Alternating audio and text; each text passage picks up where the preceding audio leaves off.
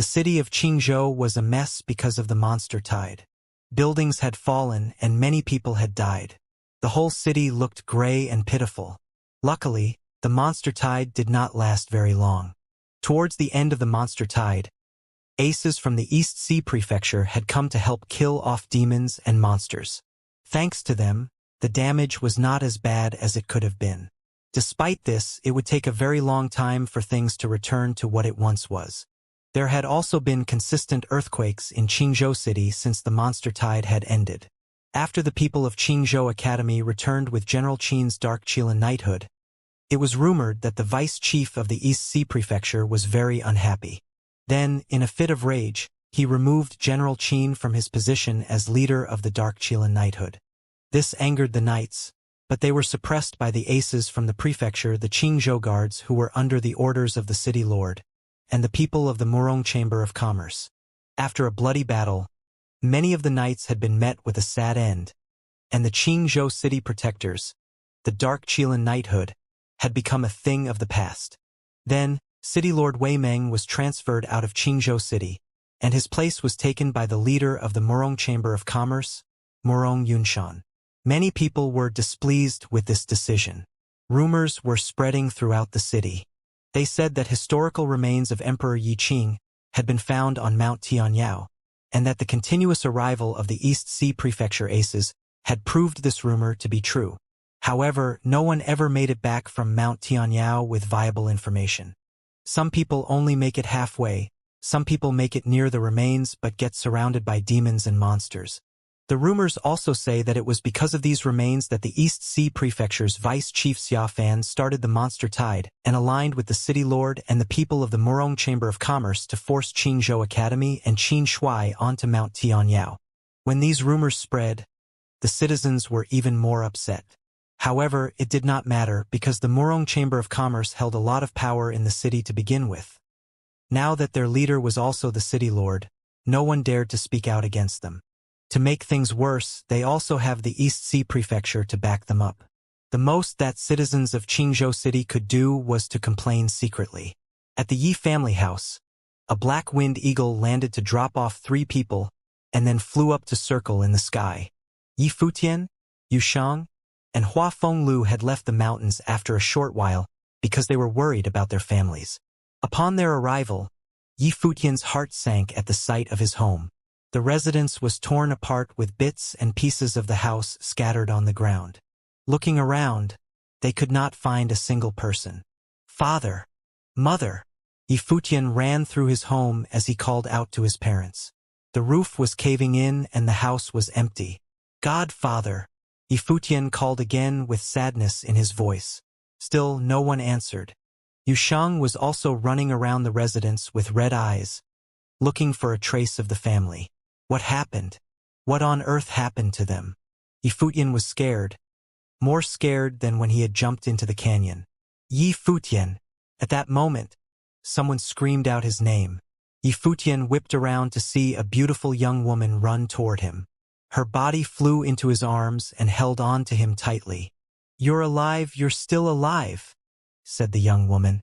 Her eyes were red as she cried into his shirt. "Feng Qingxue, where is my family? Do you know what happened to them?" asked Yi Futian while he tried to support her. Feng Qingxue dried her tears. Her face flushed red and said with her head lowered, "Your dad and everyone else is fine. My father told me to let you know that they moved away from Qingzhou City.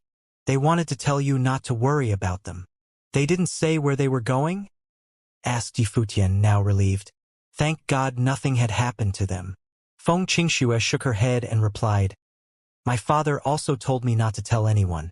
Your family left secretly, but they didn't want you to worry, so they asked my father to relay the message." Yi Futian was stunned. Then he looked up at the sky and cursed, "Yi Baichuan, you jerk." His eyes were red from crying. Being as intelligent as he was, Yi Futian knew there was something wrong with his background. Both he and his godfather carried secrets about their pasts. Now, his family had taken advantage of the distraction of the monster tide to leave in secret. He knew it was to hide a secret that no one would ever find out. From this day on, the Yi family did not exist in the city of Qingzhou. The East Sea was huge. Where was he supposed to begin the search for his family? They obviously did not want him to find them. Feng Qingxue, how is the city doing? Have the people from the East Sea Prefecture left yet? Asked Yi Futian. If Xia Fan was still here, he would have to be extra careful. They left, and so have those from Haiyan City. Qingzhou Academy took a really big blow. General Qin has been removed from his position, and the Dark Qilin Knighthood has been dismantled. All of that is thanks to Xia Fan, the City Lord Office, and the Murong Chamber of Commerce. Murong Yunshan is now the City Lord. Recently, more and more outsiders have arrived at Qingzhou City in hopes of finding Emperor Yiqing's heirloom but have all left empty-handed, explained Feng Qingxue all at once. General Qin has been removed? Yi Futian was shocked. Yeah, she nodded. Yi Futian stood frozen. The protector of the city and leader of the Dark Qilin Knighthood has been thrown out by the vice chief of the East Sea Prefecture. Who would have imagined that? Those high authority figures held absolute power and played with the lives of others. Had he not gotten lucky, he would have died on Mount Tianyao. What do you have planned for the future? Why don't you come stay at my place? Asked Feng Qingxue with anticipation. Yi Futian did a once-over of Feng Qingxue. At his piercing gaze, her face reddened. That's okay. I might actually leave Qingzhou City as well, answered Yi Futian. Feng Qingxue was dazed. Her heart skipped a beat upon hearing his reply. She asked, Where are you going? To do what I have to, Yi Futian said with a smile. Feng Qingxue, I should get going now. You should head home too. Say goodbye to your father for me. Take care of yourselves. Yi Futian returned to Hua Fengliu's side. He placed him on his back and they headed outside with Yu Shang beside him. Feng Qingxue remained frozen in place. As she watched him leave, she shouted, Yi Futian! He turned back to face her. I like you, she shouted at the top of her lungs after mustering up the courage to do so. He looked at her and a smile appeared on his face. I know. Who wouldn't like a person like me? Don't miss me too much. Finishing his words, he turned around once again and continued on his way. Feng Qingxue's tears fell and she crouched down to the ground. Yi Futian did not stop. He was afraid that if he gave in, he wouldn't be able to leave. Feng Qingxue was a beauty after all. If I wasn't here, would you go with her? Asked Hua Fenglu, who was on Yi Futian's back. Why would I? I only need one fish from the sea. Fox is the only one for me. Yi Futian answered his question matter-of-factly. At this, Hua Fenglu rolled his eyes. How did a shameless person like you get my daughter to fall for you? Looks, was all Yi Futian said. Hua Fenglu had words for him. Master, when are you going to get better? If I keep carrying you like this, people might misunderstand. Asked Yi Futian in a low voice. If you don't want to carry me, then just throw me on a corner somewhere, retorted Hua Fenglu. In that battle, it took all the power he had to rekindle his Qin spirit. It also caused irreversible damage. At that time, he barely managed to keep standing.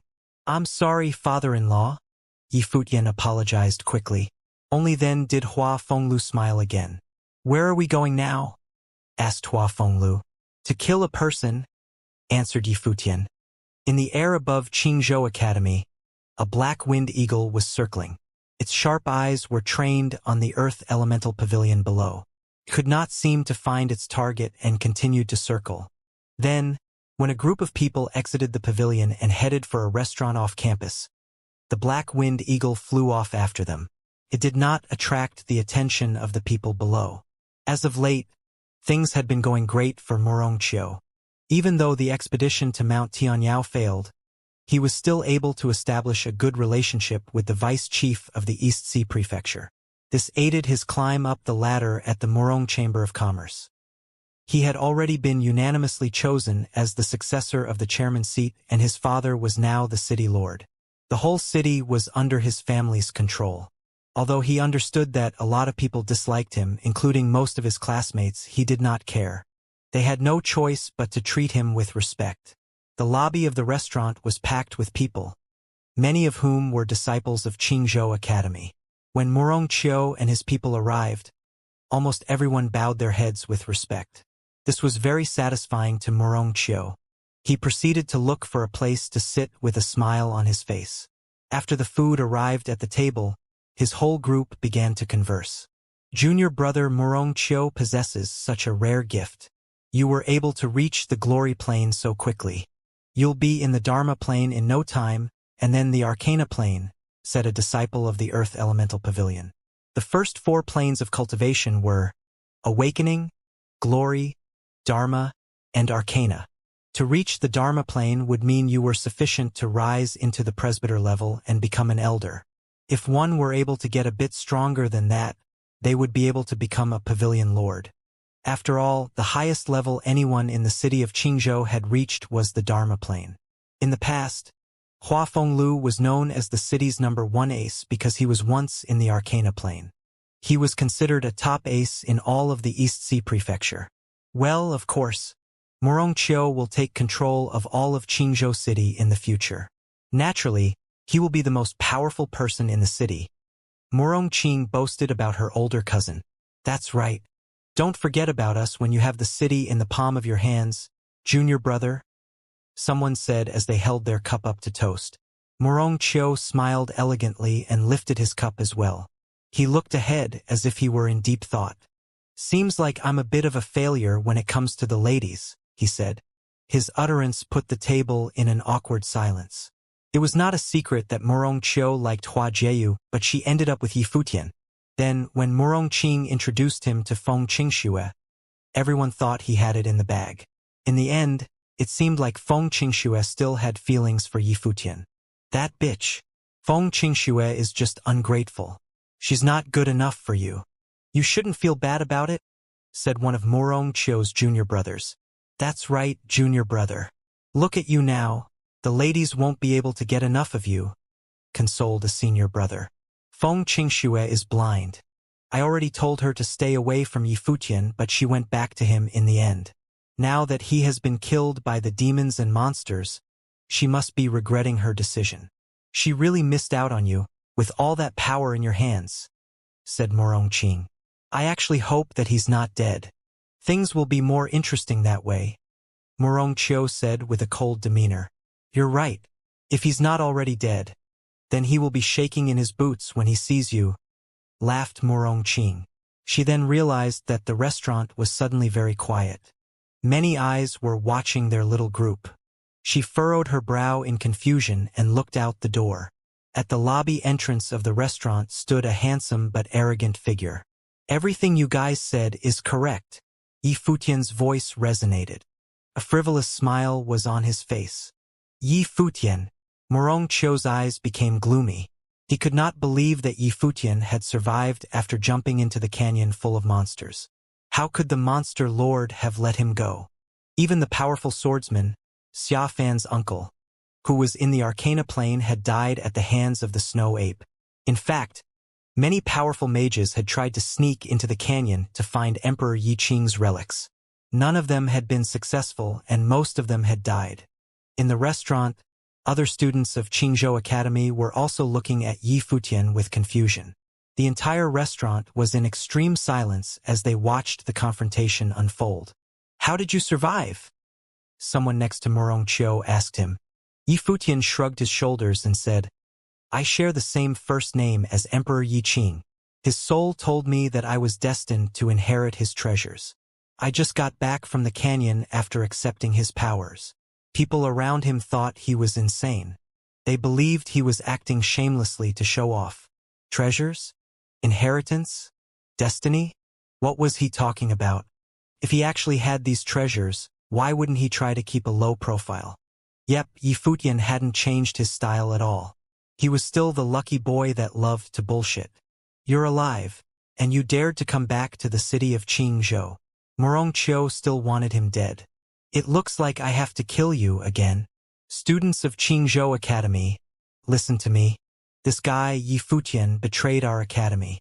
I cannot believe he has survived all that happened. Please help me execute him as soon as possible. Murong Chiu sounded cold. He now knew that Yi Futian was much more powerful than he was, and he would definitely not fight against him alone. Around him, however, there were some powerful disciples from the College of Earth Element, including several mages in the Glory Plane. He believed that Yi Futian would die for sure this time. Some students came forward and prepared to attack. They were looking at Yi Futian with hatred in their eyes.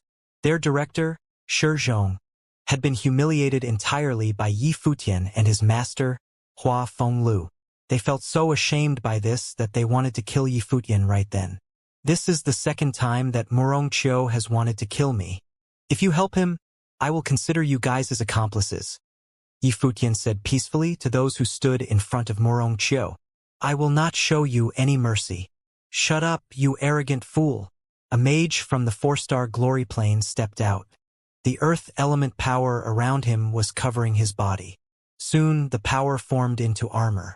He knew Yi Futian was both a mage and a warrior, so it was important to formulate a defense system. Otherwise, he would be in trouble once Yi Futian approached him in melee range. Bang! Yi Futian stomped on the ground. Then his body suddenly sprang to his opponent. He realized this guy was determined to kill him, so he had to skip the formalities and get down to business. The mage in the 4-star glory plane was forced to react. The earth element power around his body formed into sharp lances, and with a swing of his arm, all the lances rushed toward Yi Futian. There was a piercing sound that rang through the air. Yi Futian actually sped up while facing the lances. When the lances had almost reached him, he suddenly leaned his body backward. His body slid through the lances without even a scratch. Moments later, there was a blast behind him. That was the sound of the restaurant wall being destroyed by the lances. The mage was starting to become nervous. He then urged the spiritual qi in his body to resonate with the power of the universe. A shadow in the shape of a giant rhinoceros showed up on his body. Go! He initiated his spell. The giant rhino charged toward Yi Futian. The earth began to crack under this beast. It seemed like the rhino was going to tear Yi Futian's body into pieces. You cannot run from this? The mage started speaking in a cold voice. He believed that, at such a close range, Yi Futian was definitely going to die. However, to his surprise, Yi Futian didn't even try to run away from the attack. His body made a sound like the roar of a dragon. With thunder surrounding him, he made a fist and readied his attack. He landed his fist on the rhino when the beast reached his body. At that moment, people had the illusion that it was not Yi Futian, but a giant ape who landed that fist. The attack was so powerful and fierce that it exceeded their knowledge of power. A clamor burst out. The giant rhino was killed by the attack instantly. Now, people's minds were blown, much like the rhino.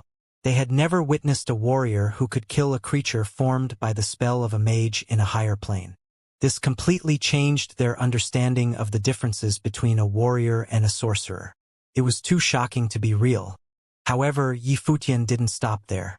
His fist kept moving with authority toward the mage. It was too late for the mage to defend himself against the attack with any spells other than the armor he had formed before the fight. With a snapping sound, the earth element armor shattered. The onlookers realized it was not only the armor that shattered though. His bones were also broken from the attack. He was knocked feet away, and his body smashed into the tables behind him. Murong Qiu, just go! Xinyu yelled. He was driving the earth element power of the universe with the perceiving ability of a 5-star glory plane mage. The earth element formed into walls. He had tried to lock Yi Futian's body within these walls to confine his movement into a tiny space. Murong Qiu ran outside the restaurant as fast as he could. He was shocked by the power Yi Futian had just shown. Yi Futian had defeated a mage in the 4-star glory plane with his martial arts techniques, and it was apparent that Murong Qiu must run for his life. Murong Qing was even weaker than her cousin. She had no choice but to run away with him in panic. Bang! With another booming sound, Yi Futian broke down the walls. He saw Murong Qiu running away, so he tried to chase after him. However, another wall suddenly formed in front of him, blocking the exit of the restaurant. Yi Futian turned around. He gave Xinyu a cold glance and said, "You are really pissing me off. What are you going to do about it?" Xinyu did not dare look down on Yi Futian anymore. He had covered his body with earth element armor and prepared for the fight. He realized Yi Futian was much stronger than a warrior who was merely in the 2-star glory plane. "You're done." Yifutian's hands started to glow with a golden light after he spoke. He released his mental power, and a storm of the metal element was around his arms. It almost felt like his arms turned into the golden wings of a bird. What? How are you using that metal element power? Xinyu was so shocked. In fact, it was not just Xinyu who was shocked. The students of Qingzhou Academy standing in the corners also could not believe it. Yifutian had shown so many talents in various elements, including martial arts, thunder, and fire. Now there was metal element, too? Exactly how much power was he hiding? Actually, the metal element storm around his body was entirely beyond the ability of a mage in 2-star glory plane. Even for the mages in the same 2-star glory plane, there was a significant difference in the strength of power they were able to use. Moreover, Yifutian was a mandate sorcerer. There was no time to waste. Yifutian's body formed into a bolt of golden thunder that broke through the air. Soon, another wall blocked Yifutian's way. It didn't work at all because his arms had become razor-sharp wings that easily cut the wall into pieces. Xinyu's face looked gloomy. He was driving the power in that space like crazy. All the remaining lances and walls were rushing at Yifutian. However, Yifutian was so fast that his body had become a golden shadow. Every attack from Xinyu totally missed its target. When a martial arts cultivator was this overwhelming and fast, he would be lethal for a mage, because once the mage's attacks missed their opponent and the mage was forced to fight in melee range, he was already defeated.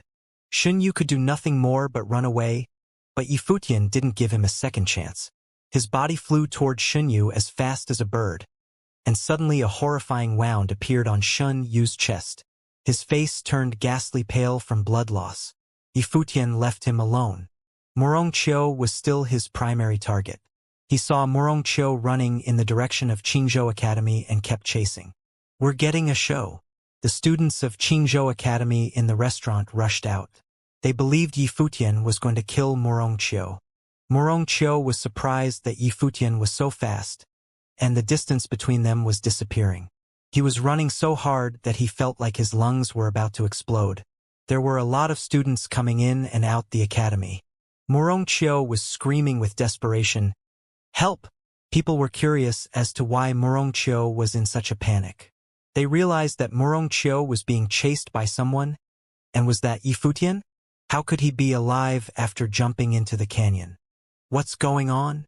Someone came out of the academy and tried to control the scene. It was the director of the College of Thunder Element. "Help me, Professor. He's going to kill me." Murong clutched at his last life-saving straw. He quickly hid behind the director. Yifutian. The director was surprised to see the student chasing after Murongqiu. Yifutian stopped charging forward. He was still staring at Murongqiu and said, "Sorry, Professor. You may want to stay out of this. It's totally personal." "Yifutian, listen, you are lucky to have survived. Remember, this academy is a sacred place. Don't do anything stupid." The director was commanding him to stop. "On my way here, I saw the whole city was destroyed by the monsters. People are crying in their houses, and this academy has been severely damaged.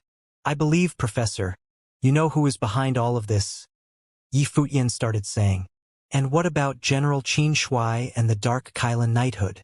They do not deserve this. If you still believe this place is sacred, leave me alone." The director was ashamed. Xiafan was the lord of East Sea Prefecture, and even the headmaster of Qingzhou Academy wouldn't dare question his ideas, not to mention the directors. However, now Yifutian was accusing him in public. "In fact, I believe we are not at the academy yet," Yifutian said. The director was stirred from his resolve. Murongqiu knew that the director might not be protecting him anymore. At that moment, someone else came to his side and told him, "Just follow me." Suddenly, the student who talked to Murongqiu flew into the air, bringing Murongqiu along with him. A lot of students lifted their heads to look at them. "That is Xianxia, a student from the College of Earth Element. He is a mage of earth and wind double elements." People whispered to each other. "Yifutian." Murongqiu was now floating in the air and taunting Yifutian. "How are you going to kill me now? Director, why don't you take him down?" Murongqiu then asked the director. Just leave. The director did not want to hurt Yifutian. In fact, he actually appreciated this boy. I must kill Murong Qiu today. Yifutian was stubborn. This attitude reminded the director of the time this young boy had stood in the snow, confronting the authority of the academy. I know you are good at wind element power. Even so, you cannot outrun him. The director kept trying to persuade him. Yang Yao is in the 4-star glory plane. This is a personal matter, Yifutian insisted. The director kept staring at Yifutian. He could not believe that this boy was so stubborn and persistent. Could that be the arrogance of knowing nothing? Yifutian had proven his power twice. I guess you have to show me your real power to persuade me. The director started talking again after a few moments of silence. Students were surprised by this demand. You are going to see something brilliant. Yifutian laughed. Suddenly, a bright golden glow burst out of his body. As the crowd watched in admiration, 2 wings appeared on his back. He had transformed his body into the shape of a giant bird. All of a sudden, the place was silent. I am a mandate sorcerer. Yifutian announced his power to the audience with pride. Countless pairs of eyes fell onto Yifutian. They watched as his bright, shining life spirit was released. The rock spirit. Was this who Yifutian really was? A frivolous, stubborn, and prideful young man? Everyone thought they understood him well enough, but now they realized that they were still underestimating him. He has already displayed his skills in both martial and divination art cultivation, plus his gifts in the thunder and fire elements. Now he was surrounded by a crazy storm of spiritual qi. Evidently, they were wind and metal elemental. By the looks of it, he was a mandate sorcerer in at least 4 elements and cultivating in both arts. He had been so casual about possessing such a great gift. His behavior had once been considered presumptuous and arrogant, but now it was actually understated. If it weren't for Yifutian's intent of killing Murong Qiu, the people of Qingzhou Academy would have never found out how truly gifted he was. Qin Yi arrived, running. Upon witnessing this scene, she had the urge to cry. Ever since returning from Mount Tianyao, her father had been decommissioned, and the Dark Qilin knighthood was suppressed to the point of being abolished. After all, the enemy, Xiaofan, had returned to the East Sea Prefecture, and the city had fallen into the hands of Murong Yunshan. Murong Qiu was having his way. Her father had once been the protector of the city, the one citizens put their faith in. Now who was going to get justice for him? Even the prestigious Qingzhou Academy had chosen to stay quiet. All she could do was continue to cultivate in hopes of becoming stronger and more powerful. However, there was a stubborn young man who had come to get revenge on Murong Qiu all on his own. I am a mandate sorcerer, said Yifutian. Qin Yi suddenly thought back to the scene in her classroom. She remembered everything he had said. Those words had sounded so shameless before, but with what she saw now, Qin Yi could only laugh. Although she was laughing, tears began to fall from her eyes. At that moment, the wings behind Yifutian flapped, and he rose into the air. Yifutian did not cultivate wind aviation, but he possessed the life spirit. The wind elemental rock spirit was going to help him fly. Tell me, how should I kill you? Yifutian asked Murong Qiu as he watched him mercilessly. Murong Qiu had once asked Yifutian arrogantly, how are you going to kill me now? Murong Qiu paled and he shouted, Yang Yao, go! Yang Yao failed to react immediately, but was still able to use a wind spell to carry the 2 of them away. However, Yifutian's figure was gone in a flash. He soared in the skies just like a rock. His wings spread out majestically. Very quickly, he was able to catch up to Yang Yao. Yifutian's speed was even faster than that of Yang Yao. Wind blade. Wind elemental spiritual qi gathered around Yang Yao and formed into a sharp blade. Cutting through the air, it made its way in the direction of Yifutian. A sharp, piercing sound resonated. Yifutian's golden wings cut through the wind blade, destroying it. His beautiful golden wings carried him toward Murong Qiu gracefully, just like a real rock. Hurry! Murong Qiu shouted in a craze after turning to see that Yifutian was closing in on them. With one flap of his golden wings, blood was spilled. A bloody cut appeared on Morongqiu's neck. Morongqiu's eyes widened at the sight of Yi Futian. Then, in great fear, his shaking hands reached around his own neck. He lost all his energy, and his body began to convulse. He was only 18. These were supposed to be his best years. How could he die like this? The next moment, all the life slipped out of his body, and his limp body fell to the ground. Xianxia was scared out of his mind. He let go of Morongqiu. He tried to make a quick escape by himself. This was not the time to talk about loyalty amongst senior and junior brothers. Bang! Morongqiu's body hit the ground. Everyone, inside and outside of the campus, were shocked beyond words. They could only continue to stare at the young man in the air. Yi Futian looked down at the pavilion lord of the Thunder Elemental Pavilion. "Thank you, senior. Hurry, go." The pavilion lord looked up at Yi Futian. He nodded and began to fly away. From a distance away, several people rushed over. Leading the group was the new pavilion lord of the Earth Elemental Pavilion. He did not know what to do. He wanted to chase after Yi Futian, but was stopped by the Thunder Elemental Pavilion lord. Thunder and lightning suddenly appeared and blocked their path. He has not been a disciple of Qingzhou Academy for a while now. Even if his gift is like no other, you can't just let him get away with this, the Earth Elemental Pavilion lord stated coldly. More people started to arrive. They all stared at Yi Futian's quickly disappearing figure and could not do anything about it. They all had mixed feelings about letting him go so easily. As the most prestigious place in all of Qingzhou City, Qingzhou Academy can't even compete with a teenager, said the Thunder Pavilion lord. His tone was peaceful, but it also contained disappointment and sadness. His beliefs had been shattered. Yi Futian had taught him something new today. To be young and reckless, sometimes he was very envious of teenagers. They could do whatever they wanted without fear because, in their eyes, there were no rules and no limitations. The people who had just arrived did not know what to do. In some of their hearts, they felt guilt. Personal benefits, power, rigid regulations. The Thunder Pavilion lord busted out in laughter suddenly. It was as if he was laughing at himself. He looked ahead at Qingzhou Academy and bowed to the place of rich history. Lifting his head, he spoke once again. This place is no longer what it used to be. There is no use in staying. Finally, he turned and walked away. With his back to everyone else, he lifted his hand to wave. When that young man's name spreads all over the world, you guys will understand what Qingzhou Academy missed out on.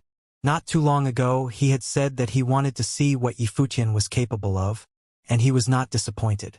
A mandate sorcerer of 4 elements cultivating in martial and divination arts. A 1 in a million gift.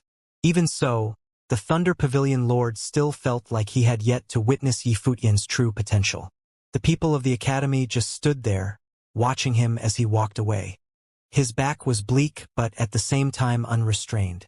Meanwhile, a black Qilin departed from within the academy and began chasing in the direction of where Yi Futian left. In the faraway skies, Yi Futian soared in the clouds.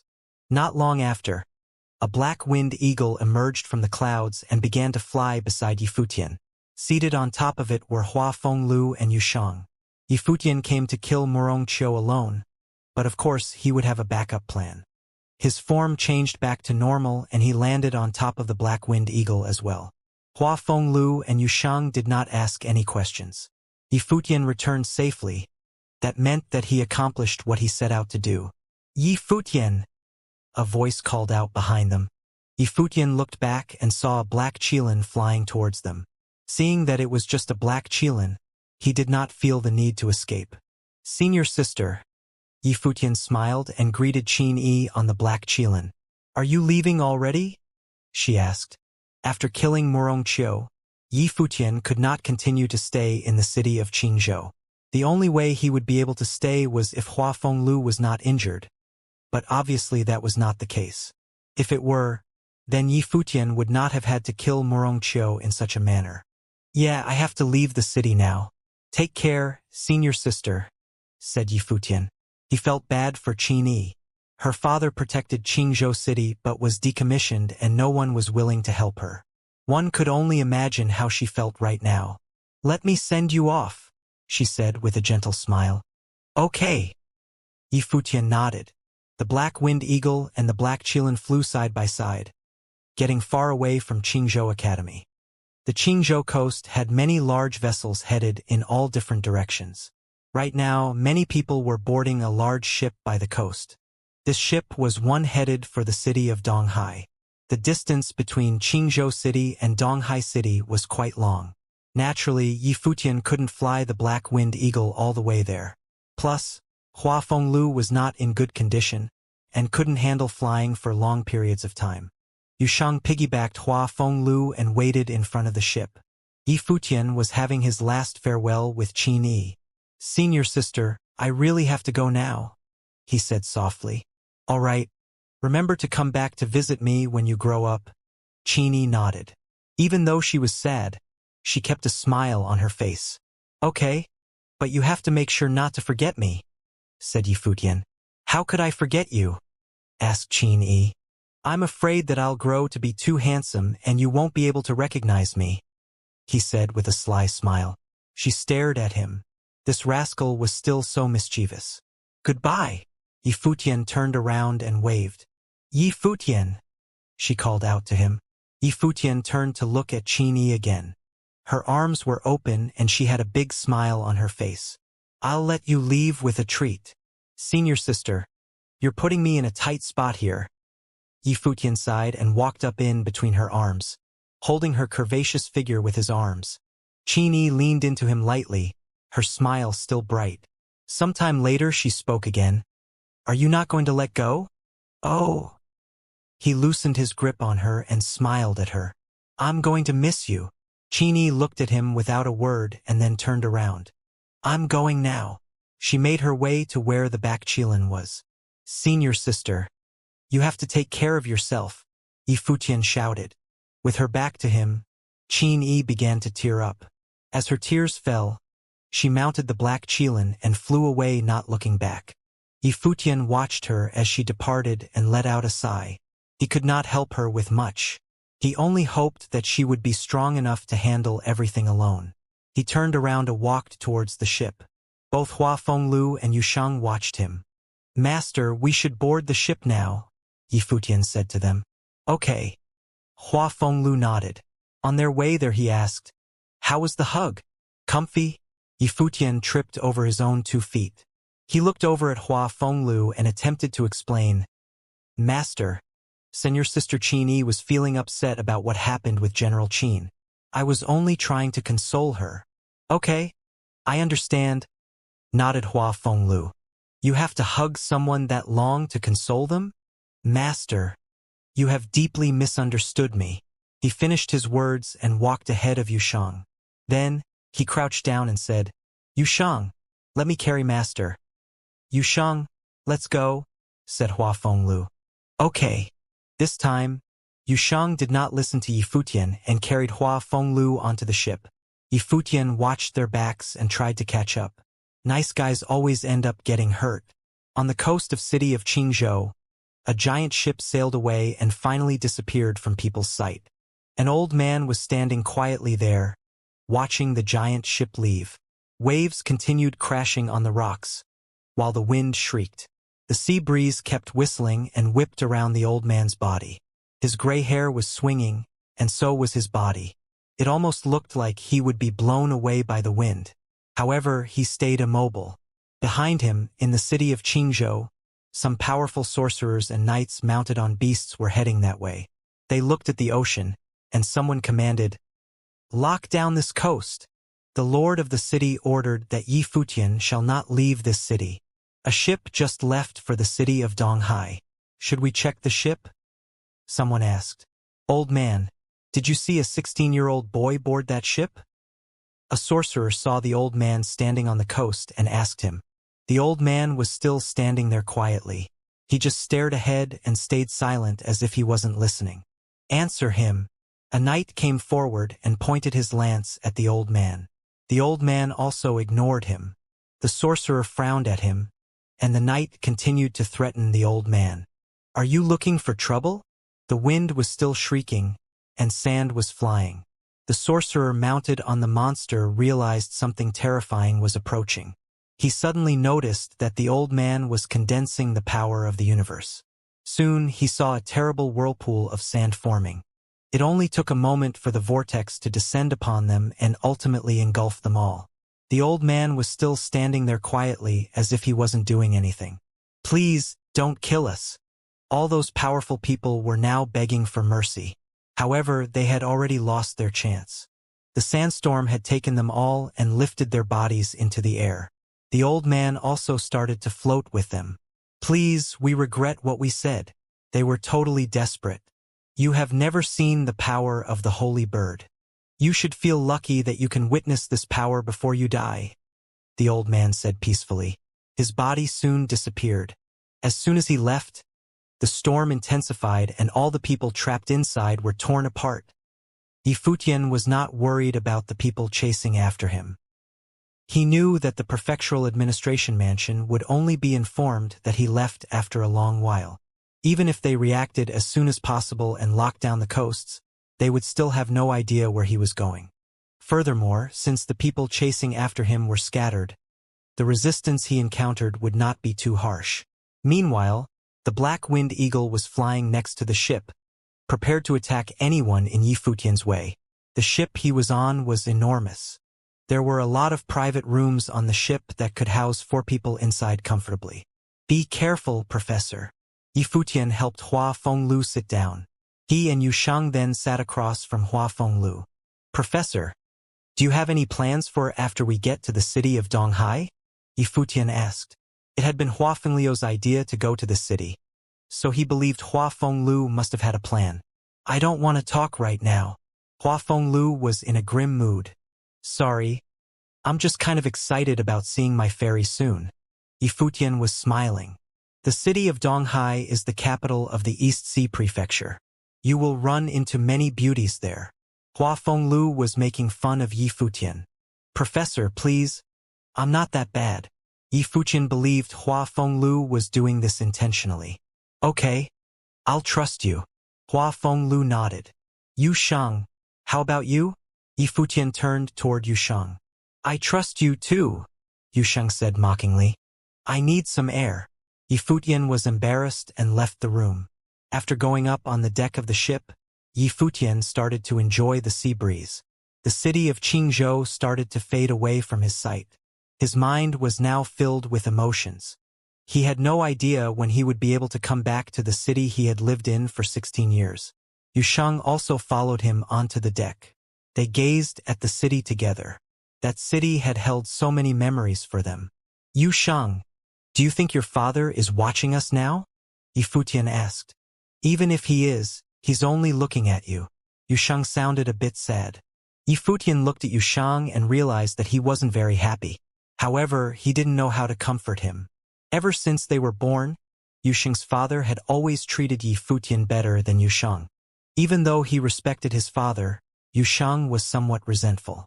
Gazing at the sea, Yifutian started to laugh. "Yusheng, remember, even if someday I become the emperor of this continent as Godfather expects, I would give that crown to you if you asked me.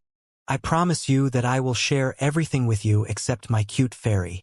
Yusheng nodded to show that he understood. When he was being punished by his father as a child, Yifutian would confront his father and secretly share snacks with Yusheng. At that time, he swore to himself that he would stand by Yifutian's side no matter where they were. The sea breeze was still shrieking and whipped at the boys. No one had any idea how legendary their future would be. There were footsteps behind them. Yifutian turned around and saw 2 beautiful girls coming towards them. The 2 girls were the same age. Both of them were very attractive, especially the girl on the left who was wearing green. She was extremely charming. They realized that Yifutian was staring at them. The girl in green naturally nodded back at him.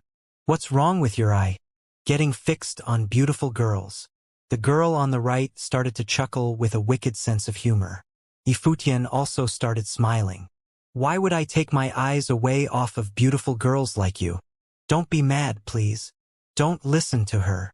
The girl in green began introductions. "I'm Xianxia, and this is Xiao He, my friend. Who are you guys?" "I'm Yifutian. And this is my best friend, Yusheng. Yifutian didn't stop smiling. Are you also from the city of Qingzhou? I don't believe we have met before.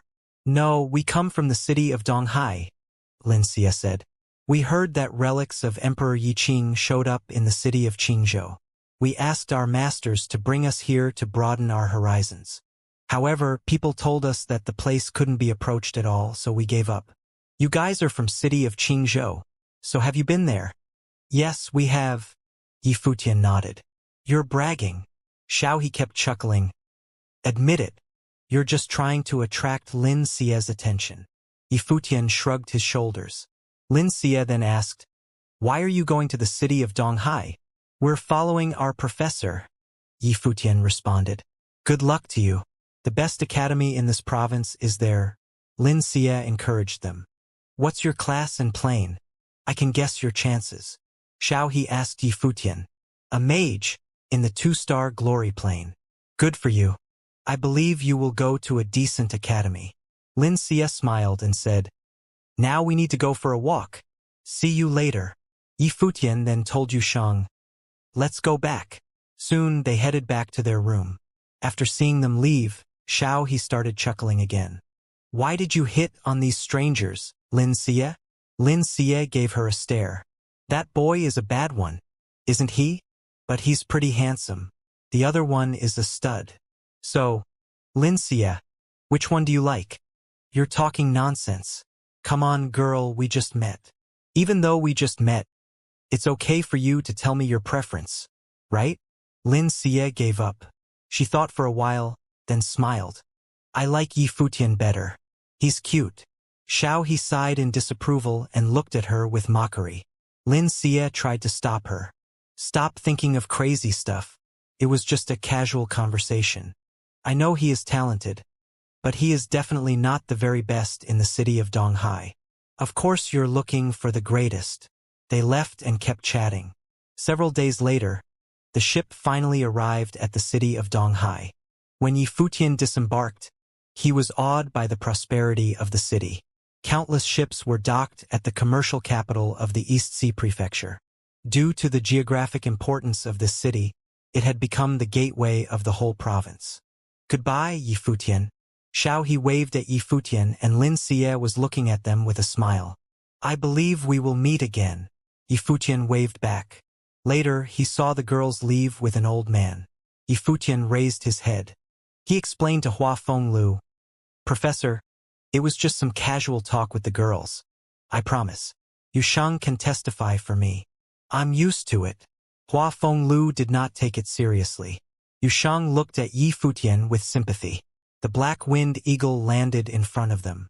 They got on her back, and soon the eagle flew to the city of Donghai. Compared with the city of Qingzhou, this ancient city was so much more prosperous. Monsters were flying in the air all over the city, and they served as mounts for powerful cultivators. Yifutian and Yusheng suddenly believed that they had made an absolutely great choice to come to this city. Lead the way, please, Professor, Yifutian asked Hua Fenglu. Hua Fenglu took command of the black-winged eagle, and Yifutian noticed that he looked earnest now, which was rare. Apparently, getting back to the city of Donghai stirred his mind. Eventually, they arrived at their destination. From afar, they saw an immensely spectacular mansion in their sight. It was almost as grand as a royal palace. The black-winged eagle landed in front of the building. Yifutian had never seen such a majestic building. He asked Hua Fenglu, Professor, where are we? It almost looks like a royal palace. It used to be a royal palace, Hua Fenglu told him. About 300 years ago, before Emperor Yiqing and Donghuang the Great unified the continent. This continent was torn apart by warlords that controlled separate regions. The nation of Nandu was ruled by the Nandu family. After the continent was unified, the ruler gave a new order to this world. The Nandu family toppled and were seized from the throne. This was the mansion of the Nandu family. So, why did you bring us here? Yifutian was curious. Because your future wife is living here. Hua Fenglu started laughing. Yifutian blinked his eyes. He was surprised. So, your wife is the daughter of this royal family? How did you manage to pursue her? I was handsome, boy. Hua Fenglu was confident. Yi Futian believed he was boasting again. Professor, if I told the guards that I want to go to this place to see my girlfriend, would they kill me? Yi Futian was joking. You can try that, Hua Fenglu said. I have been prohibited from entering the city of Donghai. They told me that if I did, they would destroy my natal spirit. However, it has been already destroyed. Yi Futian was silent. He started laughing again and said, Don't worry, Professor. Someday they will beg you to come back. Hua Fenglu stared at the magnificent palace. Yi Futian's words went straight to his heart. Would there be a day that they would beg him to enter? His handsome face lit up with a bright smile. He said in all seriousness, I believe you. Hua Fenglu had no confidence in himself, but he had the utmost confidence in Yi Futian. Let's go, Hua Fenglu said lowly. No one wanted to enter that palace more than he did. The two women he loved most were in there. Master, you did this on purpose, didn't you? Asked Yi Futian. Obviously, he was not really trying to run into the palace to look for his girlfriend. Hua Fenglu was handsome, talented, and known as the Qin Devil. Even if he was not welcomed into the palace, Yi Futian was definitely not welcomed either. Even though he knew that he was handsome, to walk in and say that the 16-year-old princess was his girlfriend as a glory plane cultivator would probably get his legs broken, and then he'd be thrown out of the palace. I wanted to give you a little motivation, chuckled Hua Fenglu. The three of them returned to sit on the black-winged eagle. They were up in the air once again. Their clothes shook violently in the wind. Yi Futian looked down at the palace as the view got blurrier. This was going to be his #1 goal, whether it was for Hua Jieyu or Hua Fenglu.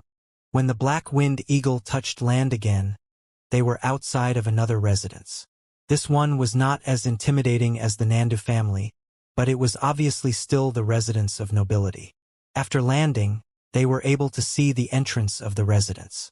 Guards stood on watch outside, and above the doors was a plaque. The Mu House. Let's go, said Hua Fenglu. Yi Futian carried him towards the entrance, but was blocked by the guards. Is there something I can help you guys with?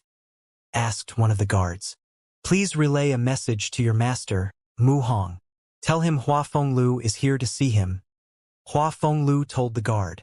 The guard looked over at his colleague and nodded. One of them headed into the residence. Not long after, a young man looking to be about 17 years old arrived. He saw Hua Fenglu on Yi Futian's back and gave a look of interest. He bowed lightly and said, Greetings, senior. I am Mu Yunqing. I can't believe Mu Hong's child is already all grown up, smiled Hua Fenglu. Is your father not home? My father is inside, preparing the house to receive your presents. If you'll please follow me, said Mu Yunqing. His arm was outstretched, inviting the trio inside, so Yi Futian carried Hua Fenglu into the home. The Mu family house was huge. Their group arrived at one of the buildings within the residence. A stern-looking middle-aged man stood there. When he saw Hua Fenglu, a look of confusion crossed his eyes. Hua Fenglu, what has happened to you? He asked. My old sport, Mu Hong. It's a long story, sighed Hua Fenglu. Come have a seat, Mu Hong said, and a servant girl walked up with tea for everyone. A young girl beside Mu Hong sized up their little group. After everyone took their seats, Mu Hong spoke again. Hua Fenglu, you've already met Mu Yunqing. This is my daughter, Mu Yunni. This is Yi Futian and Yu Sheng. Yi Futian is my disciple, and it is because of him that I have come to you, Hua Fenglu said. What do you mean? Asked Mu Hong. You know that I have enemies in Donghai City. I don't want to drag Yi Futian into it. So, if you are willing, I was hoping he could stay here with you. You can treat him like a nephew, or even take him in as your disciple, explained Hua Fenglu. His intentions were now clear to Yi Futian. Hua Fenglu wanted to find support for Yi Futian, even if he had to beg. My father won't take just anyone under his wing. Mu Yunni glared coldly at Yi Futian. Yunni, watch what you say, reprimanded Mu Hong. You don't have to worry about his talent, old sport. Hua Fenglu reassured him. You had your powers disabled by the art saint. How powerful can your disciple be? Now that you're like this, you want to drag my father down as well, said Mu Yunny unwelcomingly. Be quiet, shouted Mu Hong sternly. Then, to Hua Fenglu he said, My daughter is undisciplined. Please do not mind her. Mu Hong picked up his cup and sipped on his tea. The room was quiet and he did not answer to Hua Fengliu's request. Of course, Hua Fenglu knew what this meant. At that moment, Yi Futian spoke up. Master, let's be on our way now. Okay, nodded Hua Fenglu. Please excuse us now, old sport, he said to Mu Hong. Aren't you going to finish your tea first? Asked Mu Hong casually. He had no intentions of asking them to stay. Yi Futian already had Hua Fenglu on his back. Hua Fenglu smiled and shook his head. There's no need. Very well then. Mu Yunqing, Mu Yunny, go send off Uncle Hua Fenglu, said Mu Hong. The Mu siblings nodded and followed behind Yi Futian as they made their way out. After they left, Mu Hong let out a sinister look. Disciple? If he was willing, he had no lack of disciples. Hua Fengliu's powers had already been disabled.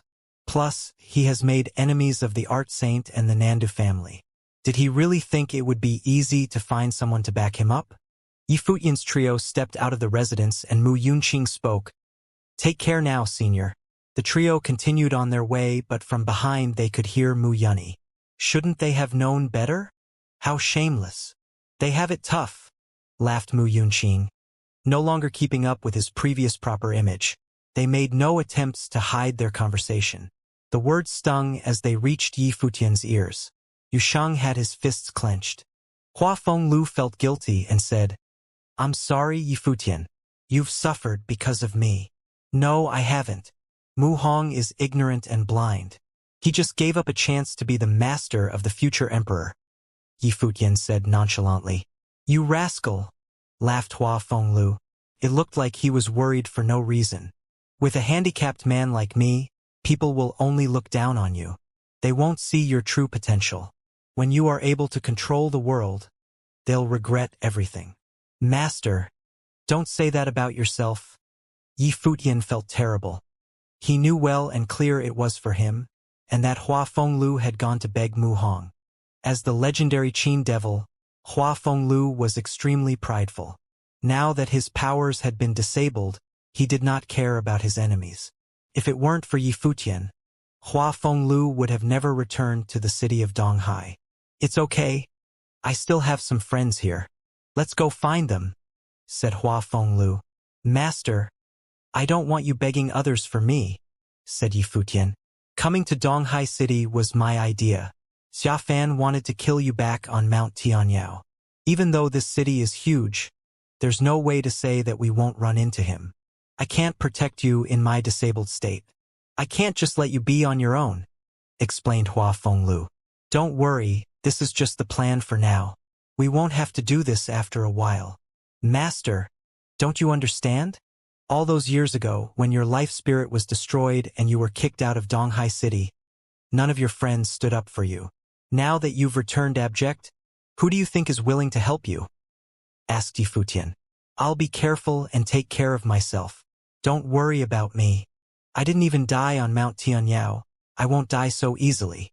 Hua Fenglu sighed and said, All right then, let's go take a look around the Qin Gardens. Is that where you used to live? Yi Futian guessed. Yeah, but it's probably deserted now, nodded Hua Fenglu.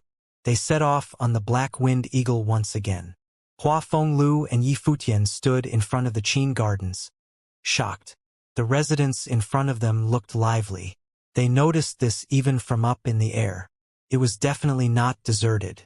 Yu Shang, go find out who the new owner of the Qin Gardens is, said Hua Fenglu. Okay, answered Yu Shang. He walked up to ask the guard but did not get a name. All the guard told him was that the new owner's surname was Tang. Let's leave, Hua Fenglu said. His expression changed. Yi Futian thought this was peculiar but turned to follow. What's so scary about my last name? A voice rang out behind them. Yi Futian stopped in his tracks and looked back. A woman had walked out from the Qin Gardens. She looked to be in her 30s. She was very beautiful. One could only imagine how much more beautiful she was in her youth. Hua Fenglu saw the woman and smiled bitterly. I didn't think you would be living in the Qin Gardens. The woman looked at Hua Fenglu and began to give off an icy aura. She looked like she was about to erupt in anger. Yi Futian shuddered. She couldn't be an enemy of Hua Fenglu. Could she? Who did it? She asked in a cold demeanor.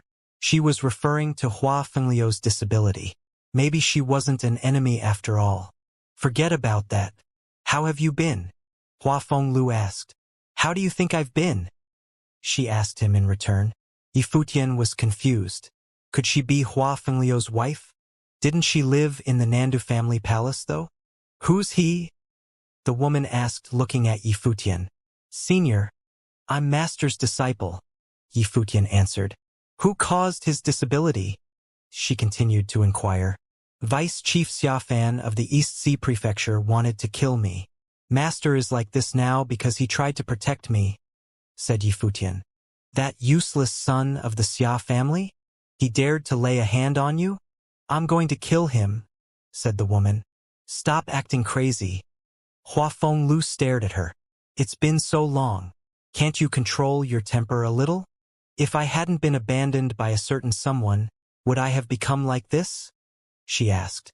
Yi Futian felt weak in the legs. So it was an old lover. You still haven't married? Hua Fenglu's tone became gentler. Do you want me to marry that badly? Tang Lan retorted. Hua Fenglu did not know what to say. Come in. This used to be your home. Now that you're back, it should be returned to its rightful owner. You can live here from now on. Tang Lan's tone also lightened. No. Hua Fenglu rejected, shaking his head. Why? Afraid I'll swallow you alive. She was furious.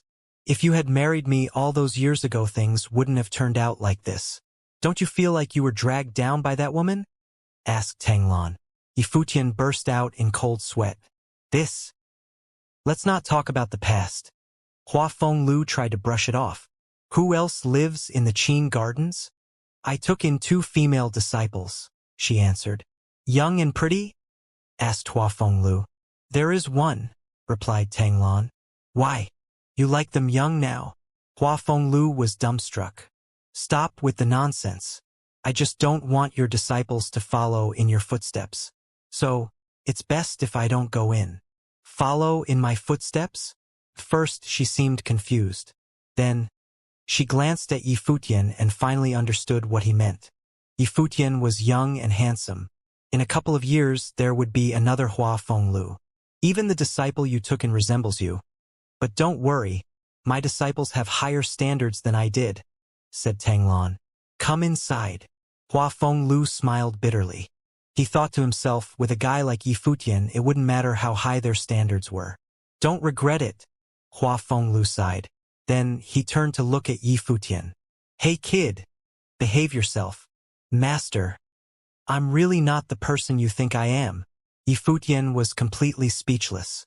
Who was that defensive against their own disciple? The Guqin Gardens had an elegant environment with pavilions, bamboo, and rocks. It was quiet and comfortable. A group of people arrived in front of one of the pavilions. They saw a girl, about 20 years old, come out of the pavilion. She greeted Tang Lan. Hi, Professor Tang. Nye Bing, this is Mr. Hua and his disciple. Tang Lan made the introductions. This is my first disciple, Nye Bing. The younger ones are now cultivating in Donghai Academy. Don't worry, I won't let Yi Futian see them. Yi Futian smiled wryly. His reputation had been ruined by Hua Fenglu. Mr. Hua. Nye Bing greeted Hua Fenglu. The place you used to live in has been kept vacant, but it's clean, so you can stay there. Tang Lan told Hua Fenglu. Thank you. Hua Fenglu nodded. If you had gratitude, you would not have left me. Tang Lan still resented him because of their past. Hua Fenglu did not refute this. He responded with nothing but silence. Ms. Tang, my professor has been missing you all this time. He told me many times that he had failed someone, and he played the Guqin every time this memory came back. Yi Futian spoke for Hua Fenglu. Tang Lan looked at Yi Futian with suspicion.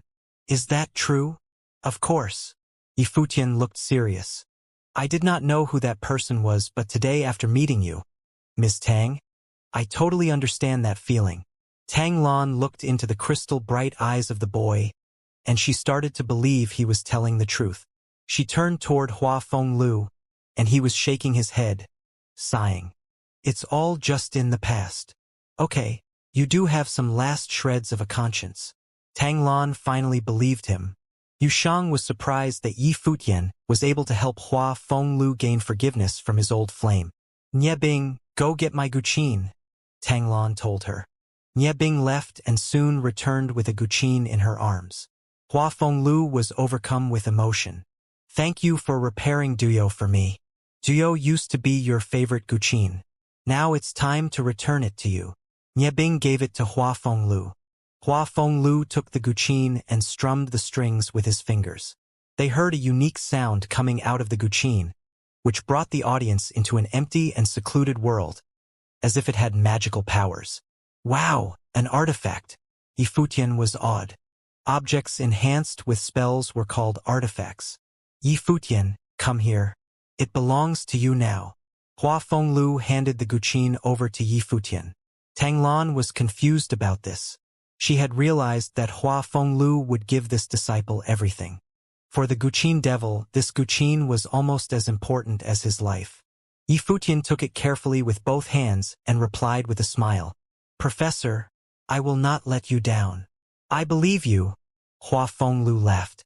He knew Yifutian was genuinely talented. He just needed time to hone his power. What's your plan now? Don't think about revenge. I always wanted to destroy his natal spirit because of what he did to you. But he was just too powerful, Tang Lan said.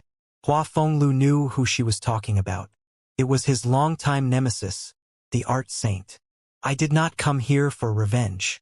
I brought Yifutian here to attend Donghai Academy. However, since the spring term admission test has ended, I'm afraid that he will have to wait until next year. You've stayed in the city all these years. Do you know if there is anything I can do to get Yifutian into that academy?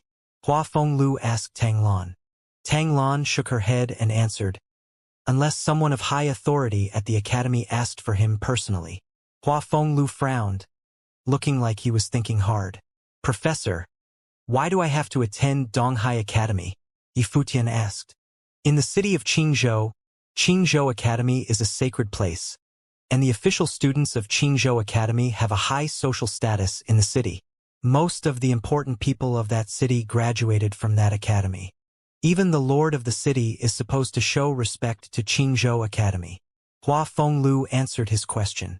It's the same for Donghai Academy. However, Donghai Academy is even more remarkable.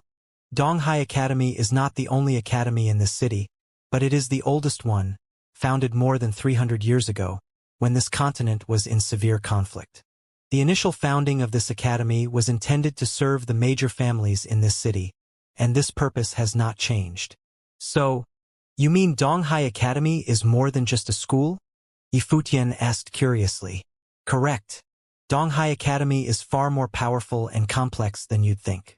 If you attend Donghai Academy, your safety will be better ensured, Hua Fenglu explained. Yifutian nodded, realizing that Hua Fenglu had a more significant plan in mind. Otherwise, they would not have come here.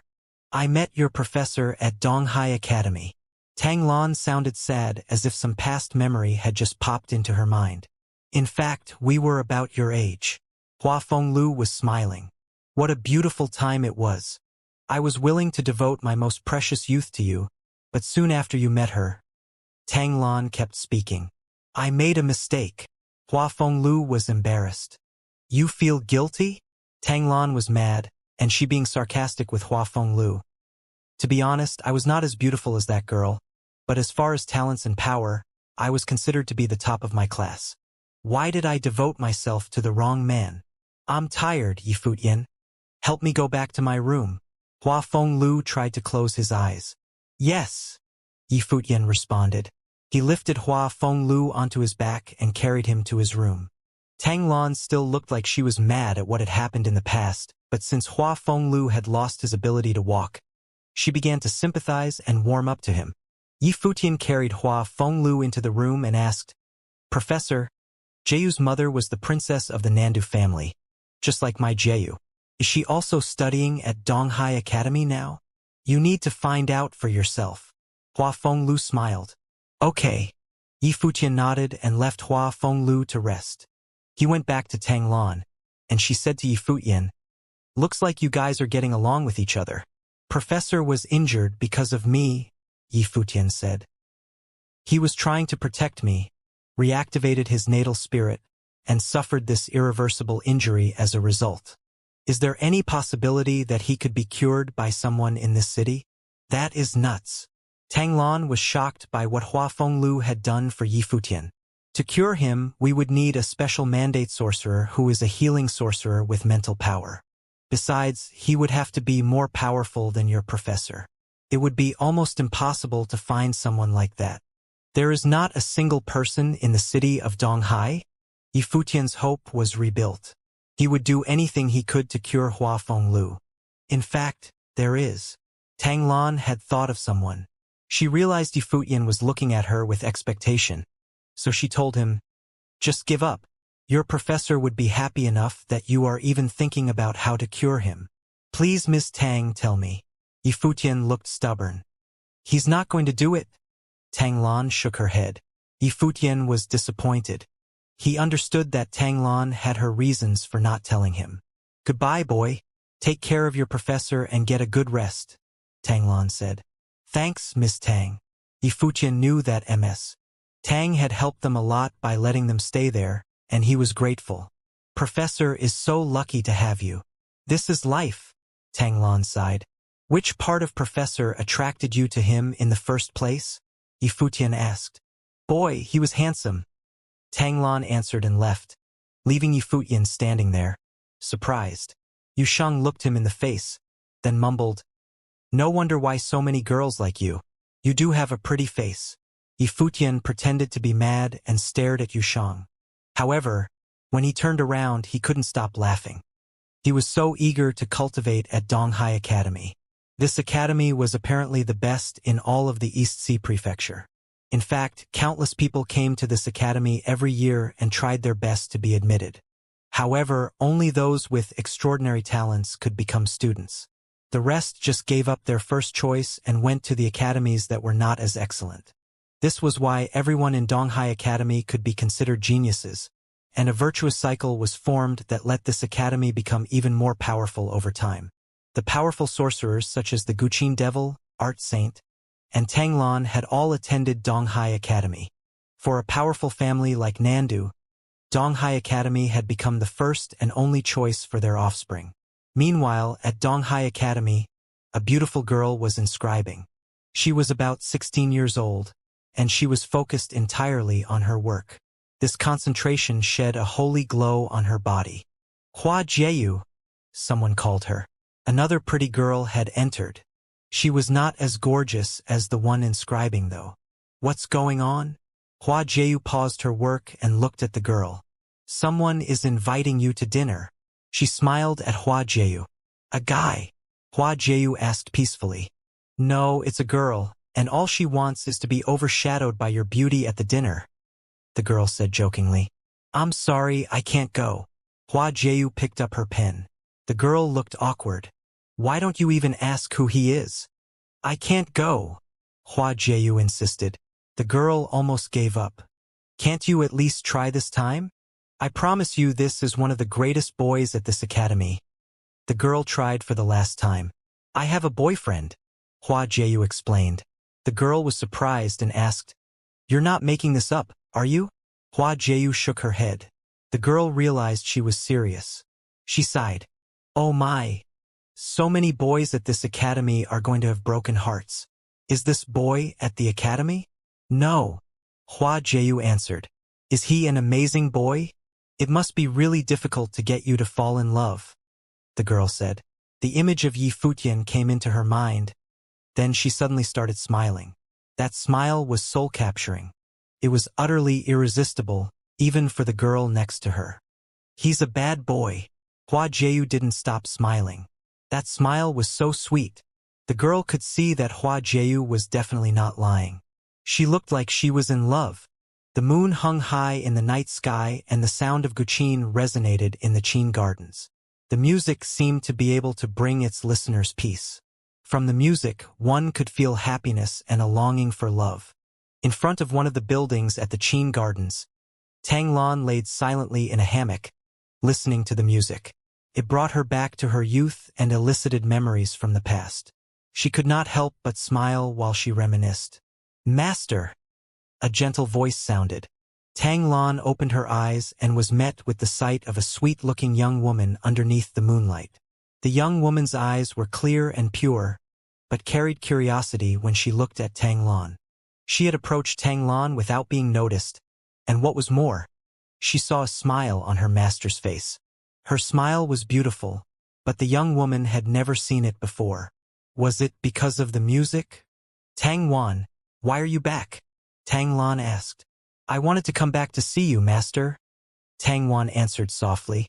"Master, who is playing the Guqin? It sounds like they are trying to convey a certain feeling." "He is back.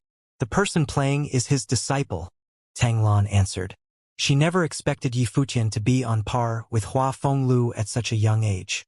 His music was able to pluck a person from reality, pulling them into the mood of the piece. Tang Wan was puzzled at first, but then remembered the person Tang Lan kept in her heart all these years. Her eyes twinkled. "The Qin devil? Yes. Since you're back anyway, you can show his disciple around Donghai Academy tomorrow. Help him get familiar with the environment. When he enters the academy next year, you'll be schoolmates." Tang Lan chuckled and continued. "But that rascal is good with words. Don't be tricked by his sweet talk." Tang Wan blushed. Tang Lan said the guy playing the Guqin was a sweet talker. What could he have said to Tang Lan for her to say that? "Go now.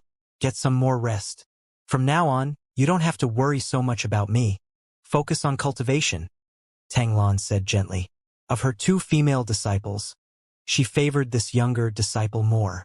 Tang Wan was young and beautiful, sweet and enchanting. She was very much like Tang Lan when she was a young girl. Tang Lan hoped that her beloved disciple would not end up like herself. "I understand, master," Tang Wan replied. She turned and left the area but did not head back to her own living space. She followed the sound of the music and arrived at the building in which Hua Fenglu and Yi Futian were staying. In front of the building, she saw a young man quietly strumming at the chords of the Guqin. He seemed to have fallen deep into the music. A smile adorned his face, which made him seem much more attractive. Tang Wan did not walk up to disturb him. Instead, she listened wordlessly from where she stood until the piece ended.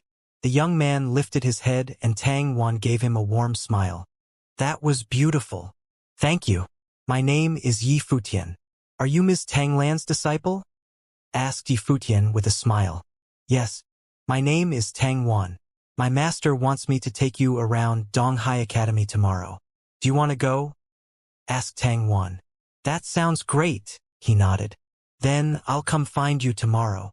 Tang Wan smiled and was on her merry way. Yi Futian stood up, grabbed his Guqin and entered the bamboo forest behind the building. A rustling noise came from the bamboo forest. There also seemed to be a low hum. Up ahead, Yi Futian could see the stalks of bamboo shaking from a gust of strong wind. When he walked closer to the area, he could see Yushang seated on the ground. His body was surrounded by a dim golden light, making his already intimidating physique even scarier. At the same time, his face seemed to be slightly contorted, as if he were suffering from great pain. The low hum from before was coming from within Yushang. It was as if a ferocious force was attacking his body from the inside. Yi Futian sat down on the ground and placed his Guqin down in front of him. He began to play again. Under the sound of music, the suffering young man seemed to have calmed down, but the scary force continued to attack. It growled and roared, almost like it was ready to devour Yushang. After a long while, the force finally calmed down. Yushang opened his eyes, but the look on his face was icy cold. However, when he looked over and saw Yi Futian, his gaze started to warm up. "Yushang, how long did your father say you had to cultivate this technique?" asked Yi Futian. "Forever," answered Yushang. "Can't you stop?" Yi Futian felt terrible. "It's fine. Yisheng scratched his head and smiled. This way, I can become stronger. You dummy. Rest well, said Yifutian. He left after picking up his guqin. However, Yushang did not go rest. After Yifutian left, he started to cultivate again. Yifutian had almost been hounded to death on Mount Tianyao. Now that they were in the city of Donghai, there were even more powerful cultivators here. He had not cultivated long enough. At the plane he was in now, he was not capable of protecting Yifutian. He had to become stronger and more powerful as quickly as possible. The next morning, Donghai City was basked in the warmth of the bright sunlight. In the Qin Gardens, Tanglan sent people to take care of Hua Fenglu bright and early. Yifutian felt bad for him, though, because everyone Tanglan sent was male. Hua Fenglu tried to protest in a roundabout way. He said that there were some things that females do in better detail. To this Tanglan replied, "There's me." Hua Fenglu could only cry on the inside. He should have known better than to come back to the Qin Gardens. This was pure revenge. Yifutian was still laughing as he stepped out of the residence. He, along with Yushang and Tang Wan, departed on the Black-Winged Eagle. In the air, Yifutian looked down at the large city. His feelings about the city down below were complicated. He was afraid of it, but at the same time he wanted to conquer it. Tang Wang, are there a lot of geniuses at Donghai Academy? Yifutian asked. Yeah. All the geniuses from well-known families all across the East Sea Prefecture are usually sent to Donghai City to further their education and, of course, Donghai Academy is the first choice. For example, people say that over half of all the young mandate sorcerers in the East Sea Prefecture are gathered at Donghai Academy. Tang Wan explained. Yifutian slowly nodded. He could understand this. It was only natural for families of mandate sorcerers to want to send their children to study at the best academy. Are you feeling stressed? Tang Wan smiled at Yifutian. Her smile was sweet and beautiful. Stress. Yifutian wanted to smile. Doesn't exist. Looks like you're pretty confident, chuckled Tang Wan. Yifutian did not reply, but, instead, threw her a question. By the way, have you heard of a person named Hua Jieyu at the academy? She's about your age. With Fox's looks, it would be impossible for people at the academy not to know her. At the mention of this name, Tang Wan gave Yifutian a strange look. You aren't planning to try anything with Donghai Academy's #1 beauty, are you? Donghai Academy's #1 beauty? Yifutian was dumbfounded. Almost immediately a huge smile spread across his face. She was actually here. Furthermore, she was more well-known than he thought. She really was a fox. Didn't she just get into Donghai Academy? Yifutian asked curiously. Yeah. But her performance at the spring quarter entrance exams was incredible. All the higher-ups were shocked. Plus, I heard she comes from an impressive background. So, her popularity skyrocketed as soon as she entered the academy. She was the talk of the town. Also, with her looks, it's only natural that she was crowned the academy's #1 beauty. Tang Wan explained. Do you have a crush on her? I think you should just forget about it. Yifutian looked at Tang Wan. It looked like she didn't know about Hua Jieyu's background. If she did, then she would have been able to guess that Yifutian and Hua Jieyu knew each other. Why? He asked. Hua Jieyu has countless suitors at the academy, but even the most popular guys have all been turned down. So, I don't think you have a chance. Tang Wan gave him a light smile. I get it. Yifutian's smile got even bigger. Do you know why she turns all of them down? Probably because she's too prideful, said Tang Wan. It's because she already has someone she likes, he said. Who? Tang Wan was curious. Me, answered Yifutian, smiling at Tang Wan. She smirked. Master said you were good with words. Turns out they were for bluffing. Yifutian was speechless in response to her comment. Then, thinking about Tang Lan, said he felt a bit upset. After dropping off the trio, the Black-Winged Eagle was off again. Donghai Academy was majestic. The main doors were open, allowing access to anyone and everyone. In all of the East Sea Prefecture, no one dared to cause trouble at Donghai Academy, so the academy never had to worry about preventing intrusions. Students came and went. The youngest was around the age of 13 or 14, and the oldest was not over 20. Everyone looked upbeat. The campus was vibrant. "There are so many pretty girls here," said Yifutian as they entered. Hearing his very first comment about Donghai Academy, Tang Wan felt many pairs of judging eyes on them. It was embarrassing. As people walked past them, they could not help but stare. Yifutian was handsome. Tang Wan was beautiful. And Yushang looked strong and intimidating. Naturally, this trio would attract a lot of attention. At this time, a pair of eyes landed on Yifutian and his friends. The corners of her mouth lifted into a smug smile. "It's him," said a young woman around the age of 16. "Mu Yunny, is he someone you know?" asked a classmate of hers. Yifutian was heading in their direction. His eyes did a quick sweep and saw the Mu siblings from yesterday amongst a group of people. It was hard to tell whether or not they were smiling at him. "Can I help you with something?" asked Yifutian. The siblings had walked up to him. When Mu Yunny saw how confident Yifutian looked, she was reminded of how pitiful he had looked to her the day before. She snickered at him. "Found someone else to back you up? What's it to you?" he asked with a smile. "Nothing, I'm just asking," she laughed. Then the group brushed past Yifutian and continued on their way. Right after walking past Yifutian, Mu Yunny told the person next to her, "That guy is the Qin Devil's disciple, but the Qin Devil is now handicapped. He even had the nerve to come to my house and beg my father to take in his disciple. Isn't that such a joke?" Yifutian heard her words and stopped in his tracks once again. He turned to Tang Wan and jostled his shoulders. "What happens if I beat someone up at Donghai Academy?"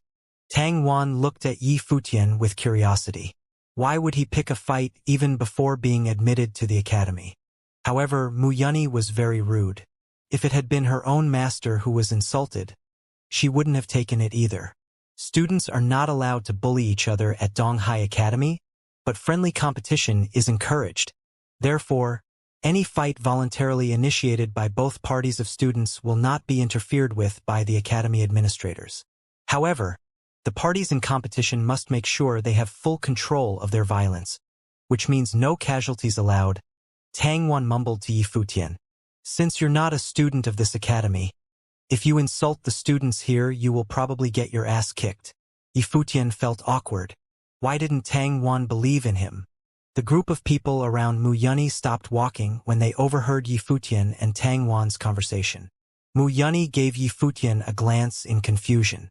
Someone started telling her, "Mu Yunny, this guy wants to kick your ass." Mu Yunny mocked Yifutian. "Why are you agitated? Am I wrong? Who was there at my house, begging my dad to accept him? Why don't you just beg me, and maybe I'll be nice and persuade my dad to give you a place?" Yifutian looked at Mu Yunny and said, "I'm mad now." "So what?" Mu Yunny was still smiling at him. People around her were also laughing. Mad? Did it mean anything? "So," Yifutian yelled, "Yushang, I'm ready." Yushang clenched his fists and stepped forward. At that moment, Tang Wan felt that this big guy had become a beast. His body exuded a sense of danger. "You are a 3-star glory plane warrior. Don't tell me you're afraid to fight," Yifutian said to Mu Yunny. "Yunny, I'll take him," a guy next to her said. "I will challenge you all," Yushang announced. Tang Wan was shocked. Even she knew that Yushang was definitely stronger, but he was still a bit overconfident. He was challenging 6 Donghai Academy students who were elite amongst their peers. Some of them might even be mandate sorcerers. Yifutian wasn't worried at all. Yushang had been practicing techniques inherited from his father since he reached the 7th plane of awakening. Additionally, he had exceptional talent. Therefore, his power could not be measured merely by plane. He knew what Yushang was trying to do. If he challenged only one student and other people got involved, then it was no longer a friendly competition. They were new to this place, so they still had to comply with the rules. Yushang was very smart by challenging all those students. Mu Yunny and her brother looked embarrassed. The people who came to their house begging their father to accept them were now challenging all of them. "How can I reject you, since you're asking for it?" Mu Yunqing didn't take Yushang seriously. However, he still had absolute confidence. He was only 17 years old but already a 4-star Glory Plane Mandate Sorcerer. He was indeed one of the top students at Donghai Academy. The moment he agreed to fight, Yusheng stomped on the ground, and his body shot toward Mu Yunqing. He had endured this family long enough, since Hua Fenglu was rejected and humiliated yesterday. He believed it was now time to teach them a lesson. The ground fissured and Yusheng's body was covered with a dark golden glow, as if he was wearing solid armor. He was much taller than the average person, and with the armor he almost looked like a knight sent by God. This boy is so... Tang Wan was shocked. Yusheng had not even reached Mu Yunqing yet, and Tang Wan had already perceived the real power in his body. Not only Tang Wan, but other people being challenged obviously sensed Yusheng's power. 2 people stepped forward, and both of them started to condense elemental power into spells. One of them created a chain that appeared from the ground to shackle Yusheng's body, and another one shot a sharp golden arrow in his eyes. Yusheng blocked the attacks by merely putting his arms in front of his body. The golden arrow broke into pieces the moment it reached his arms, and the chain was easily torn apart. Yusheng had almost reached their bodies when they started to flee from Yusheng's range of melee attack. Their speed was breakneck because both of them were powerful mages who also cultivated martial arts techniques. Unfortunately for them, Yusheng was faster. They saw a golden giant blocking their way. They were frightened because they had never seen anyone who could corner them in a fight like Yusheng did. He was so fast that they were defeated before they had fully employed the power of their attacks. Bang! Yusheng's arms swept onto them. They were knocked back to the ground, and their bodies were smashed. Yusheng kept charging forward towards Mu Yunni. The ground was shaking with his steps. At that moment, Mu Yunni's face turned deadly pale. She apparently had just realized the strong guy was way more powerful than she was. "Just go. I'll take him," Mu Yunqing told his sister. Mu Yunni had to obey. She ran as Mu Yunqing started to attack Yusheng. She made sure she was in a safe place and started watching them fight. She believed her brother could take care of that crazy big guy, and then they could beat up Yifutian together. Other students of Donghai Academy were attracted to this place by the fight. The moment they saw Yusheng, they wondered why they had never met this guy before. They believed he was also a student of Donghai Academy, because he was mighty. Mu Yunqing unleashed the natal spirit he had inherited from his father. The natal spirit was a golden eagle. A golden eagle was a powerful monster that consisted of both gold and wind elements of power. It was similar to the Yifutian's divine bird. However, it was weaker.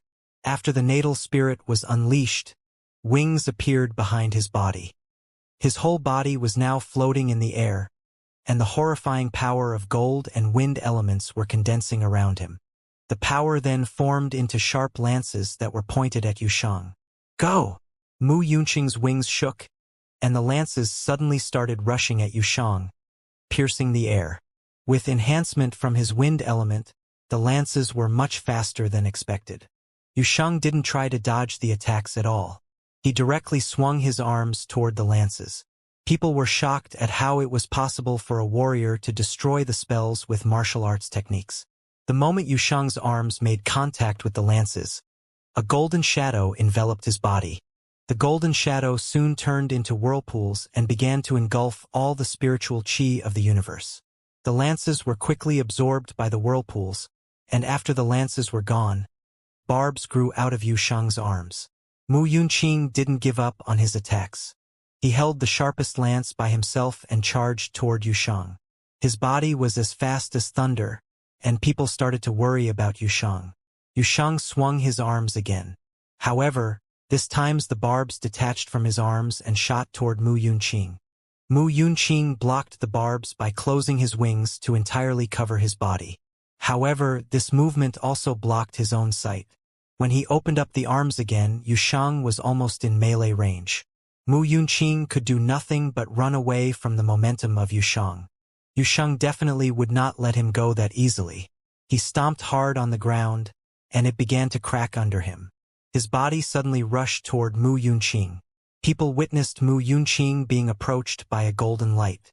"Be careful!" Mu Yunni tried to alert her brother. It was too late. Mu Yunqing was shocked to find himself caught by Yusheng. Yusheng's arms were clamping on his foot. He couldn't fight against what happened next. With a sudden pull, he was smashed to the ground. With a loud thump, Mu Yunqing's body hit the ground. He laid there entirely immobilized. What a beast! The audience was shocked by this absolute power. Was he really a warrior? Yusheng's power had transformed their attitudes toward martial arts cultivators. They had never seen a warrior who could trounce a mandate sorcerer. Yusheng kept stepping forward. People around Mu Yunyi moved out of his way because they were too frightened to fight against this guy.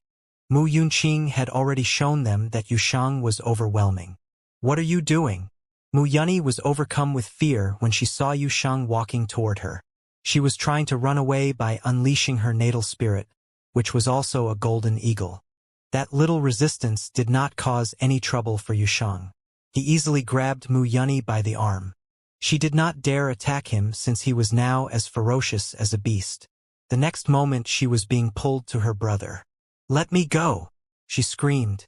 Yusheng smashed her to the ground next to her brother. They were both now lying on the ground, severely injured. "Now you know that your father does not deserve to be his professor." Yusheng was humiliating them to return the humiliation they had suffered yesterday. Hua Fenglu had brought them to their house, and this family had rejected them. They had been destined to taste revenge because of Yusheng's bad temper. Yusheng's fury was gone. He was no longer a beast, just a big boy. He quietly walked back to Yifutian. Took a long while for Mu Yunqing and his sister to stand up again. They were staring at Yifutian and Yusheng with resentment. "I'll remember you."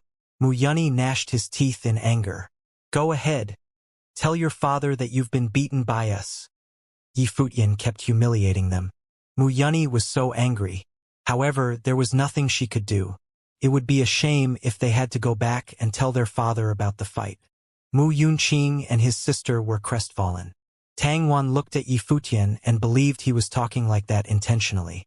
There were a lot of people watching, so these guys would definitely not tell their father what had happened. "Looks like you have to go." Tang Wan forced out a smile. These guys had beat up students on the first day they came to the school. It was impossible for them to stay here any longer. "You told me that professors at Donghai Academy don't care whether we fight." Yifutian was confused. "They won't, but those you just beat have classmates who do care," Tang Wan said. "It's okay. I still need to find my girlfriend." Yifutian ignored her warning. Tang Wan followed him and asked in a lowered voice, "Who is your girlfriend?" "Don't tell me it's Hua Jieyu." "How did you know that?" Yifutian responded. Tang Wan was surprised and stopped talking. Donghai Academy was enormous. After exploring more of the academy, the architecture on campus really opened Yifutian's eyes. The buildings were erected on ascending stairs. To see the building at the very top of the stairs, one would have to tilt their head toward the sky. A magnificent view indeed. Donghai Academy consists of 7 schools. The schools of the Emperor Star, Ruinous Star, Power Star, Flirting Star, Treasury Star, Finance Star, and Minister Star. That group from before was from School of the Flirting Star, and your girlfriend is from the School of the Emperor Star, explained Tang Wan. Her eyes were full of distrust when she used the word girlfriend. Back in Qingzhou Academy, the schools were divided by occupation. Does Donghai Academy do that? Asked Yifutian. No, each of the 7 schools consists of cultivators from different classes. Each school has their own powerful figures backing them up. It's all really complicated. While they help develop the schools, these powerful figures are also trying to increase their own powers. Tang Wan lowered her voice and explained to Yifutian. So complicated, said Yifutian. Yeah, nodded Tang Wan. Because things are this way, the competition between the schools is very rigorous, and they pick fights with each other all the time. But within the schools, everyone is very united. So, when Yusheng picked that fight with the group from the School of the Flirting Star, it was the equivalent of picking a fight with their whole school. I personally think it's best for you both to leave for the time being. Yifutian smiled but did not say anything. Tang Wan continued. Plus, Hua Jieyu was handpicked by the officials of the Emperor Star School as soon as she entered the academy. So, she's not among the ordinary student pool anymore. She cultivates up at the Emperor Star building. You wouldn't be able to go up there even if she was your girlfriend. She certainly is incredible, Yifutian muttered to himself. He turned around and saw the crowd following from afar. Everyone saw what had happened between them and the students from the Flirting Star School and knew that group would never let them go so easily. So, now they followed Yifutian and his friends in anticipation of what would happen next. If I leave now, would I lose face?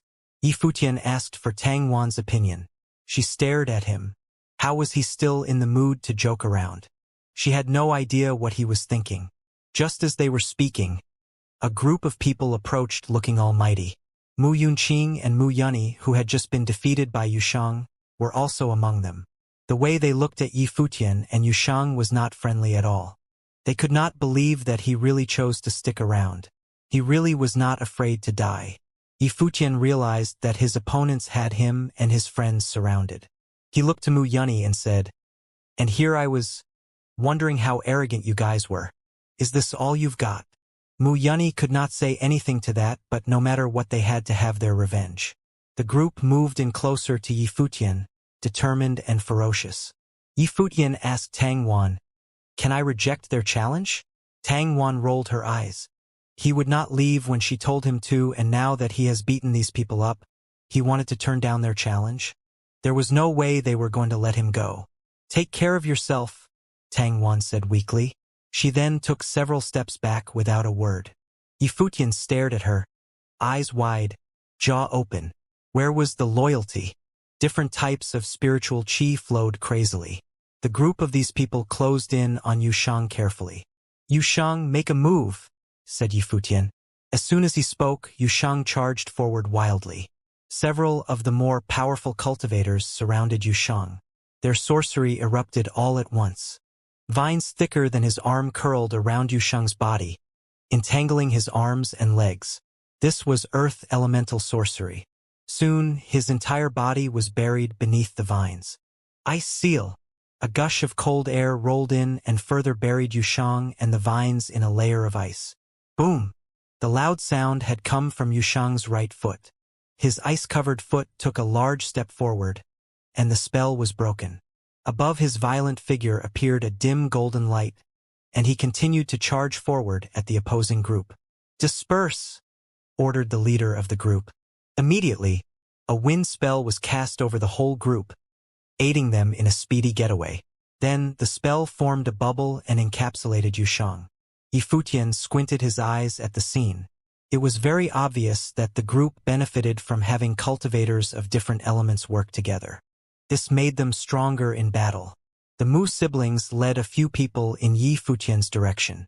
Their hatred of him surpassed that of Yushang, who was the one who had actually defeated them in battle. Two people charged at Yifutian as their spiritual qi went haywire. From one of their bodies, the roar of a tiger was emitted, and his spiritual qi created a golden tiger. The person's speed also increased to that of a tiger. He pounced on Yifutian with an outstretched hand. The hand as slightly curved, as if to mimic a tiger's paw. This person was a metal elemental cultivator of martial and divination arts. He was using metal elemental spiritual qi to fight in close range. "Third level of the glory plane," said Yifutian. He could feel his opponent's aura. Yifutian remained unmoved as a ferocious earth elemental force erupted from his body. Faintly, people were able to see a giant ape appear on Yifutian's body. Born from the collection of spiritual qi, the ape possessed an inhumane amount of strength. Even though both animals had been formed from spiritual qi, Yifutian's giant ape was obviously more intimidating than the tiger demon. As his opponent got closer, Yifutian stuck out his arm. With one loud growl of the giant ape, the image of the tiger exploded. Following that, the giant hand of the ape demon wrapped around the opponent's neck and picked him up off the ground. A second later, he was smashed into the ground. The loud crash mimicked that of the Mu siblings' hearts. Yifutian smiled at the two and proceeded to race towards them. At the same time, the second person had also approached Yifutian without hesitation, was knocked out by a single punch.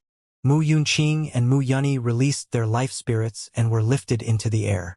Even though they had been injured during the previous fight, they were still capable of battle.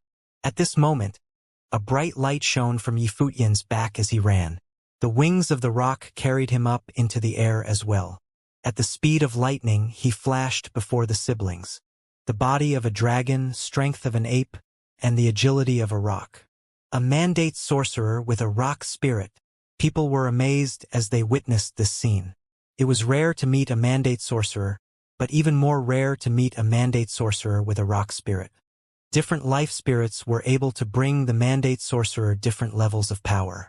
For example, both the rock and the golden eagle were wind and metal bi-elemental life spirits, but the power from the rock brought Yifutian more power, making it super easy to defeat the golden eagle. Furthermore, life spirits grew along with the mandate sorcerers. Strong life spirits would only get stronger with time. Tang Wan was dumbfounded. No wonder Yifutian was so arrogant. Turns out he had every right to be. "Watch out!" warned Mu Yunqing. By the time he completed his warning, Yifutian had already arrived in front of him. Mu Yunqing did not look too good. He proceeded to rush toward Yifutian even though he knew his life spirit could not compare to that of Yifutian, but he was in a higher plane. He did not believe he would lose to Yifutian. The two orbs of golden light clashed in the air. The people below watched as the two continued their close-range combat. How can he be so strong? People questioned Yifutian's powers as they watched him fight a cultivator of a higher level than himself. He even had the upper hand. Soon, Mu Yunqing was struck by Yifutian's fist and lost his balance. In the next second, Yifutian had already placed his foot on his body, slamming Mu Yunqing directly into the ground. This was too violent. Mu Yunni began to run away again when she noticed Yifutian's attention shifted to her. This time was no different from her battle with Yushang. The only exception was that this time was more direct than the last. One punch and she was off. The Mu siblings were cruelly defeated twice in a day. This may leave a deep emotional scar on the both of them. Many people could not bear to look at Mu Yunni. She was a pretty girl, after all. Yifutian and Yushang should have taken it easy on her. Back on Yushang's side, there were also multiple people lying on the ground. Yushang was too wild, just like the god of war. Had it not been for the alliance of different elemental sorcerers, no one would have been able to compete with Yushang, not even the two 5-starred glory plane cultivators. In a flash, Yifutian attacked a wind elemental sorcerer in the air. Very quickly, the sorcerer was pushed far away. It was pitiful. The school of the flirting star is screwed, everyone thought to themselves. They had obviously underestimated Yifutian and Yushang's powers. The only ones standing now were the two 5-starred glory plane cultivators. However, after Yifutian joined Yushang, Yushang was like a beast who had just broken free. In one quick sweep, the whole lot was lying on the ground. They all looked so ferocious when they arrived, but now pitiful was the only word to describe them. Many people pitied the school of the flirting star. This was incredibly humiliating for them. Who were these two anyway? They were way too violent. A black winged eagle swooped down from the skies and landed by Yifutian. "Let's go, Yushang." The two walked to the eagle. Tang Wan rolled her eyes at Yifutian. He did know when to make an escape. "My girlfriend will come looking for you.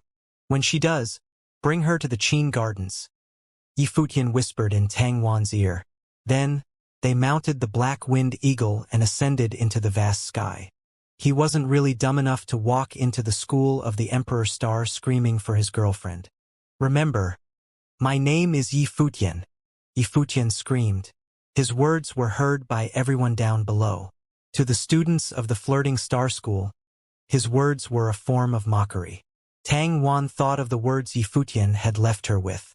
A strange look crossed her eyes. Could this have been his true intention? "Hua Jie will come looking for me," she mumbled to herself. At the thought of the beautiful girl, she shook her head lightly. She must have been overthinking. Yifutian is always joking around. Maybe this was also a joke. In the air, Yifutian watched as Donghai Academy got smaller and smaller. He then muttered under his breath, "Fox, this was the only way I could think of to let you know. I'm here." The news that students from the School of the Flirting Star were defeated soon spread around the Donghai Academy like wildfire. If it had merely been friendly competition within the academy, people wouldn't have reacted so strongly. However, in this fight, two students who were known as geniuses at this academy were entirely crushed by two unknown boys below their planes. This was huge news. Besides, the audience may have somewhat embellished the details of the fight. They had told other students that one boy was a stud with explosive power like a monster. They claimed that it was impossible to find someone more talented than the strong guy in Donghai Academy, and in the future, he was going to be a legend. Still, a lot of prodigies at this academy didn't buy it. They considered the other boy a freak. He was a mandate sorcerer, specializing in both sorcery and martial arts. His natal spirit was a divine bird.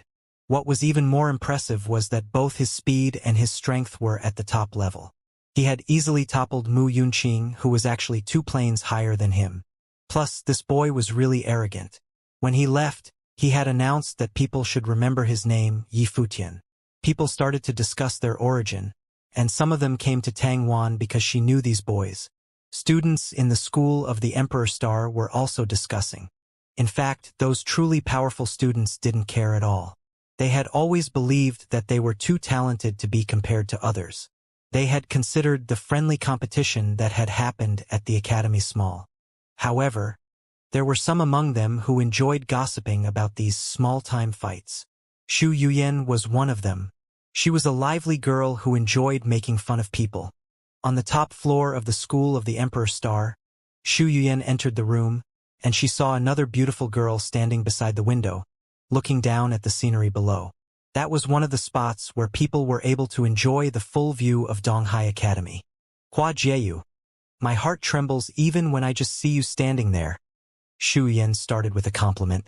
Hua Jieyu turned to her, smiled and said, "No more party invitations. I'm not going anywhere. I know, my goddess.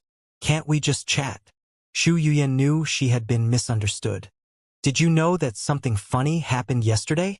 Some students from the school of the Flirting Star were beaten up by outsiders, and more amazingly, the outsiders were in lower planes. Is it possible that some other academy in the city of Donghai sent these guys to intentionally provoke us?" Xu Yuyan started to talk about the exciting fight yesterday. "I don't know," Hua Jieyu answered. She seemed not to be interested at all. People said both of them were really cute. One was strong and wild as a beast, and the other one was particularly handsome. It was also said that a lot of girls witnessing the fight were hopelessly attracted to the boys. They fought over who was more handsome and charming. Xu Yuyan went on. "So, which one do you prefer?" Hua Jieyu smiled and asked. "I wasn't there." The handsome boy seemed to be really arrogant. He claimed that we should remember his name when he left. Xu Yuyan laughed. Did he truly believe that he was more talented than all the geniuses at this academy? "You seem to be curious enough about it." Hua Jieyu made fun of her. "And you're not curious at all. You know nothing but cultivation," Xu Yuyan refuted. Okay, I know you're not interested at all. See you." When she turned around to leave, she was mumbling, "Yi Futian. This name is arrogant enough to be remembered." Hua Jieyu heard the name, and her body trembled with shock. She stopped Xu Yuyan and asked, "What was that name again?" Xu Yuyan looked at her and said, "Yi Futian. It's the name of the handsome one." She was confused when Hua Jieyu heard the name and suddenly started laughing. This was the first time Xu Yuyan had seen such bright laughter on her face. She asked, "What's wrong with you?" Hua Jieyu was laughing too hard to stop at that moment. She didn't answer the question. "Come on. Don't tell me you're attracted to him just because of his name." Xu Yuyan was really curious. "No, I'm not." Hua Jieyu finally stopped laughing. She then asked, "Were there only 2 boys in the fight?" "They came with a student from the school of the Minister Star, Tang Wan," Xu Yuyan told her. "Okay, girl, thanks," Hua Jieyu responded. "See you later." After Xu Yuyan left, Hua Jieyu was still smiling. She looked so cute now and mumbled, "No wonder people said he was a bad boy." Then she summoned the wind to carry her and jumped out the window. The way she landed was almost like an angel had descended to the world. Tang Wan was busy after Yi Futian left, because quite a lot of people had asked her about Yi Futian and Yushang. These boys entirely lit up the curiosity of students at this academy. What made it even more awkward for her was that some girls who were attracted to these boys came to her and asked her to invite the boys on dates. She didn't take these jobs because she couldn't just go to the Guqin garden and tell the boys to go on a date. It would be so embarrassing. Tang Wan, someone's looking for you. Tang Wan was upset. It was so troublesome to have to answer questions about the boys again and again. Could you please just ignore your curiosity? Tang Wan complained. However, the person calling her said this time was not only about curiosity. Who is it? Tang Wan asked. Just go and check. Tang Wan peeked outside. She saw a gorgeous girl waiting for her quietly outside the door. Tang Wan was suddenly reminded of what Yifutian had said the day before. She now had a weird feeling that this girl was special. Come on, he wasn't joking. Hello, I'm Hua Jieyu. She smiled and introduced herself. Tang Wan was absolutely confident in her own beauty. However, she still felt a bit overshadowed when she saw the girl standing outside. I'm Tang Wan. Could you please bring me to the boy? Hua Jieyu asked politely. Tang Wan definitely understood who she was talking about. She nodded and said, Follow me. Thanks. Hua Jieyu followed Tang Wan. People wondered why these girls were walking together because they didn't know each other before today. Do you know that guy? Tang Wan was so curious that she finally asked. Yep. The image of Yifutian came into Hua Jieyu's mind, and she started smiling again. So he wasn't lying to me yesterday? Tang Wan mumbled. What did he say? Hua Jieyu asked her. Tang Wan looked at her for a while and said, He told me that you're his girlfriend. This guy. Hua Jieyu flushed. She was shy. Tang Wan finally realized that Yifutian made such a scene yesterday only to let Hua Jieyu know that he was already at the academy looking for her. What a sly boy. In fact, she wondered if the students of Donghai Academy knew what had happened here, how many hearts would be totally broken. Nope. I do not admit that. Hua Jieyu tried to deny. However, her face was so red. How could Tang Wan believe her? When they entered the garden, they ran into Tang Lan. Greetings, Professor, Tang Wan said. Tang Lan was staring at Hua Jieyu. Naturally, Hua Jieyu reminded her of someone that had meant a lot in her life. Greetings, Ms. Tang. Hua Jieyu also greeted. Girl, you look exactly like her when she was young. Tang Lan was amazed. Hua Jieyu knew that she was talking about her mother. She had spoken a lot with Tang Wan on the way here, and she knew who Tang Lan was. Tang Wan also knew that Hua Jieyu was the daughter of Hua Fenglu, whose wife was her rival for the affections of Hua Fenglu. She had doubted whether she should bring Hua Jieyu to this place. She felt as if she had made a mistake. Professor, Tang Wan faltered. It's not your fault, girl. Hua Jieyu, go to your father. Tang Lan sighed. Thanks, Miss Tang. Hua Jieyu walked into the garden with Tang Wan and Tang Lan following her. In front of the door, Hua Fenglu was sunbathing, and Yifutian was playing the guqin. When they saw Hua Jieyu, Yifutian stopped playing, and Hua Fenglu started to smile with kindness. Dad. Hua Jieyu couldn't help crying. Tang Wan had told her that her father was severely injured.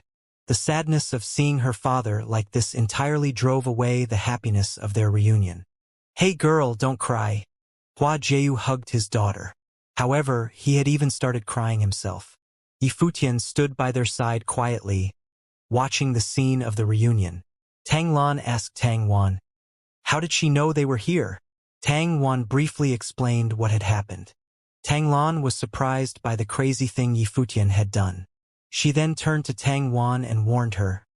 This boy is such a troublemaker. No wonder Hua Fenglu told me to keep an eye on him. Stay away from him, girl. What are you talking about, Professor? Tang Wan was confused. Beautiful girls are just dangerous. Both of these girls are gorgeous. Hopefully, this boy will not make the same mistake as his professor did. Tang Lan sighed. She believed that Hua Fenglu had fallen into such a situation because of that woman. Now, Hua Jieyu looked exactly like that woman when she was young, but somehow even more beautiful. Tang Lan was afraid that several years later, when she became an adult, Yifutian would run into troubles because of this beautiful girl, just like his professor had. No matter what, There was such a substantial coincidence between these two generations. After crying for quite a while, Hua Jieyu finally looked up at her father. Her eyes were red and bloodshot as she asked, "Father, what on earth happened after I left? How did things end up like this?"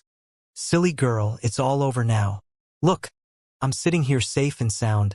Hua Fenglu consoled her gently. Hua Jieyu stood up and turned to look at Yi Futian. "What happened?" "Fox, it's my fault for not taking good care of Master. After you left, a monster tide washed over the city of Qingzhou.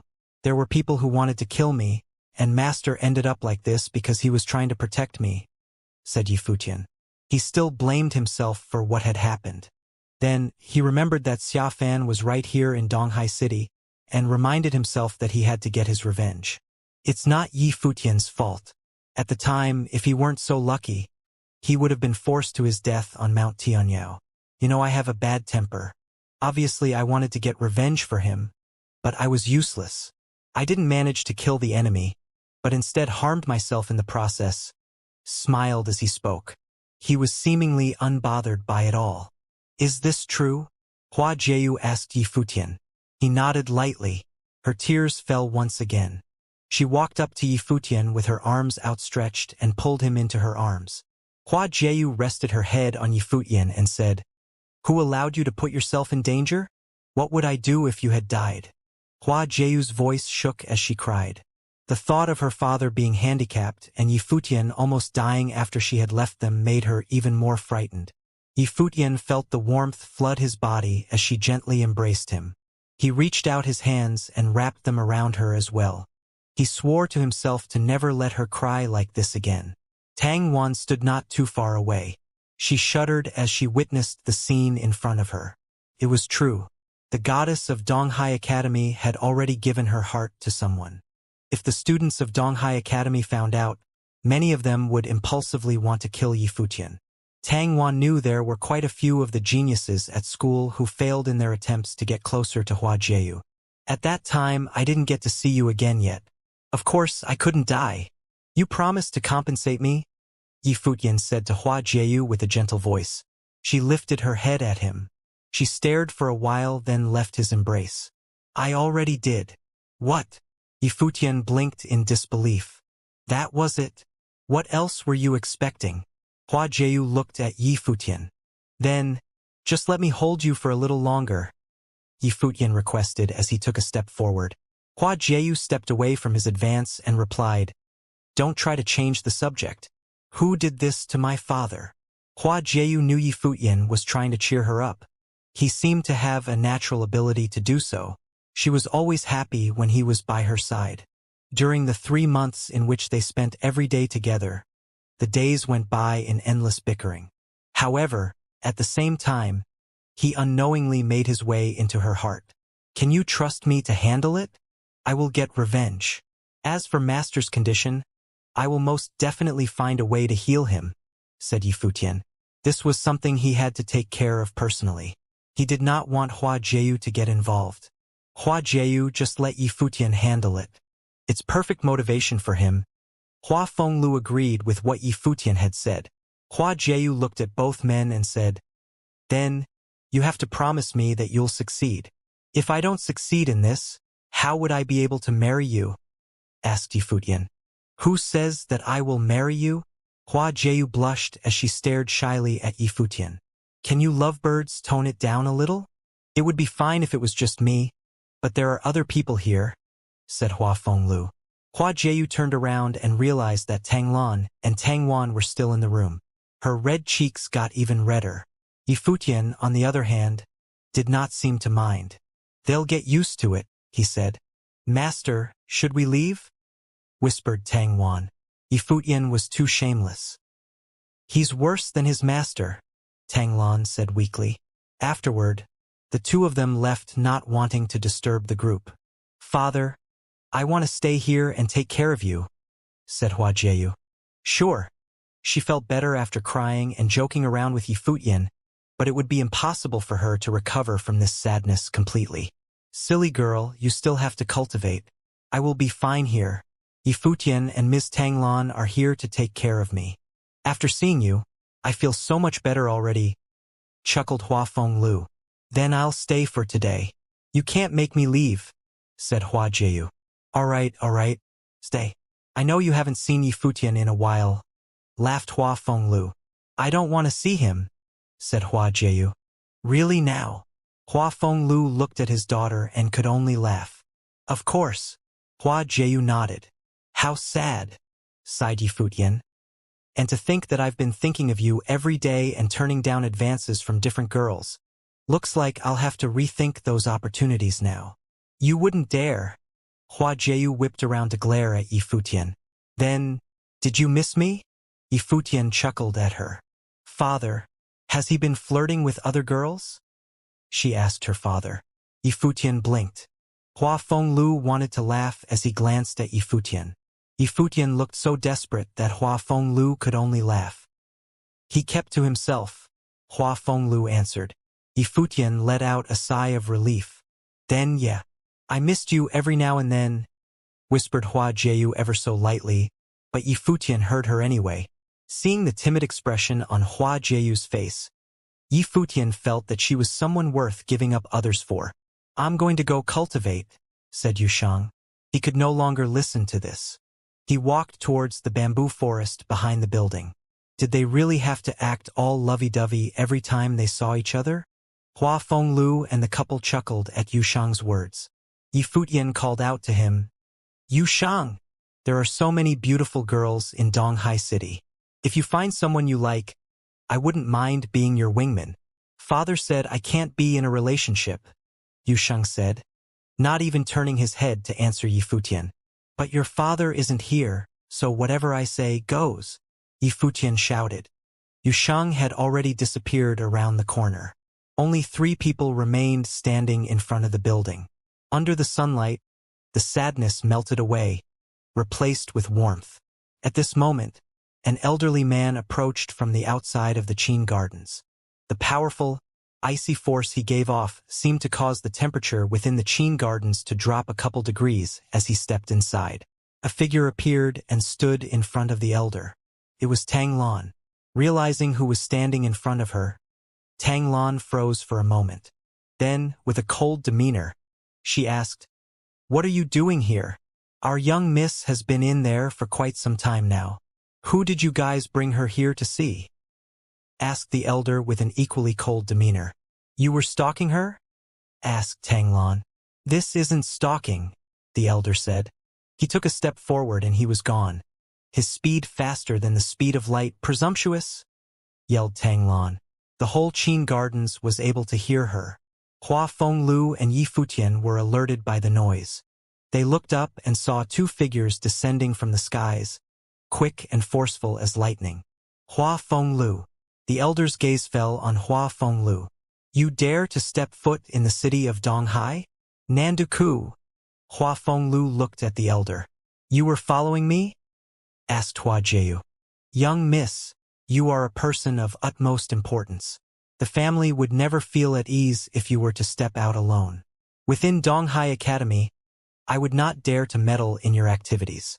However, as soon as you step off the academy premises, I will be there to protect your safety, explained Nanduku. Nanduku, I am now a powerless person. I just wanted to come back to Donghai City for a visit. Can't you guys let me be? Asked Hua Fenglu. Nanduku looked puzzled. The Qin Devil was now powerless? Since you're already powerless, then I can let you go about your business. The family already gave in and allowed young miss to accompany you for 3 years. However, now that she has made it past the initial process of cultivation and has stepped into the critical period, the family doesn't wish for anyone or anything to distract her, said Nanduku. I'm just going to spend a little time with my father, then head back to Donghai Academy, said Hua Jieyu coldly. Young miss, please don't put me in a difficult position. All those years ago, the family already agreed to your stubborn requests. If you keep acting this way, then your father will definitely not be allowed to stay in the city of Donghai, said Nandu. You guys wouldn't dare. Hua Jieyu was furious. Hua Jieyu, you should go back. Hua Fenglu opened his mouth to speak. Father. The strong aura around Hua Jieyu dissipated as she turned to speak to her father. Hua Fenglu gave a warm and gentle smile. Sweetie, I'm fine here. Go back to cultivate at the academy and don't worry about me. Hua Jiu felt terrible. She gave Nanduku another cold glare. You guys dare to treat my father this way? Aren't you afraid that I'll retaliate once I complete my cultivation? Young miss, these things were decided by the family. I am not clear on the details. If you can recover the Nandu family's glory, I'm sure that they will be willing to grant your every wish, said Nanduku. Fine. That day will come, replied Hua Jiu. She then turned to Hua Fenglu and said, Father, I'm going now. Go, said Hua Fenglu, still smiling. Then, Hua Jiu looked at Yi Futian. Their eyes met with longing, and without a word, Hua Jiu turned to leave the Qin Gardens. Nanduku did not leave with her. After she left, he looked at Hua Fenglu and gave him a warning. You are clear that the family was not unwilling to accept you all those years ago, but it was you that could not become part of the family. But yet, you choose to reach for the stars and cause things to end up like this. You're lucky that young miss is extremely gifted. Her gift is a perfect combination of you and her mother. Therefore, the family will not allow anyone to get in the way of her cultivation. Hua Fenglu did not spare Nanduku a glance. The elder then turned to Yi Futian, who was standing beside Hua Fenglu, and asked, And who is he? My disciple Yi Futian, answered Hua Fenglu. You brought your disciple with you? Are you setting all your hopes on him? Nanduku laughed at Hua Fenglu. That's some fantasy. You lost to him in the past. I bet now even his disciples are stronger than yours. When he was finally done, Nanduku turned to leave. Watching his departing figure, Hua Fenglu said, One day, you will remember his name. I look forward to that day. Nanduku left after his last words, disappearing from the Qin Gardens. Yi Futian kept silent while watching all this happen, but deep inside, he was not as calm as he looked. It took so much effort to meet his fairy again, and she had to leave soon after this reunion. It was understandable that he felt sad. You don't like this feeling, do you? Hua Fenglu perceived his gloom and asked him. Yi Futian nodded. Why shouldn't I be sad? Then just keep training and grow stronger. Hua Fenglu closed his eyes. He was also pissed off because Nanduku had told him that his life was hopeless. He could do nothing but put all his hope in Yi Futian. Although he wasn't desperate because he knew how talented Yi Futian was. With the inheritance from Emperor Yi Qing, as long as he kept cultivating, people in the city of Donghai and the Nanda family would eventually bow down to his power. Therefore, he was trying to get Yi Futian accepted into Donghai Academy, and it would be even better if one of the higher-ups of the academy picked him as a disciple personally. He needed a safe and promising environment for him to grow in. Yi Futian didn't respond to Hua Fenglu, but he felt hot-blooded. He needed to be strong enough to protect his professor and girlfriend. The only time Yi Futian went out was to buy inscribing pens and scrolls. Both scroll inscribing and guqin practice served as cultivation for him. They enhanced his mental power and ability in spiritual chi perception, which was critical for the development of a mage. As for martial arts techniques, he kept improving on the treasures Emperor Yi Qing had given him. With enough time, his body would be as invincible as the divine dragon and the snow ape. One day, Tang Wan came to their place. I have good news for you guys. Tang Wan smiled. What is it? Yi Futian was curious. Someone from the school of the finance star told me that you have been admitted, Tang Wan said. Yi Futian was confused and didn't believe it. I guess some supervisor in that school heard about the fight. I think he must have heard about it from a student. Otherwise, they would have been looking for you guys even sooner. Tang Wan elaborated. The talents Yi Futian and Yu Shang had demonstrated during that fight were obviously more than enough for them to be admitted. Unfortunately, there was no professor or supervisor in the audience. Wow, we just benefited from kicking someone's ass, Yu Shang mumbled. Yi Futian was also smiling. He was so happy that once he was admitted into Donghai Academy, it would be much easier to spend time with Hua Jiu. What are you talking about? Hua Fenglu was doubtful about this admission. It is uncommon for a school in Donghai Academy to make an exception for applicants. What did they do? Mr. Hua, you don't know what happened? The first time I brought them to Donghai Academy, they messed with some students from the school of the Flirting Star, because one of them, Mu Yunyi, was being rude. These boys totally kicked their asses. This is how your daughter knew Yi Futian was here and asked me to bring her to you, Tang Wan explained. Hua Fenglu finally understood what had happened. The last time Hua Jieyu had come here, they were in such a rush that he didn't have time to ask for the details. Hua Fenglu gave Yi Futian a glance. He was a little bit mad that this boy had not told him about the fight. Just go. Remember to take care of yourself, Hua Fenglu said. All right, Professor. Enjoy your private time with Ms. Tang after we are gone. Yi Futian teased him. Screw you. Hua Fenglu was embarrassed. Bye, Professor. Yi Futian was still somewhat worried about Hua Fenglu. He was too injured to live alone. Don't worry. I'll take care of him. Tang Lan came in at this time. She knew that Yi Futian was worried, so she was trying to comfort him. Thank you so much, Yi Futian said. Now he was settled. The black-winged eagle arrived and landed next to them. Yi Futian, Yushang, and Tang Wan got on her back. Then she soon took off into the air. Yi Futian waved to Hua Fenglu, apparently reluctant to leave. Good luck, boy. Your new journey has just begun. Hua Fenglu was smiling. Looks like he's almost like a son to you. Why do you believe in him so much? Tang Lan was curious. Trust me. Someday Donghai Academy will be proud of having such a student. Hua Fenglu was confident. Tang Lan was surprised and a bit confused. She believed that the confidence Hua Fenglu held for Yi Futian was much stronger than she could have imagined. Within each of the 7 schools at Donghai Academy, there were students of various classes for the purpose of diversity. However, there were also specific characteristics for each of them. It was all about the people who were supporting the schools. Students from the School of the Finance Star were known for great martial arts techniques. This was why the supervisor of this school had made an exception to admit Yi Futian and Yushang without a test.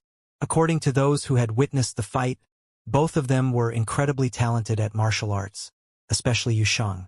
The admission of Yi Futian and Yushang didn't quite cause a sensation at Donghai Academy, because only a few students had witnessed the fight, not to mention that most students just knew their names, but had never seen them. Besides, it had been a while since the fight took place. Tang Wan led them to the School of the Finance Star. They were well accommodated and brought around to tour the school. However, the supervisor who accepted them had not arranged a meeting with the boys. It was possible that he still wanted to give them some time to prove themselves first. Students in the School of the Finance Star lived in a separate area that consisted of dorms specifically assigned to them. In fact, the environment seemed to be better than that of Qingzhou Academy. Who are you? Someone passing by was curious about these new students. They had never met Yi Futian and Yushang before. I'm Yi Futian, and this is my best friend, Yushang. Yi Futian was smiling. Yi Futian. This name sounds familiar, the boy mumbled, and soon he remembered who they were. He quickly disappeared, and word started to spread in the School of the Finance Star that the students who kicked the asses of the students from the School of the Flirting Star had been admitted to this school. The word spread so quickly that suddenly, a lot of people were gathered around them. Is this guy Yi Futian? Really? A 2-star Glory Plane student. Yushang looks exactly how people said. He's such a big guy. Is he merely a martial arts cultivator? Or he is actually hiding some powerful natal spirit? Wow, they're so cute. Some girls were also gossiping. The students were curious about everything since they were so young. Is there a library at this school? Yi Futian asked Tang Wan. Tang Wan shook her head. There is only one library at Donghai Academy, and it's located right in the center of the campus. The entry is free to every student, but no checkouts are allowed. You may only browse the books and scrolls inside. Yi Futian understood why checkout was prohibited. There were just so many students at this academy that books might be lost once checked out. Let's go there, Yi Futian said. He had already reached the 2-star Glory Plane, but the spells he could initiate were still mostly basic. It was a huge waste of his talents. He believed that he was not supposed to give up sorcery cultivation even though his martial arts inheritance from Emperor Yi Qing was so powerful. A combination of both would definitely make him stronger. Sure. Tangwan nodded. She was surprised that he was not just a pretty boy like he looked and was in fact quite diligent. The first place he had wanted to go to was the library. The scale of the library at Donghai Academy was much larger than that of the one at Qingzhou Academy. Besides, there was no limit for the students. Any student at this academy would be allowed to browse all the collections in this library. Donghai Academy was very generous about this. When Yi Futian entered the library, he was shocked by the comprehensiveness of the collection. There were books on general subjects like martial arts techniques, swords techniques, elemental spells, and even some very rare books on mental spells. He even found books about music spells, matrices, and scroll inscription. He totally understood why Hua Fenglu had insisted he study at this academy.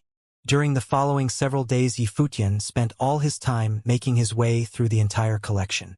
Meanwhile, the news that Yi Futian had been admitted to the School of the Finance Star finally spread all around the academy, including the School of the Flirting Star. They started looking for him everywhere and finally, they found him in the library. Yi Futian was reading books quietly when a group of angry people came up to him. Mu Yunqing spoke to him in rage. "Long time no see, Yi Futian. What's up?" Yi Futian didn't even raise his head. "Since you're now admitted into this academy, I guess it's time for us to get even about what happened last time." Mu Yunqing sounded really mad. "Are you challenging me?" Yi Futian looked at him with contempt. However, Mu Yunqing was not planning to fight by himself. "Someone from the School of the Flirting Star will represent me." "Who is it, and what plane is he in?" Yi Futian asked. Mu Yunqing realized that other people were looking at him and he faltered. "Are you still going to fight me together like you did last time?" Yi Futian was laughing. He was now a student at this academy, so people who fought him had to abide by the rules, which was one-on-one. Mu Yunqing was extremely embarrassed. He didn't say anything, and the group left crestfallen again. This incident soon spread around the academy. Students started to make fun of Mu Yunqing. They now considered him to be a total coward. Several days later, it was announced that Jing Yang, a student from the School of the Flirting Star, had openly issued a letter of challenge to Yi Futian.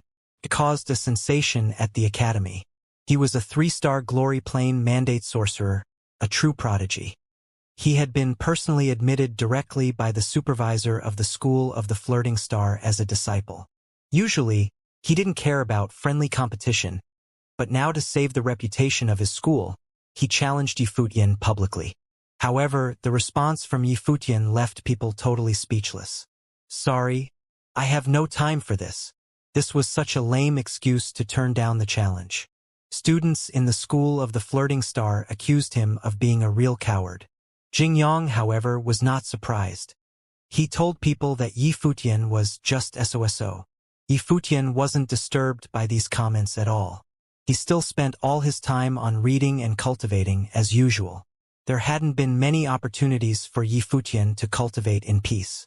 So naturally, he did not want to bother with the thought of the challenge. He did not know who Jing Yang was, and it did not matter if he was a prodigy. None of this had anything to do with Yi Futian.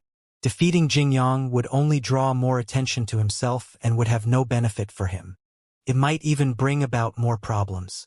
The students of the School of the Flirting Star continued to throw insults at Yi Futian, but he paid them no attention. He was not listening to any of their comments. Unbeknownst to him, Yi Futian broke through another plane while he cultivated silently. He was now a 3-starred glory plane in both martial and divination arts. During his silent cultivation, he was also able to learn a large number of new spells. Yi Futian was attempting a battle tactic which was a combination of martial and divination arts in his dorm. He specialized in the sorcery of different elements, so if he was able to incorporate his powerful martial arts abilities into his sorcery, his combat would be able to reach new levels. Yu Sheng watched him from the side. He said to Yi Futian, "Of the 7 elements, you have cultivated in all of them with corresponding spells, all except for the element of water." Although Yi Futian could perceive all elements, he did not have a water elemental life spirit, so his gift in this element was on the weaker side. For the time being, he did not have the ability to cultivate the element of water. Other than that, he was at the highest level of cultivation in all of the other elements. His natal spirit was the world tree, which was wood elemental. He had already begun to cultivate in this element, even though he knew that there was a chance that the natal spirit would never be released in front of others. These are all spells chosen by me. There's no harm in learning more. Yifutian smiled and said, I have to step out and take care of some things, so I might not make it back tonight. Work hard on cultivating and quickly make it to the 4-starred glory plane. Okay, I should be getting there, nodded Yusheng. His journey in cultivation was no easier than that of Yifutian. Yifutian mounted the Black Wind Eagle and was out of Donghai Academy. The Luo Palace was a palace in the city of Donghai.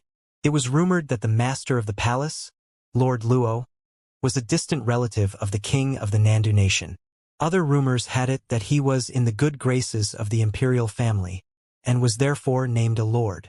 Regardless of the reason, he was the only person in all of the city of Donghai to be given such a title.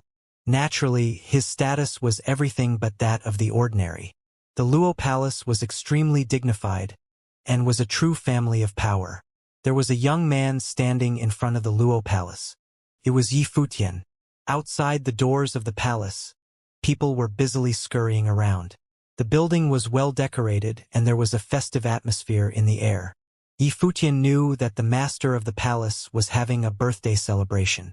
However, none of that mattered to Yifutian. The only thing he cared about was Lord Luo. He was the only Arcana Plane healing sorcerer of the spirit element in all of Donghai City. He was the person that Tanglan had refused to tell him about. Investigating this was the only thing Yifutian did outside of cultivation. He was always thinking about Hua Fengliu's injuries. Yifutian did not understand why Tanglan had been so sure Lord Luo would refuse to help. He was not completely confident that he could get Lord Luo to agree to help heal Hua Fengliu. But he knew that he couldn't just sit around and do nothing. He found out that Lord Luo lived an isolated life and cared a lot about his reputation. Every year on his birthday he would hold an extravagant celebration. Yifutian wanted to find out exactly what kind of person he was, and see if there was a chance to persuade him to help Hua Fengliu. Yifutian owed this to Hua Fengliu. This was also what he had promised Hua Jiu. It did not matter if he succeeded. He had to give it all he had. The steward noticed Yifutian. A handsome young man, he thought. With a smile, he asked, Is there something I can help you with, young master? May I ask if there will be dancing and music entertainment at Lord Luo's birthday celebration? I specialize in performing the guqin. If possible, I would like to play for Lord Luo at his birthday celebration, said Yifutian. The steward smiled and replied, The palace does not lack a guqin player. I am sure that I am more capable than your present personnel, Yifutian continued. If it's really not possible, then are you guys lacking in the errand boy department? The steward looked at Yifutian confused. The young man had an aura of elegance, and was obviously not an errand boy. Young master, why are you so adamant on entering the palace? Asked the steward. His eyes squinted with suspicion. The steward was a clever man. I just want to witness the extravagance for myself, Yifutian said calmly, keeping his composure. The palace has no shortage of guqin players or errand boys, the steward said, rejecting Yifutian. Although one teenager couldn't do much harm, he could not simply grant him access to the palace. Hey! At that moment, someone from behind them called out in surprise. Yifutian turned around and was met with two beautiful girls. The girl walking in front was especially beautiful. Yifutian had met both of these girls aboard the ship on his way to the city of Donghai. It's you? The girl in front asked in surprise. She had thought that they were passing strangers, never to meet again. She would never have expected to run into him again, much less at a place like this. Young Miss Xianxia, is he a friend of yours? Asked the steward. Could the young man have come for the young miss? Couldn't be. She arrived only yesterday as a guest of the palace. Yes. Xianxia nodded. She smiled at Yifutian. What are you doing here? The young master says he is a guqin player and wants to perform during Lord Luo's celebration, said the steward. Since he was a friend of Xianxia, there was no way he could say that Yifutian came to be an errand boy. Yeah, Yifutian agreed. Why don't we give him a chance? Xianxia asked the steward. The steward smiled helplessly but nodded anyway. Since young Miss has spoken, then I guess we can give him a chance. Young master, this way please. The group walked into the palace. Lin Xie and Xiao He were on either side of Yi Futian. Lin Xie asked, "Didn't you say you were coming to Donghai City to attend school? Why do you want to be a Guqin player at the palace?" "That's right. I'm attending Donghai Academy now. I just wanted to come explore the palace and see what it's like," replied Yi Futian with a smile. "You're lying," Xiao He snickered. "When you arrived in Donghai City, the spring quarter exams were already over. How could you have gotten into the academy already? Are you making things up to attract Lin Xie's attention?" "Stop with the nonsense, Xiao He," said Lin Xie while trying to suppress a smile. While this was going on, they failed to notice Yi Futian shrugging his shoulders in defeat. He felt helpless. Every time he told the truth, nobody was willing to believe him. "Oh right, what are you doing here? Do you live in the Luo Palace?" Yi Futian asked curiously. Lin Xie shook her head. "The elders of my family know Lord Luo, so the younger generation of the family is also familiar with him. I came this time to visit him. I can introduce some people to you." "I see." Yi Futian nodded slightly. It looked like Lin Xie was the young miss of a noble family. It was no wonder that her every gesture and way of speech flowed with such elegance. "What kind of person is Lord Luo?" Yi Futian asked her in a low voice. Tang Lan had said that it was impossible for Lord Luo to agree to help. If it was simply because of his proud and aloof personality, then it was not a problem. But if it was because Lord Luo and Hua Fenglu had some sort of rivalry going on, then maybe it really was impossible to persuade him to help. "Stern but kind. It really depends on the situation," smiled Lin Xie. The group arrived in the garden area. There was a person playing on the guqin as well as dancers. They seemed to be rehearsing for tonight's performance. It was obvious that they would not want to make any mistakes at Lord Luo's birthday celebration. It was best to prepare beforehand. The steward went to whisper to the guqin player, then turned to Yi Futian. "Would you like to give it a go?" "Sure," nodded Yi Futian. The guqin player got up and gave his seat to Yi Futian. When Yi Futian's fingers finally met with the chords of the guqin, the aura around him shifted.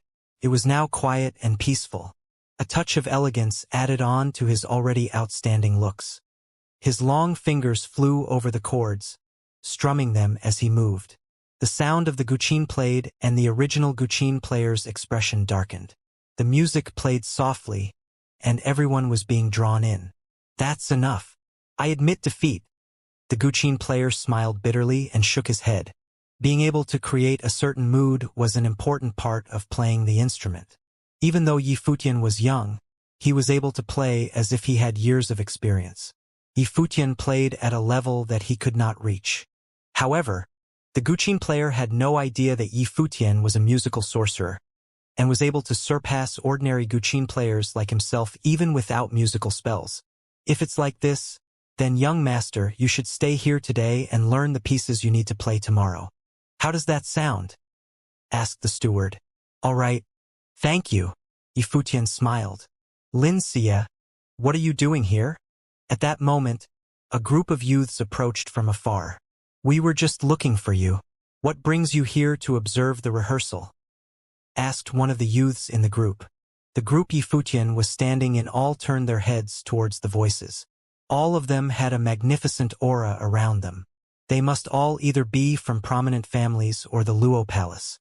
"My friend is playing the guqin here, so I came to check it out," explained Lin Xie. "Your friend?" One of them looked at Yi Futian. "Yeah, he's a guqin player. He wants to play at tomorrow's birthday celebration," nodded Lin Xie. "Oh, I see."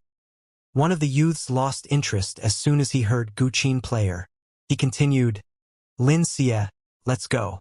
Someone is coming." "Okay," nodded Lin Xie. She turned to give Yi Futian a quick wave goodbye. Yi Futian returned the gesture with a smile. "Who is it?" Lin Xie asked the group of youths as they walked away from Yi Futian. "Zhou Mu," replied one of them. Lin Xie's eyes lit up. She heard that Zhou Mu was already a 5-starred glory plane conjurer. He was highly gifted just as his master had been years ago. "Oh right, Xianxia. How did you end up making friends with a Guqin player?" asked a young woman in the group. "We met once by chance," she answered. "Is it because of his good looks?"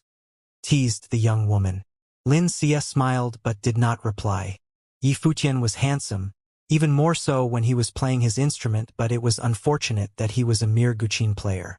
In addition, he seemed to be boastful and a liar, but Xianxia thought that it might be because he was too prideful. Xianxia did not invite Yi Futian to join the group, nor did she introduce him to them. Yi Futian knew that a Guqin player like himself did not belong in a group with the nobles. However, they had only been strangers to begin with, so Yi Futian really did not mind. Besides, he had not entered the palace to get to know that group of youths anyway. All the music and dances for the birthday banquet of Lord Luo had been settled, and the musician left after he had taught Yi Futian the songs he was assigned to play. The steward also repeatedly told him some do's and don'ts for the next day. Yi Futian was left in the palace to rehearse with a group of girls. Their figures and facial features were all top-notch, especially the leader. She was about 18 years old, extraordinarily sexy, but with a face full of the youthfulness of a younger girl. When she was dancing in that dress made of chiffon, it was possible for any man to fall in love with her. Yi Futian kept his head low while playing the song. A sweet and charming voice suddenly spoke. "Why don't you raise your head?" A gorgeous face soon appeared in front of him. He smiled and replied, "You are so charming that once I see you, I feel distracted. You do know how to compliment girls." She chuckled. Her skirt swung onto the Guqin. "Just come and join us." She started dancing again and seemed to be luring him intentionally. Most of the musicians were just old men, so she was surprised that the assigned musician this time was such a young and pretty boy. "Sorry, miss, I have a girlfriend." Yi Futian smiled at her. The girl was dumbfounded for a moment, then started chuckling again along with the girls around her. "What are you talking about? Remember, my name is Yun Ro, and in the future, I will marry a very powerful cultivator. You are too young to pique my interest." Yun Ro made fun of him. "Nice to meet you. I'm Yi Futian," he replied, and then the rehearsal continued. They told Yi Futian that tomorrow, at the birthday banquet of Lord Luo, there would be many influential people of the city of Donghai attending. However, these girls didn't have any further information. In this continent, the talents of cultivation determined everything. Even a gorgeous girl who was born to a mundane family could not gain much advantage from her beauty. She might marry a powerful cultivator, but most likely, she'd end up a concubine rather than a wife. Even worse, since powerful cultivators tended to look for younger women, affairs would become an inevitable fate on the man's side of the marriage as time went by. The next day, the Luo palace became boisterous in the morning. A lot of servants were busy preparing for the banquet and hosting the visitors. The rehearsals kept going. After lunch, there started to be more and more visitors crowding into the banquet room. Yi Futian and the girls were already in place. The banquet was opulent. The center spot was reserved for Lord Luo, the guest of honor, as he was the one being celebrated. Then, there were seats arranged in rows on both sides of Lord Luo's spot. Apparently, the people who were seated closer to Lord Luo were of higher status in this city. There was a broad space between these two rows, and behind the seats, there was a stage with a golden carpet. That was where Yi Futian and the girls were to perform. It was designed to liven up the banquet without distracting the guests. Before the guests were seated, the show had already started. The whole room was filled with laughter. Xianxia and Xiao were among the first group of people entering the room. While they were getting ushered into their seats, Xianxia noticed Yi Futian and smiled at him. "Such a pity that you're rarely attracted to a boy, and the one you pick is only a musician," Xiao joked. Xianxia gave her a stare. "Stop that." A pretty handsome boy came to them and asked with a smile, "What are you talking about?" "Nothing, Mr. Luo." Xianxia shook her head. "Xia, people told me that you brought that musician to this place. Is he your friend?" The boy asked. "We've met twice. He told me that he wanted to come here and broaden his horizons, so I did him a favor." "You're fine with that, aren't you?" Xianxia answered. "It's okay. In fact, if he wants to, he can stay here as long as he wants. The boy was still laughing. Okay. I'll ask him after the banquet is over, Xianxia said. Sure. See you later. The boy left. He whispered to Xia. Young Lord Luo seemed to be attracted to you, girl. I already told you to stop. Xianxia felt awkward. I'm serious. I know he doesn't look as cute as Yifutian, but what about his status? He didn't want to stop. Xianxia gave up. She knew that this girl liked to joke. Young girls had all kinds of fantasies. Apparently, Yifutian did not understand what they were thinking at all. Suddenly, someone entered the room, walking with majestic steps. He was apparently of high status in this place. People stopped chatting and greeted him. Happy birthday, Lord Luo. Yifutian also raised his head and looked at Lord Luo. He had an absolutely commanding and dignified appearance. Long time no see, Lord Luo. You actually look younger than the last time we met. Someone walked up to him and said, Lord Luo, happy birthday from the Lin family. People started to queue up to send birthday congratulations. Lord Luo, happy birthday from the Xia family. A bright and clear voice sounded. I appreciate it, Lord Xia. Lord Luo replied with a smile. The title of Lord Luo was merely conferred without substantial authority. In fact, Xia Feng, the head of the Xia family, was the most powerful man in this city. Still, there were some other people almost equally dignified in this city, such as the head of the Nandu family, the supervisors of schools at Donghai Academy, and a few others. Behind Xia Feng, there was a young man who bowed slightly to Lord Luo. Greetings, Lord Luo. I'm Xia Fan. Mr. Xia Fan, you have grown up. Lord Luo complimented. Don't praise him, Lord Luo. He's been dawdling all the time. With your compliment, I'm afraid it's going to be worse, Xia Feng joked. Coincidentally, Yifutian raised his head at this moment and soon noticed Xia Fan. The moment he saw Xia Fan, he gave him an icy glare. After Xia Feng and Xia Fan were seated, Xia Fan started enjoying the show. When he saw Yun Ro, he felt very attracted to this beautiful girl. However, soon he noticed that Yifutian was sitting behind her, playing. He frowned and felt very confused. How could Yifutian be here? How had he survived after jumping into the canyon? Had the ferocious snow ape just let him go? Yifutian was also looking at Xia Fan. They stared at each other, and Yifutian perceived the contempt in Xia Fan's eyes. Xia Fan had believed Yifutian was just a nobody, someone that Xia Fan did not care was alive or dead. Xia Fan was the young lord of Donghai province. He could entirely ignore Yifutian due to their vast gap in status. He knew that Hua Fenglu, the only patron of Yifutian, was now crippled. The only thing he felt frustrated about was that his uncle had died at the hands of the snow ape in that fight. Who are you looking at? Xia Feng asked. Nothing. I just saw someone interesting, Xia Fan responded. It was extremely interesting that the disciple of the Guqin devil was now serving in this room as a musician. Yifutian became peaceful and kept playing. He wasn't worried about running into Xia Fan at this place. He was already a student of Donghai Academy, so no one would be allowed to try to kill him this time, no matter how powerful they were. Happy birthday from the Nandu family. Another congratulation came. Lord Luo looked at the person approaching and started laughing. Long time no see, Mr. Nandu. There were two men from the Nandu family. One was middle-aged, and one was young. They were Nandu Wunshan and his son, Nandu Kai. They had come here on behalf of the Nandu family. Since they were the leaders of the Nandu family, attending this banquet represented the respect they held for Lord Luo. Long time no see, Lord Luo, Nandu Wunshan replied. Lord Luo ushered these two into the seats closest to himself. So, Wunshan, you do come here, another voice said, and Nandu Wunshan stood up from his seat to greet the new group of people that had just entered the room.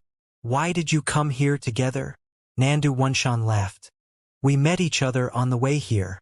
One of them had a complexion as clear as jade. He was casually dressed for this banquet, but it was obvious that he was not someone common. The other one was an old man but still in good shape. He laughed at Lord Luo and greeted him. I am here on behalf of Donghai Academy. Thanks so much. Lord Luo replied with his body slightly bowed down. He then ushered these two men into their seats, also the ones closest to him. This group of people was now having a conversation. They were among the most influential people in the city. Mr. Art Saint has been friends with Lord Luo for a long time. He's attended his birthday banquet every year. It's said that Mr. Art Saint has reached a higher plane than he was in last year. The person who is with him actually runs the school of the Emperor Star at Donghai Academy. I believe the young man behind him must be Zhou Mu. He is already a 5-star glory plane invoker, a true genius. People say that Art Saint is trying to form a political marriage between Zhou Mu and the daughter of the Nandu family. I think Art Saint is trying to make up for his mistakes of the past. I'm afraid that this job is not going to be easy. The princess of the Nandu family is supremely gorgeous, talented, and so treasured by the Nandu family that they don't want to trade her for political interest. People were whispering to each other. They lowered their voices to avoid being heard, but Yi Futian still learned a lot of information from all the talk. He looked at the middle-aged man with the bright complexion and realized that this man was Art Saint, who had destroyed Hua Fengliu's natal spirit. He soon understood why Tang Lan had told him it would be impossible to ask for help from Lord Luo. Lord Luo was longtime friends with Hua Fengliu's nemesis. He felt upset, as it seemed that his attempt to get help was all in vain. However, he had obtained a lot of information about the political situation in the city of Donghai. He was still curious about the relationship between Hua Jieyu and the representative of the Nandu family. Upon the arrival of the guests, the celebration began. Drinks were exchanged and the sound of laughter and conversation filled the air. The older partygoers formed their own small circle while the younger partygoers did the same. Other than presenting their gifts and exchanging words of common courtesy, everyone was discussing interesting new happenings within the city of Donghai. Somewhere along the line someone brought up the topic of Qingzhou City. I heard that the historical remains of that person were discovered in the city of Qingzhou, and that you even went to investigate personally. Is that true, Xiafan? Someone asked with their sights set on Xiafan. By that person they obviously meant Emperor Yiqing, but because he was a taboo character in the divine prefectures of the East Sea, it would be inappropriate to use his name in a public place such as this. It is true indeed. However, a demon king, or perhaps even higher-leveled snow ape demon stood guard there and we were unable to enter. My younger brother even lost his life at the hands of that monster, said Xiafeng. What Chief Xiafeng said is true. I wanted to take part in it like every else and traveled to Qingzhou City. Indeed, no one was able to get close to the historical site. I heard that the path was blocked by demons and monsters, said Lin Xia's father. Many people nodded in agreement. Many powerful individuals have sent their people to Qingzhou, but they all returned with no results. If really was a demon of higher level than a demon king, then forget about us. Probably even the Nandu nation wouldn't be able to do anything about it. Someone sighed. Hearing their words, Yi Futian felt a twinge of sadness. If the snow ape had not refused to leave the mountains, then Yi Futian would not have to beware of his every move in Donghai City. He would have been able to do whatever he pleased, even in the Nandu nation. Yi Futian debated whether or not he should find time to head back to Mount Tianyao to persuade the snow ape to leave with him. Brother Lin, your daughter, Lin Xie, should be about 16 years old now, right? She's getting more beautiful by the day, said Lord Luo. His eyes drifted to Lin Xie in the crowd. Her beautiful eyes contained a hint of timidness. Thank you for your compliment, Lord Luo, said Lin Xie's father. Has she been betrothed? Asked Lord Luo. Not yet, but she is still young. She is still focusing all her attention on cultivation. There's no hurry, answered her father. That is true, but looking around this venue, there are many worthy young men. It couldn't hurt to meet them, chuckled Lord Luo. Speaking of worthy young men, I heard that the Art Saint's disciple, Zhou Mu, is already in the 5-starred glory plane, Lin Xia's father said. He looked over at Zhou Mu, who stood behind the Art Saint. It's all thanks to Master's guidance. Zhou Mu smiled lightly in response. Nanda Kai beside Nanda Wunshan does not pale in comparison to Zhou Mu, the Art Saint said modestly as he looked at Nandu Wunshan. Nandukai is slightly older and his gift is not half bad. But in comparison with Zhoumu, he is still lacking. He will need to work harder, said Nandu Wenshan. How is she doing? The art saint asked suddenly. Nandu Wenshan was stunned, but then shook his head with a bitter smile and said, My younger sister is still the same. I heard that her daughter is back and is an exceptional person. Zhoumu keeps pestering me to let them meet. The art saint continued to speak. Everyone exchanged a look. Indeed, the art saint was trying to set up his disciple with the young miss of the Nandu family. Shockingly, he did not seem to care that she was the Guqin devil's daughter. It was probably a love someone and love everything about them type of situation. After all, the art saint had always been madly in love with that person. It is true Hua Jieyu is exceptional. She is now practicing cultivation at the School of the Emperor Star within Donghai Academy. Nandu Wenshan smiled. Upon hearing this exchange, his heart was no longer calm. The art saint wanted to set up his disciple with Hua Jieyu? In addition, it seemed that Nandu Wenshan was the older brother of Master's wife, which would make him Hua Jieyu's uncle. Hua Jieyu's gifts are top-notch within the Emperor Star School. It would be hard to find a person who could compare with her in all of Donghai Academy, said an elder of the School of the Emperor Star. Since Hua Jieyu was a student of his school, he knew quite a bit about her. You guys are all complimenting her. It makes me want to meet the young miss of the Nandu family. Lord Luo laughed. Hua Jieyu. Xia Fan's lips twitched into a wicked smile. His eyes landed on Yi Futian, who was playing the Guqin. In the city of Qingzhou, he had seen Hua Jieyu and Yi Futian together by the lake. The relationship between the two did not seem like that of ordinary friends. Xia Fan wondered, what would happen if the Nandu family found out the ambiguous relationship between Hua Jieyu and Yi Futian? Just the thought of this brought a smile to Xia Fan's face. Of course, there were other ways to crush Yi Futian. He did not have to do it this way. If he were to expose their relationship in a setting like this, he might offend the Nandu family. After all, they were a big, powerful family and cared a lot about their reputation. Hua Jieyu was also the apple of their eyes. They would not permit anyone to try to drag her through the mud. Yi Futian felt that something was amiss and lifted his head to look at Xia Fan. Right now, everyone was talking about Hua Jieyu, so Yi Futian knew immediately what Xia Fan might have been thinking. He could not help but raise his eyebrows at Xia Fan.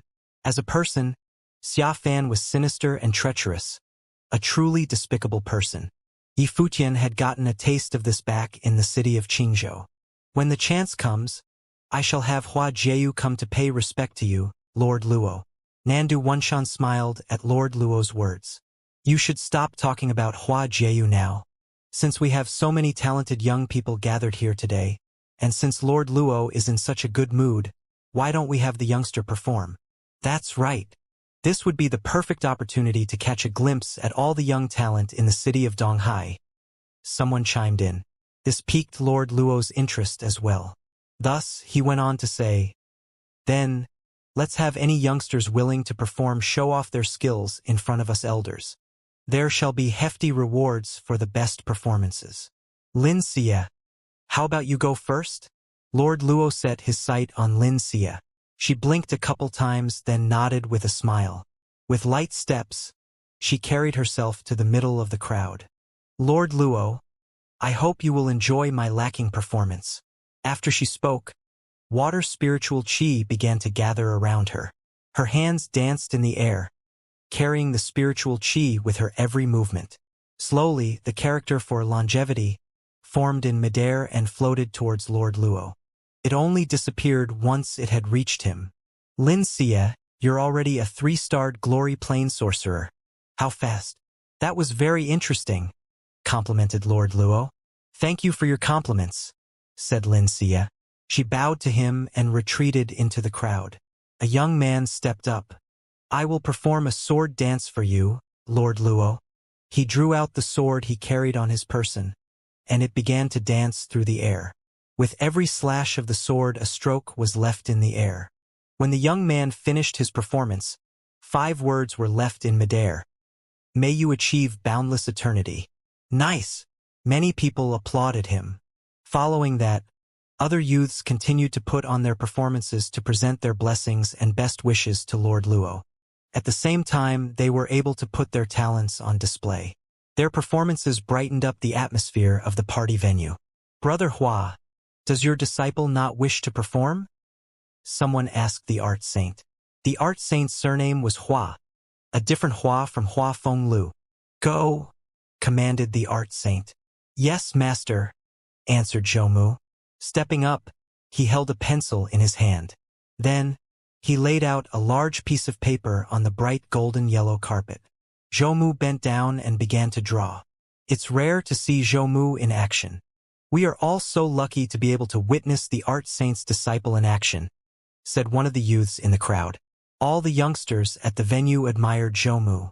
"I've never seen a conjurer in action before, so I don't know what it's like," said a young girl. Her eyes glowed in interest as she observed Zhou. Zhou drew with great speed. His movements were natural and graceful. Lord Luo complimented. "Brother Hua, your disciple has such a grand aura for a person of his age." "That's true," everyone else agreed. Even Yun Ro and her group of dancers tried to look on as they danced. Yifutian was also aware of all the happenings. Despite playing with his head down, he was thinking to himself, Hua Fenglu and the art saint were old rivals, not only in power, but also in love. To be able to take mistress away from someone like the art saint, Yifutian could only imagine how charming Hua Fenglu must have been in the past.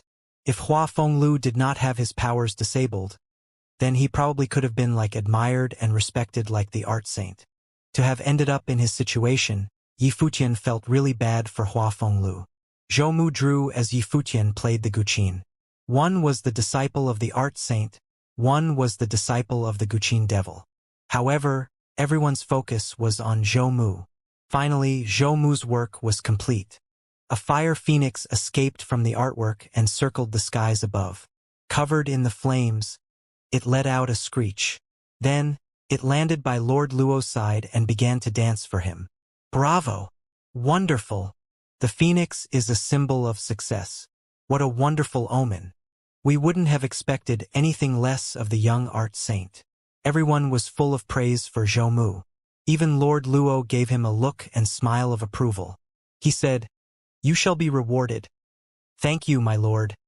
Zhou bowed and then returned to his spot by his master. Watching Zhou, I was reminded of a person. A couple days ago, Nandu paid a visit to the Guqin Gardens and saw Hua Fenglu, said Nandu Wanshan. In a split second, he had captured everyone's attention. The Guqin devil was back in the city of Donghai. However, he's handicapped now and is being protected by Tanglon. He even took in a disciple. Nandu Wanshan elaborated. Handicapped. Everyone was shocked. Even the art saint was surprised. What a shame. Why is it a shame?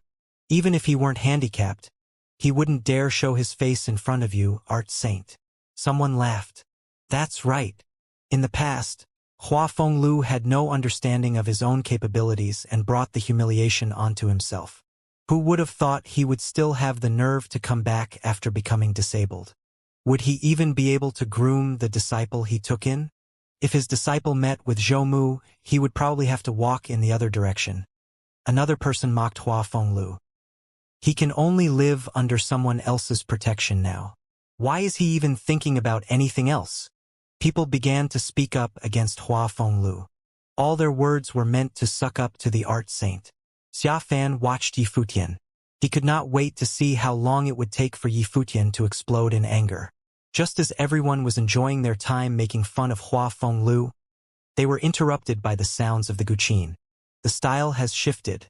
The once soft notes were getting louder and faster as well. Slowly, Yun Ro and the other dancers became influenced by the music. The women began to dance their hearts away. Their long dresses flowed with their movements. They all looked like goddesses. Under the influence of the music, the youngsters got more excited and the elders were in an even better mood now. The atmosphere of the entire party venue was pushed to the highest point. "What piece is this?" asked the art saint. His eyes drifted toward Yifutian. Not only him, but the other high authority figures as well felt something amiss. Their emotions were being controlled by the music. The youths at the party were getting agitated and the dancers on stage looked like they were unable to pull themselves away from the music. Behind the stage, a young man was playing his instrument silently. He seemed to be in a world of his own. His looks could be said to be one of the best amongst the younger partygoers. When he played, he released a mystical force that was incorporated into his music. The melody of the white feather's garment. "Who are you?" The art saint's gaze sharpened and his utterance interrupted the music. Many people began to wake up from their previous trance. They all stared at the young guqin player in shock. They watched as the young man lifted his head slowly. His eyes were clear and clean with no sense of lowliness. Looking towards Lord Luo, he spoke. "I am the Guqin devil's disciple, Yi Futian. I am here to convey blessings in place of my master with a single piece. The melody of the white feather's garment." The boy was not talking loudly, but his voice was still rather firm. Suddenly, the banquet was silenced. "Yi Futian, disciple of the Qin devil, hereby delivers happy birthday to Lord Luo with white feather garments, on behalf of my master." People were surprised that this young musician was the disciple of the Qin devil. The white feather garments had totally taken over their mind, which indicated that there was strong mental power contained in that music spell. The power was especially demonstrated by the young men and women who started dancing along. If not for the interruption from the art saint, they would still be possessed by the mental power in that song. Yunro now looked at Yi Futian with absolute surprise. This seemingly careless boy was actually quite powerful. The song he just played, the melody of white feather garments, was one of the most renowned royal waltzes. It was said that if this song was played by a powerful sorcerer that specialized in music spells, people listening to it would soon be trapped into a world of illusion. Lin Xie and Xiao He were also looking at him. They felt shocked that this ordinary young musician was in fact the disciple of the famous Qin devil.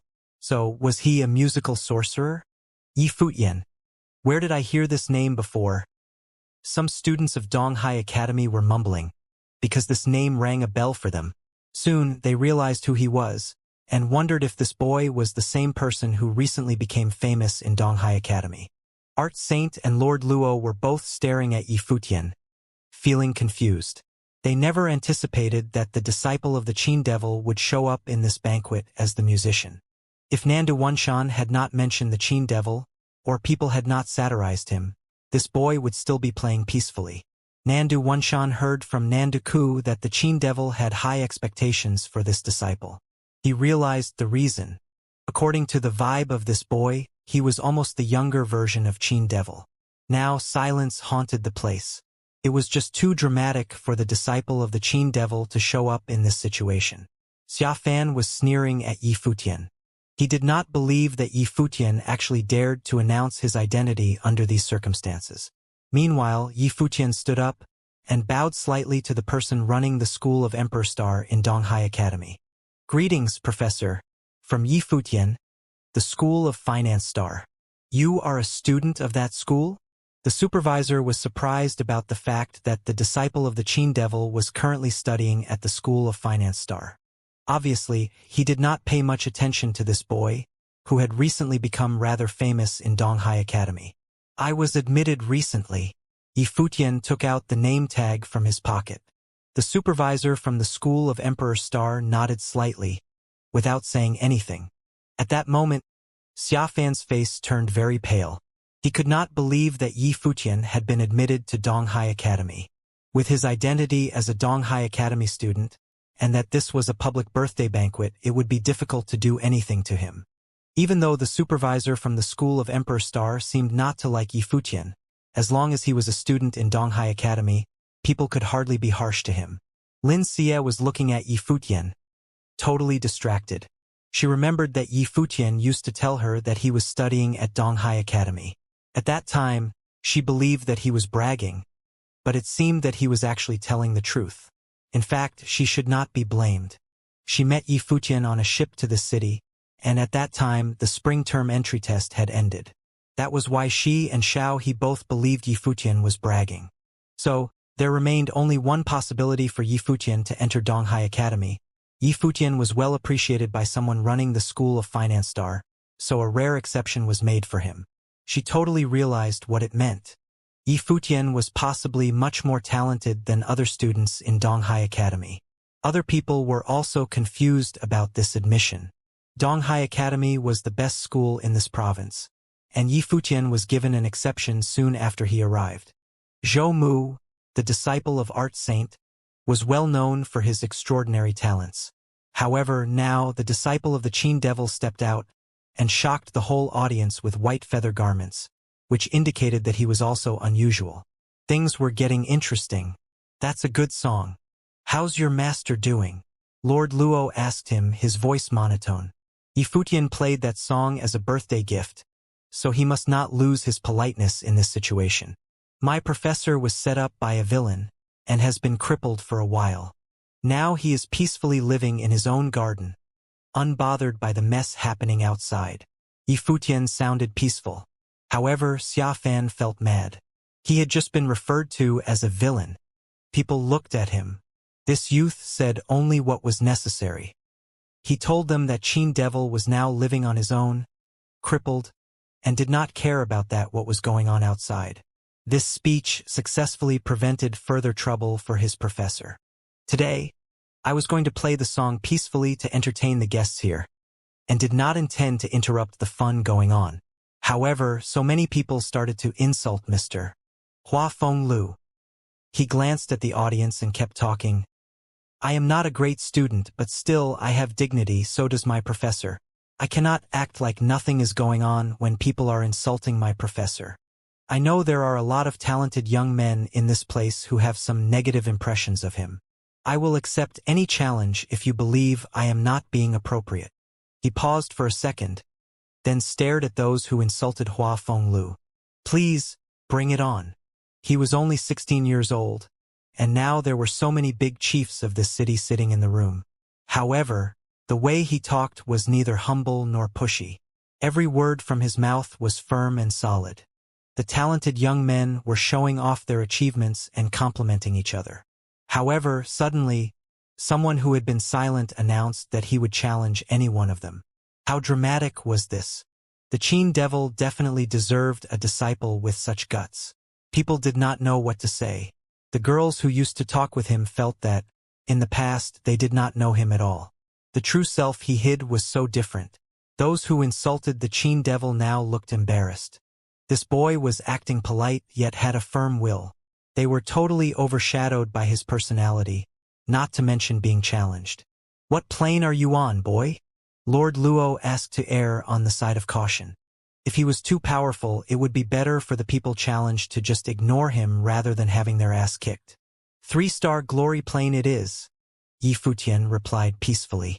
Lord Luo did not say anything, but started looking at the young men in this room. 3-star glory plane was impressive for a boy his age, but not too rare for other young men attending the banquet. I accept your challenge. Someone stood up from his seat. It was the swordsman who responded. He was in the same plane as Yi Futian, a 3-star glory plane swordsman. Okay, just show us your best. You don't have to worry about damaging this place at all, Lord Luo told them. There were so many powerful people in this place that the audience would be well protected from the fight. Understood. The swordsman unsheathed his weapon and stepped toward Yi Futian. Yi Futian went back to his guqin and slowly sat down. The girls already evacuated the place for him. Since someone was insulting the Qin Devil, he should absolutely defeat those people with the techniques he inherited from Hua Fenglu, which were the music spells. He started playing, and suddenly the room was full of a feeling of desolation. Some of the people soon felt as if they were brought to a state of illusion, where they were left alone in a deep woods in a mountain. That is a music spell. Some powerful people soon recognized what it was. The rainbow and feather garments he played were not injected with much mental power, so the effect was not truly strong. But since Yi Futian was being serious this time, the song was played with immense power of mental control. The swordsman also initiated his attack. He charged as fast as thunder toward Yi Futian. However, there was a continuous sound. It pierced through his eardrum with a magical power, and he was also drawn into the illusion. Now he saw himself charging toward Yi Futian, but in the background was a cliff. He realized he had been mentally attacked. He soon ignited his blade with the fire element power he possessed. He jumped off into the air and came down with authority. His hands were holding the sword firmly, and the blade was pointed exactly at Yi Futian's forehead. Yi Futian suddenly sped up his fingers. His fingers were now insanely fast, and there was a dragon vaguely roaring in the song. Soon, he swung his hand towards his opponent, and the swordsman saw a dragon flying right at him. The dragon was not hurt by the blade at all, and totally engulfed his body in a second. In reality, people saw the swordsman suddenly stop his attack. He looked painful and desperate, and soon after, he fell onto the ground, severely injured. Yi Futian finished the last note of his song, and said peacefully, "You all insult my professor but can only train disciples at this level?" Yi Futian's words acted as a slap to the face. The people who had previously insulted Hua Fenglu were now fuming, their expressions dark. It was a palace celebration and the art saint was present. They had simply wanted to get on his good side by badmouthing his rival. They had never expected for the Qin Devil's exceptionally gifted disciple to appear with a challenge. The young man sitting behind the Qin had clean, carefree eyes. Yun Ro and the other dancers stared at his back with infatuation.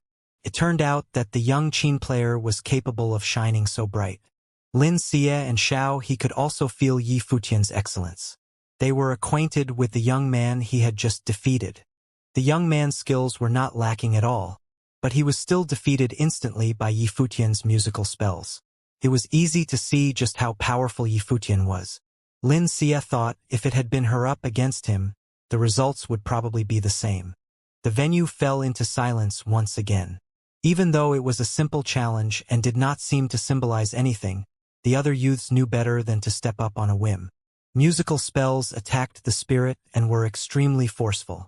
The young swordsman Yi Futian had just defeated was also a 3-starred glory plane sorcerer, so his spirit was pretty strong, but he was injured by Yi Futian's musical spell even though he had yet to put in full force. This meant that any martial or divination art cultivators below the 3-starred glory plane should not even think about going up against Yi Futian. If your spirit was not strong enough, you would be immediately defeated by his musical spells. It seems like the Qin Devil has a successor. Who else is willing to give it a go? Asked Lord Luo. His tone was still calm, but in his heart, he was very unhappy. Today was his birthday celebration, but his spotlight had been stolen by the Qin Devil's disciple. If Yi Futian had been the disciple of a friend, it would have been better, but he was the disciple of the Qin Devil. Since Lord Luo was good friends with the art saint, it was only natural that he did not like Hua Fenglu very much. Plus, what Yi Futian said before had offended many people, and all of these people were his guests. However, Yi Futian had been frank about his intentions from the beginning, which made it hard to pick any problems with him. After all, the group of elders could not blatantly pick on a youngster. Therefore, the best solution was to have Yi Futian be defeated by one of the young people present. "I'll go," someone uttered. From the crowd, an excited young man dressed in extravagant golden clothing came forth. His aura was remarkable. "That's Su Qing. He's a thunder and fire bi-elemental sorcerer in the 4-starred glory plane," said someone in the crowd. Everyone looked at him with anticipation, especially the youngsters from the Luo Palace. The spirit of 4-starred glory plane cultivators was slightly stronger and should be able to withstand Yi Futian's musical attacks. As long as the musical spells had no effect, Yi Futian was defeated. Su Qing, 4-starred glory plane sorcerer. Su Qing introduced himself to Yi Futian. "Please," answered Yi Futian, not losing his patience. As he invited Su Qing onto the makeshift battlefield, Yi Futian lowered his head and his fingers began to stroke the chords once again, blocking out everyone else in his surroundings. The people frowned as they listened to him play. This time around, his music lacked the feeling from before. The notes seemed to be random, unable to form into a distinguishable piece. The demon flurry. A look of recognition was on the art saint's face. He was old rivals with Hua Fenglu and was therefore familiar with his attack pieces. The piece that Yi Futian played before was the Zhongshan Dragon Chant, and this was the demon flurry. What seemed to be a disorganized piece was actually very powerful to deal with. Thunder and fire elemental spiritual qi erupted from Su Qing, and it flowed around him as it harmonized with his spirit. The notes of Yi Futian's qin continued to enter his ears. Su Qing grew increasingly agitated. He was unable to focus his spirit, and he felt himself lose control of the spiritual qi as he attempted to gather it for a spell. In sorcery, it was essential for one's spirit to accurately and efficiently gather spiritual qi, or else the spells would never succeed. The crowd began to take notice of the strange scene. Su Qing continued to gather large amounts of spiritual qi but had yet to be able to form a spell. The spiritual qi continued to revolve around Su Qing in a violent manner. What's happening? The people were curious. Yi Futian's musical spell seemed to only be affecting one person. The invisible sound waves were all focused in Su Qing's direction.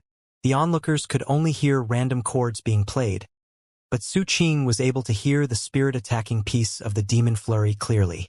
Su Qing remained in one spot. He looked terrible as the sweat ran down his face. Something was wrong with the atmosphere around him. The demon flurry did not attack directly, as the Tsangchan dragon chant did. Instead, it obstructed the release of the subject's sorcery. This piece was a sorcerer's kryptonite. As Yi Futian continued to play, it became increasingly difficult for Su Qing to focus his spirit. His will was weakening. This battle took such a large toll on him, like nothing he had ever experienced before. But at the same time, this was his first time going against a musical sorcerer. The results are clear. That's enough, said the art saint. His calm voice managed to carry great force, interrupting the music once again. Yi Futian took his hands off the qin, looking as calm as ever. It was as if he had just played any old piece. On the other hand, Su Qing, who was still standing, looked as pale as a ghost. His body was shaking lightly, and he glared at Yi Futian with burning rage. Su Qing had never been so humiliated before. Was that really a battle? From beginning to end, Su Qing did not get a single opportunity to make his move. He was trapped by the music. If they had continued, his spirit would have been depleted. The art saint looked at Yi Futian. Hua Fenglu did not come back to Donghai City with his disciple as retirement plan. Step down, ordered Lord Luo when he saw that Su Qing had no intention of moving from his position. Su Qing was unwilling, but because Lord Luo said so, he backed down. His legs shook weakly beneath him as he walked away. He began to wonder what would have happened if he gave up on gathering spiritual qi for a spell and chose to attack at close range instead. Su Qing regretted not trying. Yi Futian remained seated and only stood when no one else came forward. To Lord Luo he said, "My deepest apologies for interrupting your birthday celebration. I only wish to punish these people for their disrespectful words towards my master. I will excuse myself now. You already started your tantrum. Do you think you can just leave like this?" Someone voiced coldly. Everyone turned their attention to the young man beside the art saint. Zhou Mu was shooting daggers at Yi Futian with his eyes. The art saint disabled the Qin devil years ago. Now, were their disciples going to recreate history? The youngsters in the crowd were excited. Only Zhou Mu could avenge them now. Yi Futian's musical sorcery was able to restrain both martial and divination art cultivators. "You want a duel?" asked Yi Futian. "Zhou Mu, 5-starred glory plane. I'm on a higher level than you and initially had no plans of challenging you. But seeing how arrogant you are, I can only step up to the plate. Don't say that I'm bullying you," warned Zhou Mu. Then he stepped up and stood opposite of Yi Futian. Everyone had their eyes glued on the two young men. They sneered at Yi Futian. If they had simply let him go, not only the people who badmouthed Hua Fenglu, but all the youngsters present as well, would have felt utterly humiliated. Now that Zhou Mu was going to make his move, the results were set. Xianxia was also looking at the two young men. Yi Futian's performance was very surprising, but his opponent this time was Zhou Mu. She really hoped that he would reject the challenge. Zhou Mu was at a higher level than Yi Futian, and so it would not be embarrassing for him to reject. "Then, let's fight." Just as Xianxia was thinking, Yi Futian had already spoken. He returned to his seat once more. Hua Fenglu had his powers disabled by the art saint all those years ago, but Yi Futian was still not powerful enough to get revenge. However, fighting the art saint's disciple was something he could manage. Yi Futian sat down and the music started again. Zhou Mu bent down on the ground and drew with his hands. Spiritual qi gathered at his fingertips and was released to form a picture. It was a lifelike goshawk. He heard the notes that Yi Futian played but remained unaffected because he was a powerful 5-starred glory plane cultivator. His spirit was strong and therefore unaffected. Su Qing continued to draw. Not long after, he completed the goshawk and it soared through the sky and headed to attack Yi Futian. Bystanders were shocked. Su Qing's skills as a conjurer were too powerful. The pace at which Yi Futian played sped up. His fingers flew rapidly across the instruments. Every note attacked the goshawk. This caused the goshawk's body to break down piece by piece. But because it felt no pain, the goshawk did not halt its attacks on Yi Futian. After a while, only half of the goshawk's body was left, but it still descended with talons ready to attack Yi Futian. Yi Futian continued to stroke at the cords and finally, the goshawk's body broke apart completely. Simultaneously, Yi Futian's qin broke apart as well. A gust of wind swept past. Yi Futian's clothes and hair danced in the wind. Vulnerable. The people were stunned by what happened and began commenting on Yi Futian's defeat. Zhou Mu was powerful indeed. Yi Futian was defeated as soon as he stepped in. Yi Futian was a musical sorcerer. How was he going to battle without a qin? Lin Xie sighed. Yi Futian was strong, but his opponent was the art saint's genius disciple. However, Yi Futian was unfazed. He had a silent epiphany. He finally understood why Hua Fenglu lost to the art saint. The creature created by Zhou Mu was unaffected by the sounds of the qin. After receiving multiple blows to its body, it continued to attack. It was all because it was lifeless, only controlled by the conjurer. Musical spells were able to restrain ordinary martial and divination art cultivators but were restrained by conjurers. It was also because of this that one blow from Zhou Mu, who was 2 levels higher than himself, destroyed his qin. Is this all you've got? Zhou Mu was throwing Yi Futian's words back at him. Zhou Mu stood in place with great pride. Although I have master's guidance, I lack the gift and am still unable to learn the main points of musical sorcery, said Yi Futian. And that's why musical sorcery is only my weakest link. As soon as Yi Futian stopped talking, the people in the banquet room stopped smiling. Moments before, Zhou Mu, the disciple of the art saint, had accepted the Yi Futian challenge and even broke his guqin. People were about to latch on this chance and chastise Yi Futian in order to retrieve their dignity. However, even before they began, Yi Futian shocked them again with his overbearing statement. Musical sorcery was his worst talent? They had seen many people who were reluctant to admit defeat, but they now considered Yi Futian even worse, almost shameless. Yi Futian defeated 2 young geniuses with music spells and successfully intimidated a lot of others. However, now he claimed that musical sorcery was his weakest skill. He was intentionally humiliating the young men at the banquet, suggesting that they were too lame to even compete with his worst skill. It almost seemed that he forgot the fact that his guqin had been broken within a second.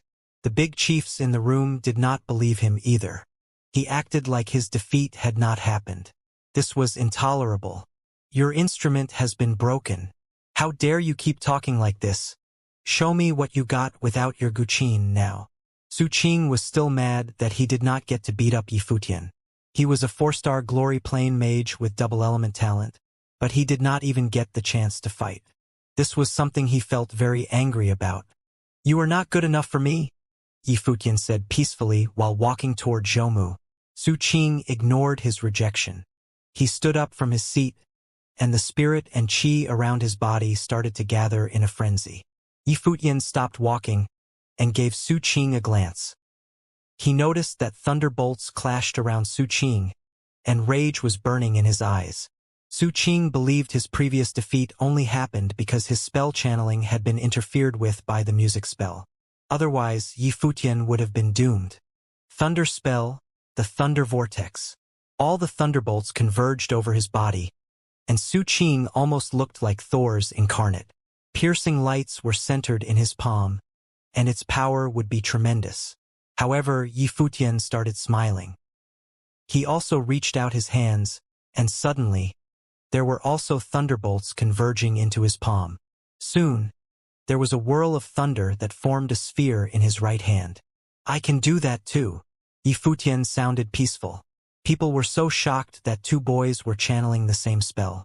Even though Yi Futian was in the lower plane, the thunderbolts in his palm were actually more converged than those Su Qing's palm.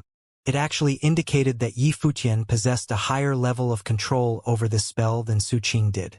Su Qing was extremely embarrassed. It was considered an utter humiliation to counter the attack of one's opponent with the same spell. Charge! Yi Qing cast his vortex toward Yi Futian. The thunderbolts were so fast that they would pierce through Yi Futian's body in a second. Su Qing did not stop there. He started converging the fire element to initiate the following spell. As a double-element mage, he was good at spell combos. However, Yi Futian easily dodged the thunder vortex. He started charging towards Su Qing, carrying his own thunder vortex in his palm. This spell was supposed to be a ranged attack, but Yi Futian transformed it into melee range. Yi Futian almost teleported across the space between them, and he appeared right in front of Su Qing without leaving him any time to react. Su Qing's body was frozen. Yi Futian was looking at Su Qing directly in the eye. His palm was so close to his body that Su Qing was just several centimeters away from death. He realized that Yi Futian was showering him with mercy. Are we done? Yi Futian dispelled his attack, then turned around and kept walking to Zhou Mu, leaving Su Qing behind him, dumbfounded. He walked and talked in such a peaceful manner that people even somehow started to respect him. He defeated Su Qing, a powerful mage with the exact same spell. How incredible was that? Was it true that musical sorcery was his weakest ability? As a disciple of the Qin Devil, was he still hiding more unknown power from everybody? Yi Futian stopped in front of Zhou Mu.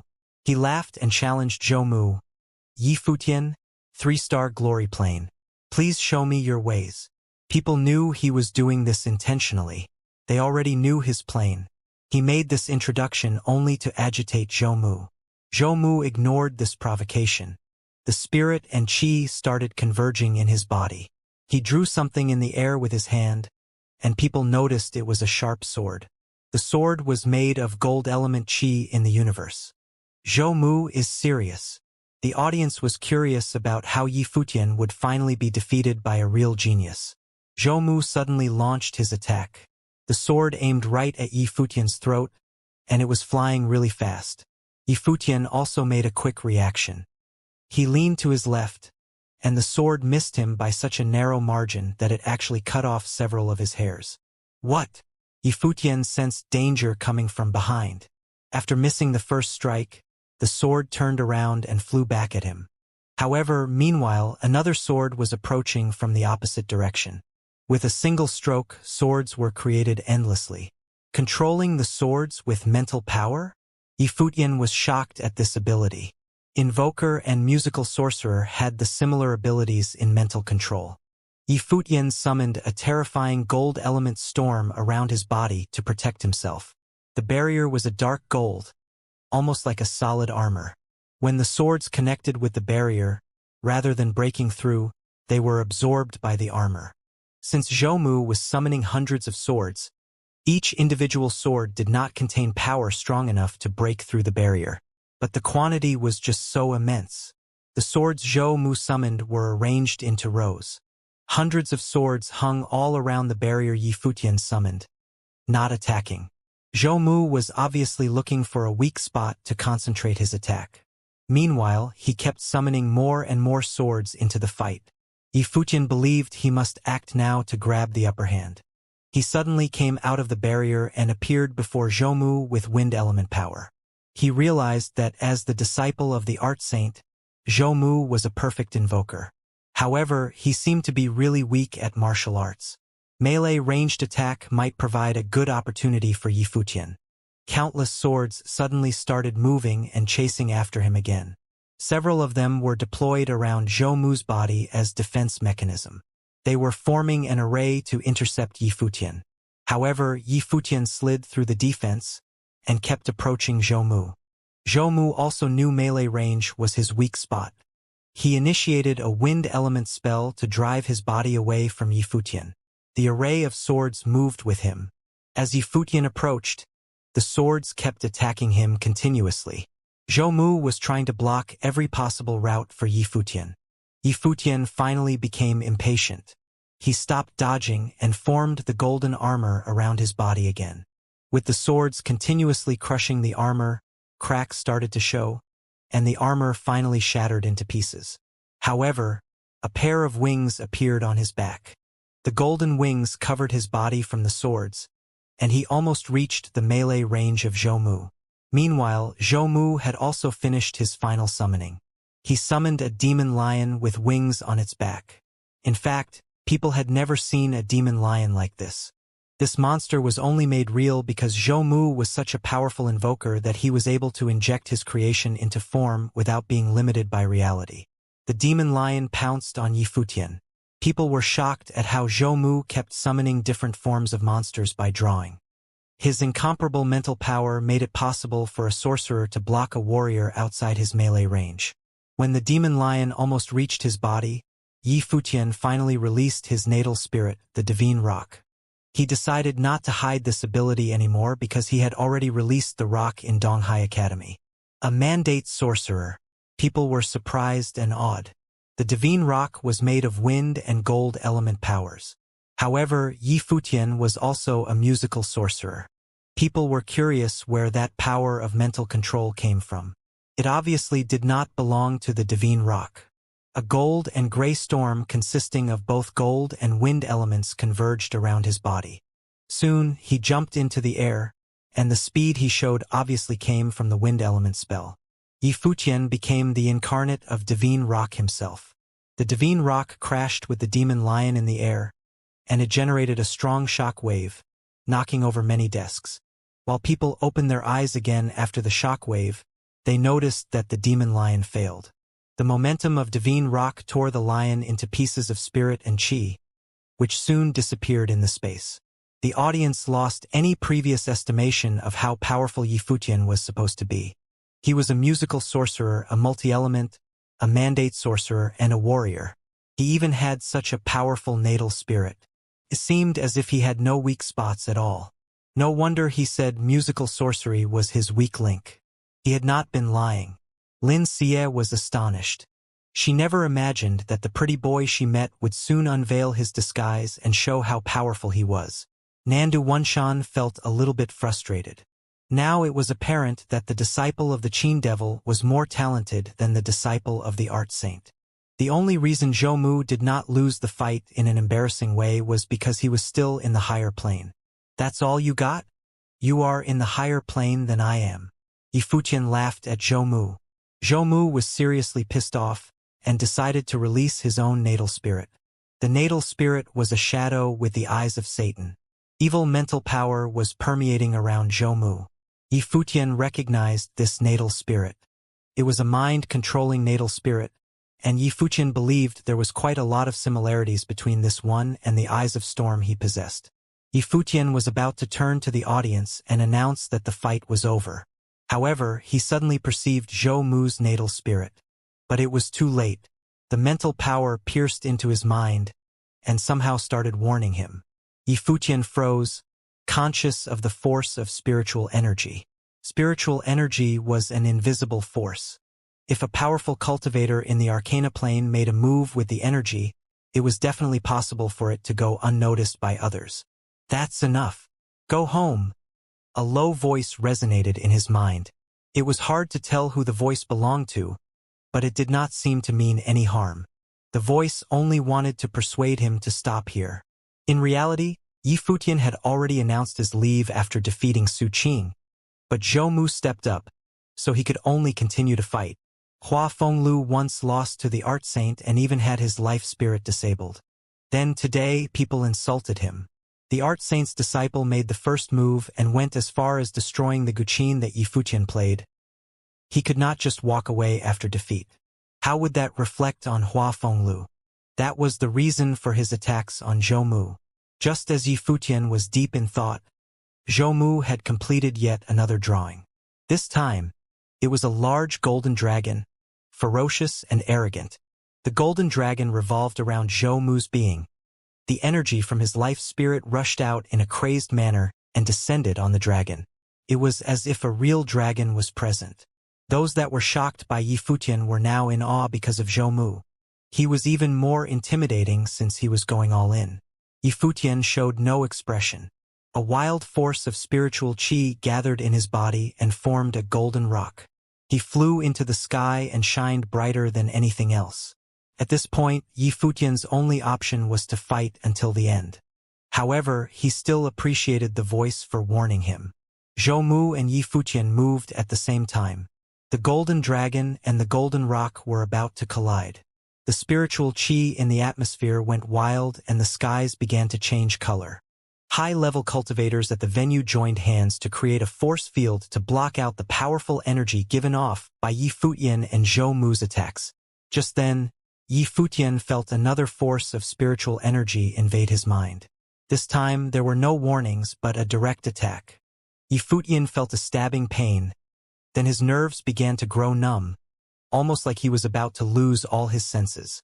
Just as he was approaching Zhou Mu, Yi Futian lost control of the flow of spiritual qi. Boom! A loud crash. Yi Futian had no idea where the attack came from, but after he was attacked, his own attack on Zhou Mu was weakened by a significant amount. The golden dragon imploded. Zhou Mu and Yi Futian retreated at the same time. All of these events happened in the span of minutes. When Yi Futian landed on the ground, he felt no anger, but smiled instead.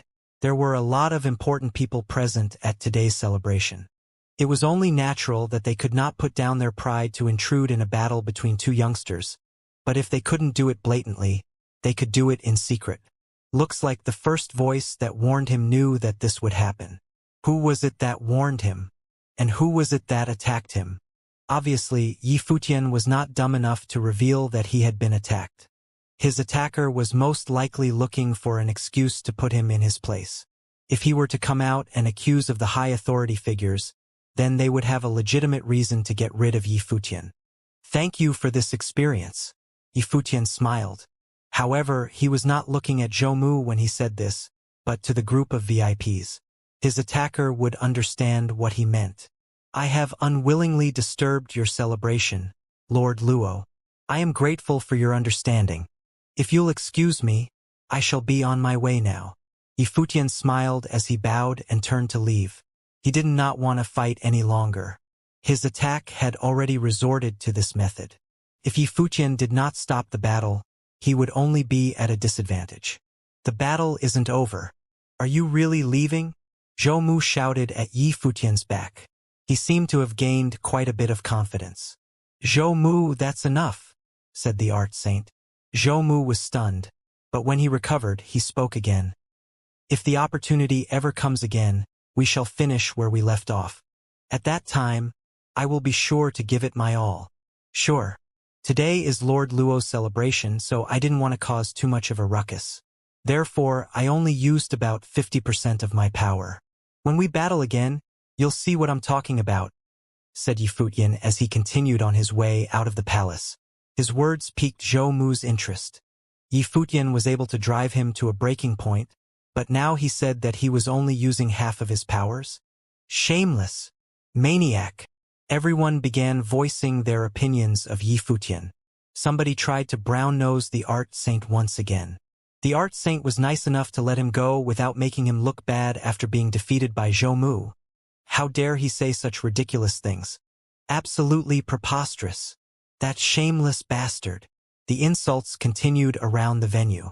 Zhou Mu's performance was fascinating. He is definitely fitting as your disciple, Brother Hua, complimented Lord Luo. Many people agreed with him, but the high-powered people present knew even though Zhou Mu was able to fend off Yi Futian's attack towards the end, there was no telling how things would have ended had they continued their battle. Plus, Zhou Mu was 2 levels above Yi Futian. His victory in this battle was nothing to brag about. Xiaofan did not look too good. He realized that he never got to truly get to know Yi Futian. His extraordinary gifts would explain why Hua Fenglu was willing to take him in as a disciple and even went crazy to try to save him. Yi Futian had to be rid of as soon as possible. He could not be allowed to keep growing stronger. At the party venue, besides the rivalry between the art saint and Yi Futian's master, the Guqin devil, nobody had anything against Yi Futian himself. Even if they had been humiliated by him today, it could not be considered a bloody feud. Therefore, they had no need to be wary of Yi Futian. However, it was different for Xia Yan. If he allowed Yi Futian to keep getting stronger, Yi Futian would definitely try to kill him. I never expected Yi Futian to be able to withstand a battle with Zhou Mu. He is pretty gifted. No wonder the Guqin devil took him as a disciple. When I was in the city of Qingzhou, I even saw him flirting with Hua Jieyu. The two of them seemed to have an extraordinary relationship. I'm afraid she has fallen victim to his lies. Yi Futian harbors bad intentions, said Xia Fan. His words drew everyone's attention. It was obvious that Xia Fan had something against Yi Futian. Hua Jieyu is the little princess of the Nandu family, and from what everyone said, has an excellent gift. Brother Nandu, you should keep an eye out, said Lord Luo. Nandu Wanshan looked at Lord Luo and said, thank you for your advice. But Hua Jieyu was in Qingzhou City cultivating under her father's guidance, and Yi Futian is his disciple. It's only natural that they will be in good relations with one another. However, I will still remember to have a talk with her. I'm sure that you will come to your own conclusions, nodded Lord Luo. Beside him, the art saint was in deep thought. After a while, he spoke up. Yi Futian did not come to convey his blessings. If my predictions are correct, he came because Lord Luo could heal Hua Fengliu's injury. Lord Luo was stunned. You're saying that he originally wanted to come and ask me to heal his master? That's right, nodded the art saint. He thought back at home. Yi Futian stood up to the people who insulted Hua Fenglu and could not help but say, Hua Fenglu choose a good disciple. The art saint personally complimented Yi Futian. Nobody knew what to say to that. Zhou Mu, head to Donghai Academy School of the Emperor's Star tomorrow, the art saint said suddenly. His voice was calm, as if he knew that just one word could get Zhou Mu into the school without testing. In addition, none of the high-powered authorities thought that this was strange. On the contrary, it seemed like such a normal thing. Even the elder from the Emperor's Star School did not seem to have a problem with this. Yi Futian would have never seen this coming. Okay. Zhou Mu nodded. Hua Jieyu of the Nanu family was also in the Emperor's Star School. Also, Yi Futian attended Donghai Academy as well. A big congratulation to the School of the Emperor's Star for gaining yet another spectacular student. Lord Luo smiled at the elder. Lin Xie observed everything in silence. Yi Futian's handsome figure appeared in her mind.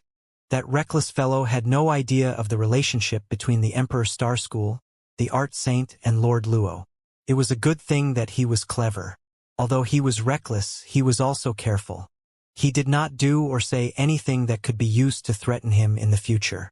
Although a public setting such as this could not be considered dangerous, it seemed like Yi Futian had already made some enemies.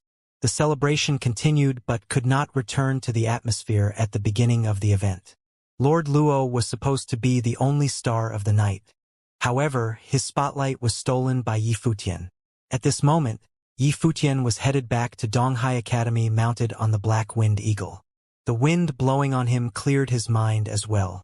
He knew clearly that his actions today were reckless, but he could not bear to watch as the art saint received everyone's respect, and his disciple flooded with compliments, while Hua Fenglu was disabled and insulted to make the art saint look better. I'm afraid I've offended some people today, Yi Futian muttered. He must be careful from now on, especially around Xia Fan. Yi Futian knew that after the battle, Xia Fan was definitely going to try to kill him. As for the others, they may worry about their reputation and therefore not be able to take care of Yi Futian personally, but that did not mean they wouldn't try to operate in the shadows. This point was evident when he was attacked during the battle against Zhou Mu. The person who attacked me is either the art saint or Lord Luo, Yi Futian thought to himself. They were both sorcerers of the spirit element. And the person who gave me that warning was most likely the elder from the School of the Emperor's Star, Yi Futian analyzed. When Yifutian got back to Donghai Academy, many people stared at him. He was becoming more and more well-known around campus. However, Yifutian paid them no attention and continued on his way.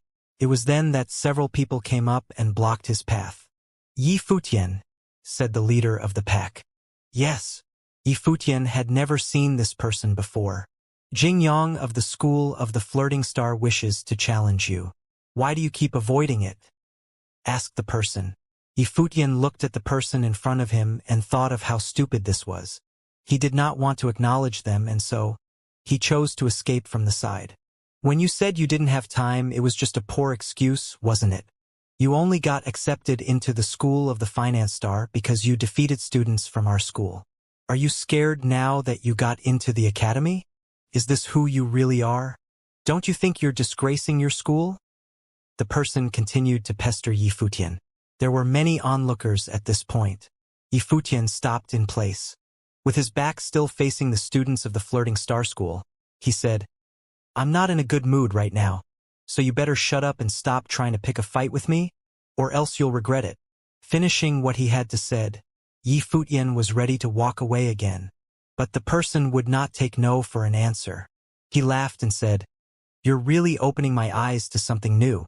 I've never met a person who can be so thick-skinned after being too chicken to battle." The foot that Yifutian picked up to leave was placed on the ground once again. Everyone watched as he turned around with a bright big smile and said, "Tell Jingyang, I will be waiting for him here." The news that Yifutian finally accepted Jingyang's challenge soon spread around all the academy, causing a great sensation. People were now swarming toward the dorm where Yifutian lived. Several weeks before, when Yifutian was first accepted to the School of Finance Star, Jingyan issued him a letter formally challenging him, and Yifutian rejected it with the excuse that he did not have time, which made people confused. Jingyang commented arrogantly on the response from Yifutian, saying he was just SOSO. The whole story was rather dramatic. One of them was the genius who just got admitted, and the other one was the top student from the School of Flirting Star. This challenge was really important to students in the School of Flirting Star because they hungered for the revenge. Yifutian's attitude truly made them upset. Now Yifutian was agitated and agreed to fight. There was already a large audience watching Yifutian. He stood peacefully with his hands in his pockets. He acted almost like a master in this school. Tang Wan was looking at him and believed he was using this manner as a bluff. Most students in the School of Flirting Star gradually arrived. They were all staring at Yifutian with hatred. They believed Jingyang would definitely win this fight, because he was the private disciple of someone powerful who ran this school. There were also many students from the School of Finance Star. Some of them did not like Yifutian much, but still they hoped that Yifutian would win. At least Yifutian was attending the same school, so this fight was obviously about dignity. Mu Yunqing and Mu Yunyi also came. They had been badly anticipating the fight, because there was finally someone able to get revenge for them. Since Jingyang was not studying in the same place with others, he arrived a little bit late. When he arrived, he was surrounded by students from the School of Flirting Star. They were loud and imposing. The audience moved and formed a path for Jingyang. The group with him also stopped and let him enter the field where Yifutian was waiting. Finally, "You agree to fight, coward?" Jingyang sneered at him. In fact, it was unexpected that Yifutian accepted the challenge. "Stop spouting nonsense. You have wasted so much of my time, so just shut up and prepare to get your ass kicked." Yifutian looked at Jingyang for the very first time. Jingyang was confused about his attitude and wondered how crazy this boy was to say something like that. The audience was also shocked. They could not understand this contempt from Yifutian at all. Jingyang was the superstar in the School of Flirting Star, the private disciple of someone truly powerful who ran the school. However, Yifutian acted so arrogantly, as if it was a waste of his time to wait for Jingyang. People soon remembered his "no time for this" comment about challenge, and became speechless about this boy. They realized he had never taken this fight seriously from the beginning. People from the School of Flirting Star looked extremely embarrassed. Never had there been a student who disrespected their school in such a way. Jingyang sneered at Yifutian. "You are the first guy I..." Yifutian did not let him finish. He initiated his attack, shooting his body at Jingyang like a thunder. Jingyang swallowed the second half of his sentence. He started driving the spirit and qi in the universe to react. Silk imprisonment. Jingyang cast his spell. The gold element power formed countless silk threads that flew towards Yifutian. They were blocking the space around him, confining his movement. He is a genius, is he not? People were in awe by Jingyang. There are different levels of difficulty for spells, and silk imprisonment was definitely among the top level of all spells. It required extremely strong mental control to run thousands of silk threads at the same time. This spell was really mighty because it could confine the freedom of opponent or directly kill him depending on the will of the spellcaster. A pair of golden wings made of spirit and qi appeared on Yifutian's back, and the wings were so sharp that they slashed the countless silk threads into pieces. The attack from Jingyang was not effective at all facing the absolute power of Yifutian. Jingyang was caught by surprise for a moment. He did not anticipate that Yifutian could survive his previous attack. He changed his spell a little, and suddenly, all the silk threads straightened and rained down as needles. Yifutian wrapped his wings around his body to protect himself from the needles, and charged at lightning speed at Jingyang, leaving only his shadow behind. The next moment, Jingyang saw a fist coming at him. Instead of fancy techniques, it was just a simple punch. Without any time for a reaction, Jingyang's body fell to the ground, blood covering his face. He was the same plane as Yifutian, and the latter didn't want to waste his time. However, he was finally forced to accept because so many students in the academy started considering him a coward. He had to fight for his own reputation. This punch made the audience feel as if their hearts were shaking. It was truly nasty and rough.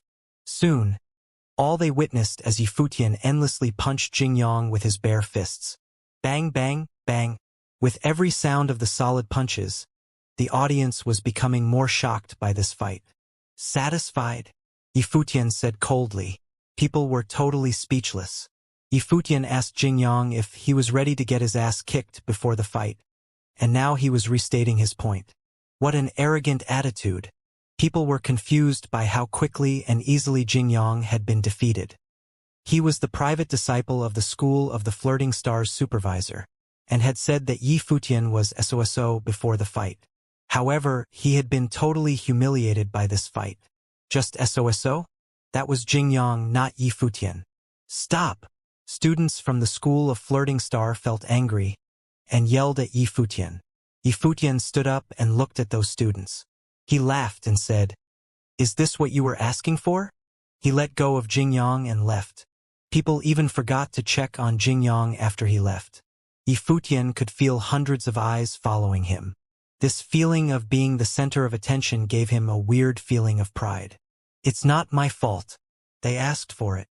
It seemed that as long as Yifutian was still a student of Donghai Academy, this humiliation of the school of Flirting Star would never be erased. Yifutian's mind was eased slightly after he let out his rage on Jingyang. Staying in the Lord Palace was a good life for him, but somehow he felt depressed, especially now that it was impossible to find some help for Hua Fenglu. When he returned to the room, he noticed that there was one more person. Yushang had lived with him for a long time. However, there was someone standing next to Yushang in their room. Yifutian was surprised when he clearly saw the person. He kept blinking to make sure it was true. It was a girl about 16 years old, standing next to Yushang. She was petite and cute, with a gorgeous face. Yifutian confirmed with a quick glance that this girl was definitely a sweetheart. Yushang and the girl noticed that Yifutian was back. The girl looked at Yifutian and started smiling. Yushang opened his mouth, as if he was trying to explain. "Keep going. Just ignore me." Yifutian turned around. "Wait," a soft voice said. Yifutian stopped and saw the girl smiling at him. When she was smiling, the beauty from her unique youthfulness was even more attractive. "It's not what it looks like," Yushang tried to explain. Yifutian laughed and asked, "What does it look like?" Yushang was silent, not sure what to say. He had always been awkward compared to Yifutian. "Qingxian came here for us," Yushang said. Wow, you're using just her first name already. Sounds like there's been great progress between you guys. Right? Yifutian was still making fun of him. Yusheng did not know how to respond at all. I told him to call me by my first name. The girl smiled and said, I'm Yi Qingxian, so just call me Qingxian. Yifutian. He also introduced himself. I know you. Yi Qingxian nodded. I was there watching your first fight with the School of Flirting Star. I saw every bit of the fight. You were so good. Yusheng is better. Yifutian was still laughing. It was almost like he was trying to make Yusheng more embarrassed. You are both really good. She kept smiling. He's not only good. You know what? He's single and available too. Yusheng wanted to run out the room. Yi Qingxian fluttered her beautiful lashes and smiled. You guys are interesting. I guess I will see you next time. She soon stood up and left. As she passed by Yifutian, he whispered to her, What do you think about my buddy? Like him? Yi Qingxian blushed and answered in lowered voice, He's nice. Then she just ran out of the room. Yifutian started to laugh even harder. He looked at Yusheng with a wicked smile and asked, Tell me, Yusheng, how far did you go with her when I was not here? Yusheng said, She came to ask whether we would be willing to get tested and go to the upper level of cultivation in the School of Finance Star. She was sent here by the supervisor? Yifutian was curious. I guess so. I did not ask, Yusheng said. She must be someone special in this school. Not to mention, she is so beautiful and sweet. I think she's good for you. What do you think? Yifutian asked Yusheng. I have no idea what you are talking about. Yusheng was numb. Boy, she blushed when I asked her about you. I guess she's got a crush on you. Do you have the same feeling? Yifutian kept nagging him. My father told me to stay away from girls, you know that. He told me my lifelong task is to help you build your kingdom. Yusheng was serious. Yifutian had to stop joking when he realized Yusheng meant what he said. Then he started talking again. Yusheng, I know my godfather has really high expectations for me, but I believe the future is still far away for us. Life is so long that neither you nor I knows where we will end up. I know he believes I was born to be the king, but there's a long journey ahead of us. So, I hope we can enjoy this journey together. We are brothers, not master and servant. The future belongs to both of us. It's his will that I should live for you. It's meant to be this way, Yusheng insisted. I told you he's not here, so forget about what he said. My word is the law now. Yifutian had suddenly started to yell. Yusheng was shocked seeing him angry. He lowered his head, but still looked stubborn. The guilty look on Yusheng's face made Yifutian somewhat regret yelling at him. He lowered his voice and said, Yusheng, forget the shackles he has put on you. You should have your own life, a really happy one. If you do, I will also feel happy for you even you leave me alone someday. Yusheng looked at Yifutian and found that he was smiling again. He almost cried and swore to himself that he would never leave Yifutian alone. Ever. Yifutian of the School of the Finance Star had brutally defeated Jingyang from the School of the Flirting Star. This news spread like wildfire through the academy the following day. Everyone gossiped amongst themselves after hearing the details. Jingyang had wanted to salvage his school's reputation but had been ruthlessly defeated by Yifutian. He did not even get a chance to defend himself. All of these details made Jingyang the laughingstock of the school. He had previously called out Yifutian for being gutless and running away from his challenge. This time around, it was impossible to recover from the humiliation. Not only for Jingyang, but for the School of the Flirting Star as well. The students of the Flirting Star School felt judged by their fellow schoolmates as they walked around the campus.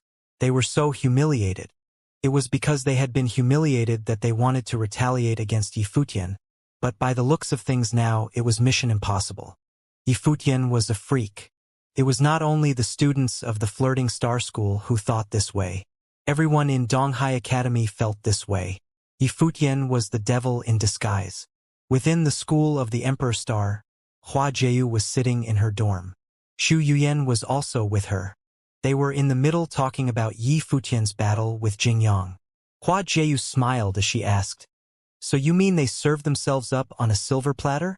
Yeah. I heard that Yi Futian was not interested in their challenge, but they were being shameless. They blocked his way and threw insults at him. Only then did Yi Futian give in and waited for Jingyang. His first words when Jingyang arrived were, "Are you ready for a good beating? Isn't he wild?" Laughed Xu Yuyan. Hua Jieyu smiled and replied, "Yeah, he's awful." Xu Yuyan was a little suspicious of Hua Jieyu. She never used to be interested in such gossip, but after the first time Xu Yuyan mentioned Yi Futian, Hua Jieyu began to show interest. Now, she listened to every story with ears wide open. Last time you said that the person you liked was an awful guy. Now you're showing so much interest in Yi Futian. You haven't had a change in heart, have you? Xu Yuyan asked Hua Jieyu. Ah. Hua Jieyu was dumbfounded. She went on to say, "What are you talking about? I just think that punk is interesting." "That's good. I really thought you had a change of heart. I would have felt so bad for the guy you liked," Xu Yuyan said. "Oh, that's right. I heard teacher say that the art saint's disciple, Zhou Mu, will be coming to Cultivate at the Emperor Star School. He doesn't even have to be tested. Rumors say that he is genius conjurer." "Okay," Hua Jieyu replied nonchalantly. From her expression, Xu Yuyan knew that she was uninterested. Smiling, Xu Yuyan said, "Looks like you don't have a single ounce of interest in the art saint's disciple. This makes me curious about what kind of person the guy you like is. How bad could he be? You'll find out in the future." Hua Jieyu gave her a sweet smile. Xu Yuyan was dazed by her smile. It seemed like Hua Jieyu was already in too deep. At the school of the finance star, Yi Qingxian was back at Yi Futian and Yushang's shared dormitory. When Yi Futian saw that she was present, he smiled. "Should I excuse myself? What are you talking about?" Yi Qingxian looked a bit embarrassed. She shyly took a peek at Yushang before asking Yi Futian, "You hit Jingyang yesterday?" "He deserved it," Yi Futian shrugged. The other students from the flirting star school had forced him to, so he had no choice but to oblige. "Jingyang studies in the main building of the flirting star school, and the news that you brutally beat him up has already spread around the entire academy. You've made an enemy of their school," she told him weakly. Yi Futian was a little upset by this. He previously chose to ignore Jingyang's challenge because 1, he was not interested in humiliating Jingyang, and 2, he did not want any trouble. However, right now all the blame had fallen on Yi Futian, despite the fact that it was the school of the flirting star who initiated everything. It would have been fine if Donghai Academy was not separated into 7 different schools, but Yi Futian already knew that the relationships between the schools were complicated. Each school existed as an individual entity. Now that he did what he did to the flirting star school, there was no way they would forgive him.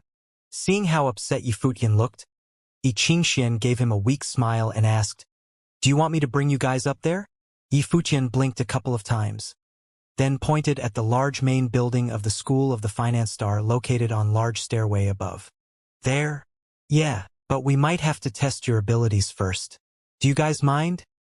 asked Yi Qingxian after she nodded. "Not at all." Yi Futian gave her a big smile. He patted Yushang on the shoulder and said, "We're getting this opportunity thanks to you, man. What does this have to do with me? Wasn't it you who hit someone?" Yushang looked confused. "You don't get it," Yi Futian said earnestly. "You guys head out first. I'll follow." Yi Futian smiled and pushed Yushang forward. Yushang gave him a look of confusion and walked off. Yi Qingxian caught up to Yushang and whispered, "How are you guys so good? How do you cultivate?" "I don't know either." Yushang shook his head. "When I saw you battle last time, you used powers from metal spiritual qi, which means that you probably have the gifts of a sorcerer, but you did not use any sorcery. You fought purely with martial art tactics. I don't even know where you get all that strength from." Yi Qingxian complimented him. "Isn't he the coolest?" Yi Futian butted in abruptly. Yi Qingxian turned to glare at Yi Futian. He shuddered and then gave her a smile. "You guys continue. I promise not to eavesdrop anymore," he said. Yi Qingxian turned her head and continued her conversation with Yushang. As promised, Yi Futian walked behind them, not bothering the two. Yushang was dominating and handsome, while Yi Qingxian was gentle and beautiful. They made a good match. The main building of the School of the Finance Star was a magnificent piece of architecture. The feeling it gave Yi Futian was not that of a school, but a sacred site. Many people greeted Yi Qingxian with respect as they walked in. This made Yu Shang and Yi Futian extremely curious. Also, she was able to bring the two of them into the main building. Who was she? Yi Futian observed his friends. He noticed looks of jealousy from a couple of the male students when they saw Yi Qingxian chatting with Yu Shang. To Yi Futian, it seemed like Yu Shang had some love rivals. In the end, Yi Qingxian led Yi Futian and Yu Shang to a large hall. There were already people present. 2 elders stood at the front while 8 younger individuals stood by them. Yi Qingxian left Yu Shang's side to stand beside the 2 elders. Yi Futian looked at her and wondered about her identity again. From the setup, it was evident these people were prepared for their arrival. Yi Qingxian told me that the 2 of you are extremely powerful. A while ago, there were rumors floating around that you 2 have been accepted into our school. But now we want to see your powers with our own eyes. These people here are all gifted students of the Finance Star School. They are all 4-starred glory plane cultivators.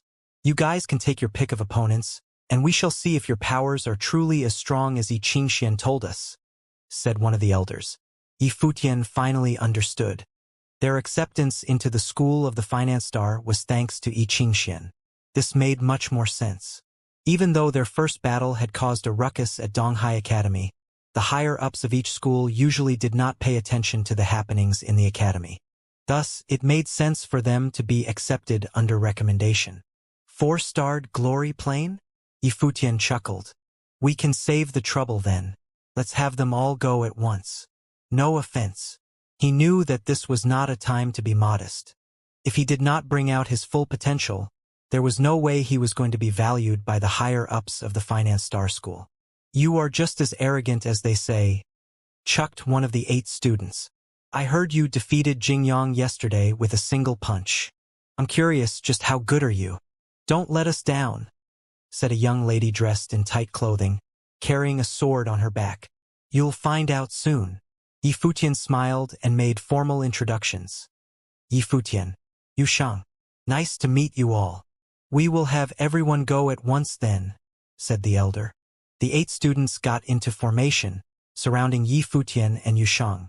The 4 of them faced forward, and the other 4 stayed in their original positions.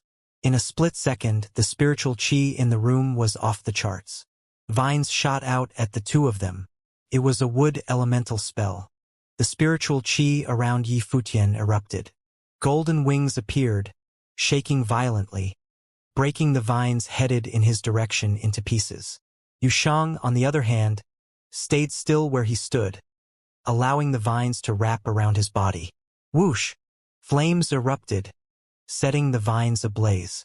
Yu Shang's body seemed to be burning, but on the outside, golden armor protected his body. He continued to stand in place. On Yi Futian's body, a golden armor plate appeared. 2 students charged towards Yu Shang and 2 towards Yi Futian. Boom! The vines wrapped around Yu Shang's body burst open. He took 1 step forward and the ground began to shake. 2 fists came towards Yu Shang from different directions. With a loud collision, the 2 students landed their fists on Yu Shang's body, 1 in the chest and 1 on his back. However, they were the ones who felt the pain. A second later, Yu Shang reached out his arms to catch the 2 students by their forearms and flung them into the air. They landed quite a distance away. At the same moment, the young lady began her attack on Yi Futian with a sword. Another student moved like a ghost and revolved around Yi Futian in a blur. Yi Futian stood still, but suddenly began to move his wings. He threw a punch, and the ghost-like blur was propelled into the air. Without skipping a beat, Yi Futian avoided the young lady's sword at the speed of lightning. His wings flapped in a crazed manner, throwing the young lady into the air as well. Eventually, she landed on the ground, face first. The battle had just started, and 4 of the students had already been defeated, laying on the ground. The other 4 students were dumbfounded. Were these 2 even human? Do you still want to continue? Yi Futian asked with a smile. That's enough.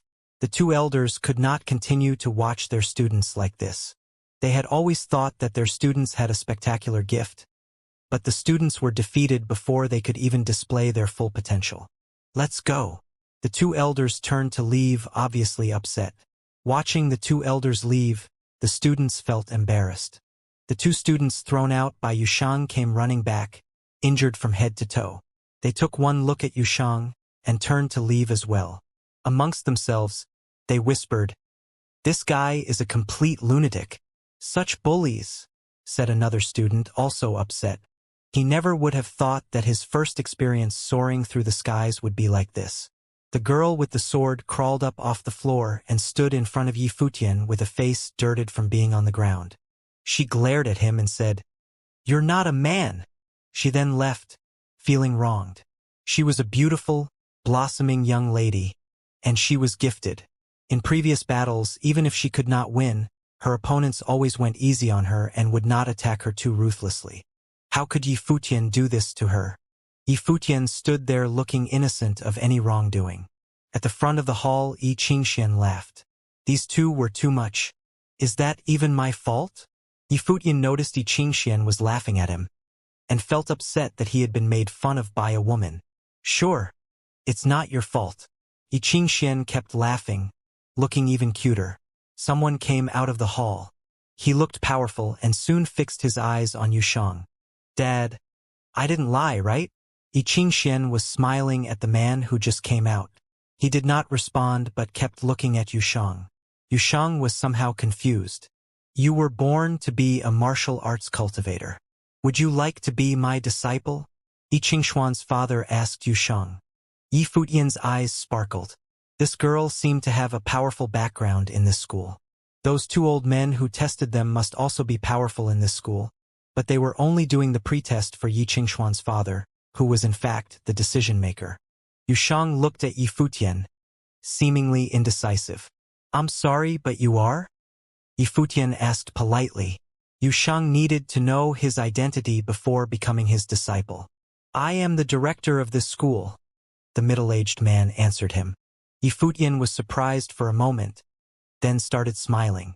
He gave Yi Qingxian a glance. Surprisingly, the reason why they were admitted into the School of Finance Star was actually because the daughter of director had witnessed their fight. Now, she introduced him and Yushang to her father again. "My dad has been looking for a genius in martial arts to inherit his power, but none could be found. That's why I told him about you guys right after the fight," Yi Qingxian told them. Yi Futian smiled and nodded. He said, "Yushang, hurry and bow down to your master." This man was the director in School of Finance Star, which was one of the 7 schools in this academy. Yi Futian believed that he was most likely one of the most powerful people in this school as well. Yushang nodded and bowed reverently to the director. "Greetings, Professor," from Yushang. "Okay." The director stopped looking so serious. He smiled at Yushang and said, "You will be cultivating with me from now on." Then he looked at Yi Futian again and asked, "What is your major? Sorcery or martial arts?" "Both," Yi Futian answered. "I am looking for a disciple to inherit my martial arts techniques. Are you willing to also acknowledge me as your master?" he asked. "I already have a master. Mr. Director, do you know the Qin Devil?" Yi Futian asked. The director's eyes sparkled with surprise. Then he asked Yi Futian, "You are the disciple of Hua Fenglu?" "Yes." Yi Futian nodded. It sounded like the Qin Devil used to be so famous that even the director in this place knew him. "How is he doing? Where is he living now?" the director asked. "He has been severely injured. Now he is living in the Qin Garden to recuperate," Yi Futian answered. "So, you have also been to the Qin Garden? How is Ms. Tang Lan doing?" The director had so many questions. Yi Futian was quite confused. Why did there seem to be something between him and Tang Lan? "She's doing well. In fact, she is the one taking care of my professor," Yi Futian responded. "I know it. She will never let it go. I used to try to persuade her many times that she should stay away from that guy. Hua Fenglu was no good at all, but a lone wolf who had no guilt about cheating. I just cannot understand why she likes him so badly. The director suddenly became mad. Yifutian was shocked. It seemed that a strong hatred existed between the director and Yifutian's professor. Mr. Director. So, it sounds like you have a history with my professor and Ms. Tang. Yifutian asked in a lowered voice. History? Tang Lan used to be my disciple. And she just broke away from this school because of Hua Fenglu. Yifutian did not know how to respond. He stood there, vividly embarrassed about asking this question. Whatever. It happened so many years ago. I just cannot believe how stubborn she is. She really did forget me, her first master. Next time you see her, just tell her that the past is the past. So if she finds some spare time, she's welcome to come visit, the director told him. Yifutian nodded and said, Mr. Director, I can tell that Ms. Tang cares heavily about relations. Since you are her first master, I believe she definitely has not forgotten you. I guess she does not visit maybe because she feels guilty about what happened. I know. Otherwise, why would she take care of Hua Fenglu now? The director sighed, then looked at Yifutian. You are well-spoken and have good looks. I know Hua Fenglu accepted you as his disciple for a reason. Yifutian was thinking, Mr. Hua, why does everyone think of you as a playboy and just project it onto me? Xianxia, stay away from this boy. Stay with Yusheng, the director told his daughter. This demand tickled Yifutian. He laughed and told the director, I guess you are right. Okay, come with me. The director turned around and started walking. Yiqingxian, Yusheng, and Yifutian followed him. Yiqingxian looked back at the boys and winked, as if she was being complacent. The director's name was Yi Xiang. He brought Yifutian and Yusheng to a garden. The garden was pretty spacious, but there was only a pavilion and a giant tree inside, giving the garden a sense of isolation. How much do you know about Donghai Academy? Yi Xiang sat down under the tree, so did the young people. There are 7 schools here, and in fact, each school is an individual clan. The supervisors of these schools run Donghai Academy collaboratively, Yifutian answered. You are right. The 7 schools grew out of the top-level clans in Donghai City. 300 years ago, when Emperor Yi Qing and Dong Huang the Great unified this world, they advocated cultivation, demanding that the local governors found academies for this purpose. With this as its background, Donghai Academy became the official site for cultivation in this city. Therefore, to be officially endorsed, neither of the top clans in Donghai City at the time gave up control over this academy. Because this academy was initially run by 7 clans, the 7 schools were finally formed. Yi Xiang started to tell them the history of Donghai Academy. Now, each school of Donghai Academy has its own style, which has actually been determined by those clans in the olden times. For example, in the school of Emperor Star, all the elites are mental control sorcerers. In fact, the art saint and your master, the Qin Devil, went to that school. It is now considered the most powerful school among the 7. The school of Treasury Star is considered second. How about this school? Yifutian was curious. Martial arts are not valued in this world. Yi Xiang looked at Yifutian and told him, in this world, most people believe that sorcerers are more powerful than martial arts practitioners. So cultivators accept sorcery more than our techniques. Even for those who are talented in both, they would major in sorcery. However, in fact, as the cultivators reach certain planes, the power of martial arts will definitely be the same as sorcery, or even stronger. Unfortunately, this is not common knowledge, so this school has been declining for a while. It is really hard for me to find someone with extraordinary martial arts talent in this place. I'm glad Yusheng is here. I believe he will make people understand my point in the future. I've always believed these 2 classes are equal, Yifutian said. His godfather had told him long ago that hard work differentiated the cultivators, not the class. Good. Yi Xiang nodded. However, Yusheng, don't stop improving your mental power. Otherwise, when you are put against those mental control sorcerers from the school of Emperor Star, it will be impossible for you to unleash your power. I understand, Yusheng said. He knew that a pure martial arts cultivator could be countered by powerful mental control sorcerers. Yu Shang, your strength and burst are in the top level, but you lack in speed. This garden is where I used to cultivate. You see the rooms over there? That's the bedroom and book collection room. This is where you will live from now on, Yi Xiang told them. Roger that. The boys nodded. Look around, and make yourselves feel at home. We need to go, Xianxia. Yi Xiang then left with his daughter. Before the girl left, she showed her fists to the guys as if to say, come on, you can make it. After they left, Yi Futian patted Yu Shang's shoulder and said, Yu Shang, you are just one step away from becoming his son-in-law. Do you know that? Empirically speaking, huh? Yu Shang tried to joke. Yi Futian did not know what to say. Soon, he said, at least this was a successful experience. Then Yi Futian walked toward one room in the garden. However, moments later, he flew from the room pathetically. He yelled, what the heck is this place? It was a major news that Yu Shang had been accepted by the director in the School of Finance Star as a private disciple. People heard that the director had stopped accepting private disciples for many years, so this exception for Yu Shang indicated the director believed Yu Shang was very talented.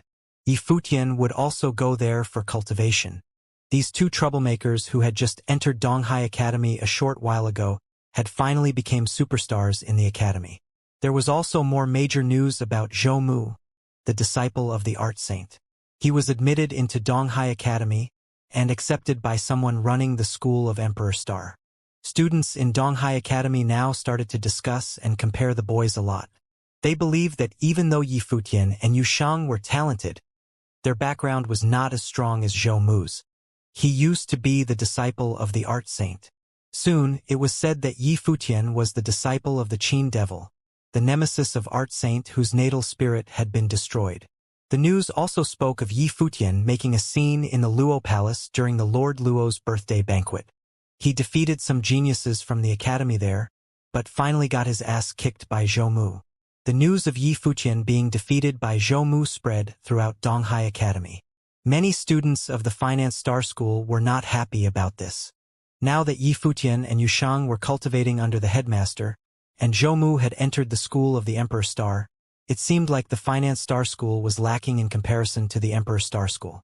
However, Yi Futian and Yu Shang had no knowledge of any of this. For the past few days, they had been cultivating in the courtyard. At this time, a loud noise sounded. Yi Futian was thrown out of the training room. The wings on his back fluttered, and even though it looked awkward, it allowed him to land safely on his feet rather than on his butt. You're able to withstand it for a longer period of time now, said someone from behind. Yi Futian turned his head and saw Yu Shang and Yi Qingxian chatting under the ancient tree. Do you guys even care about how I feel? Asked Yi Futian. Yu Shang took one look at him and shook his head. No, this is payback, isn't it? Yi Futian glared at Yu Shang. He walked towards the ancient tree and asked, Yi Qingxian, who created that matrix in the room? My movements have improved a lot over the past couple of days, but the attack from the matrix is still too fast and too strong for me. I'm not sure either. Yi Qingxian shook her head. The purpose of the matrix is to refine your martial arts abilities. The stronger you are, the more spiritual qi you can utilize and the stronger the matrix gets. As long as you are able to withstand being in the matrix for a longer period of time every time, it means you're improving. I'm faster than Yu Shang, so how come he can withstand it longer than I can? Yi Futian asked, a little upset. Because he is physically stronger. You rely on the movement of your body more, so the gravity within the matrix has a stronger effect on you, explained Yi Qingxian. Yi Futian nodded and said, after Yu Shang cultivates in the matrix for a while, he'll be able to swiftly avoid attacks while overcoming the gravity problem. Then, he'll be ever more fearsome than he is now. These past days, Yi Futian had been working on refining his movements. In actuality, Yi Futian was not lacking in strength at all. The body refinement methods that Emperor Yi Qing passed on to him enabled Yi Futian to refine his body to a monster's level. And this place was very suitable for him to do so. Furthermore, there was a library containing many books on battle tactics. He could take a look at those and cultivate accordingly. According to Emperor Yi Qing's body refinement methods, the dragon refined the body, the ape refined strength, and the rock refined speed. These were his personal findings from when he trained demons and monsters. His attack tactics were also learned from the demons and monsters he controlled. Based on Emperor Yi Qing's abilities, he must have been able to exert combat powers on par with a real dragon or a real golden rock. However, Yi Futian had not reached that level yet, and there was a limit to what he could comprehend. All he could do was to speed up the process by cultivating more powerful combat tactics. That reminds me, there are some rumors spreading about you at the academy, Yi Qingxian said to Yi Futian. What kind of rumors? He asked. Zhou Mu has been accepted into the school of the Emperor Star. After that, rumors started spreading at Donghai Academy that said we were really arrogant at the Luo Palace, but were eventually defeated by Zhou Mu.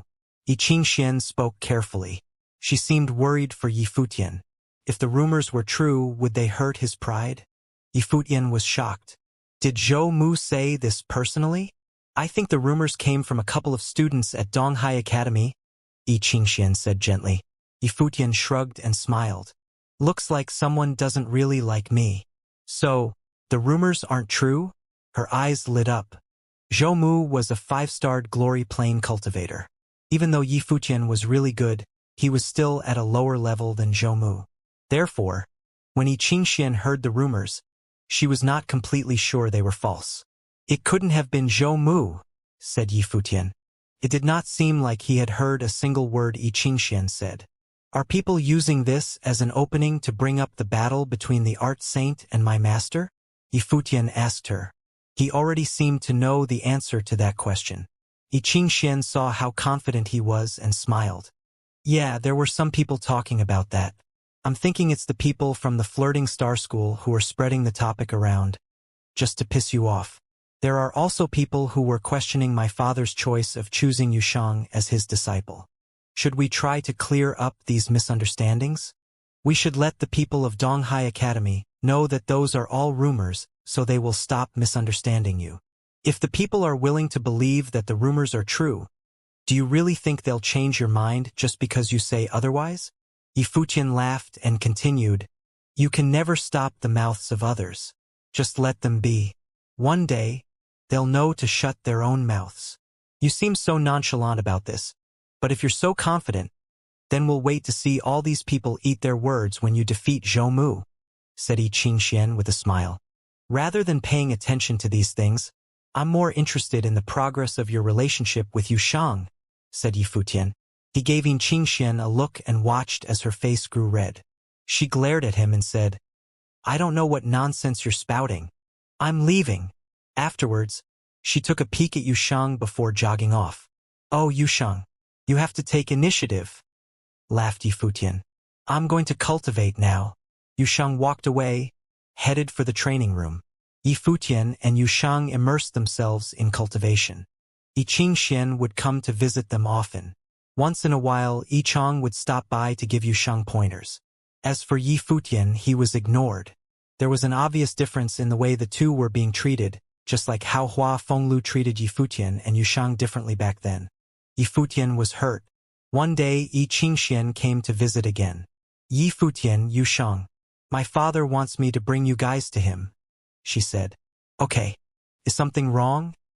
Asked Yi Futian. There are people visiting from the schools of the Emperor Star and the Treasury Star. They said they wanted to congratulate my father on taking on a new disciple. Yi Qingxue continued. It's proper etiquette to have you guys go greet them. The two young men nodded and followed wherever Yi Qingxian led them to.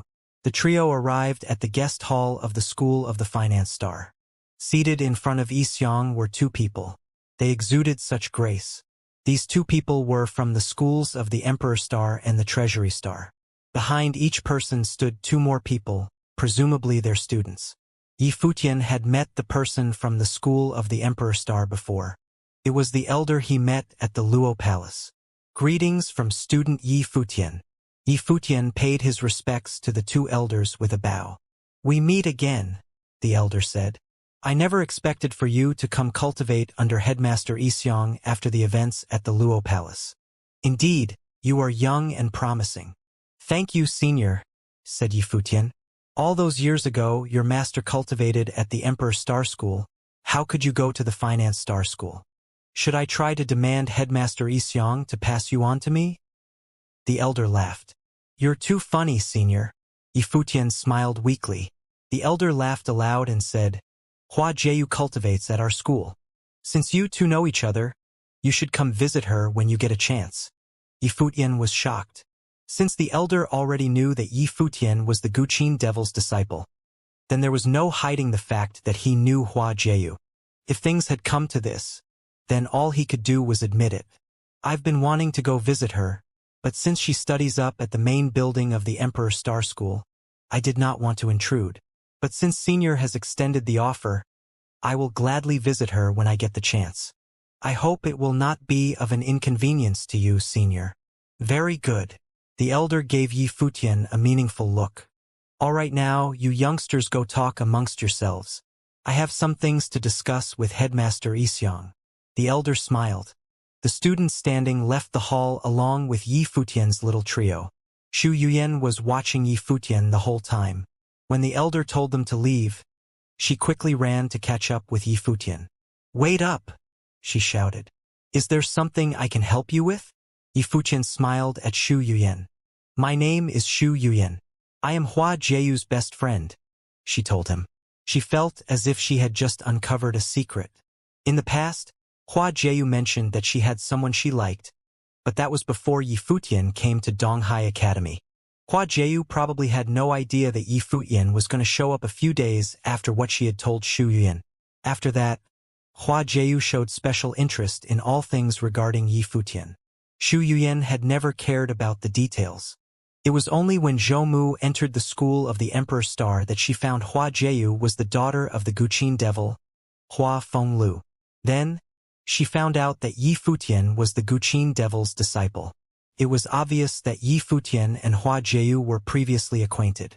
When all these findings were added up, Xu Yuyan was able to easily take a guess as to what was going on between the two. She eyed the handsome young man in front of her.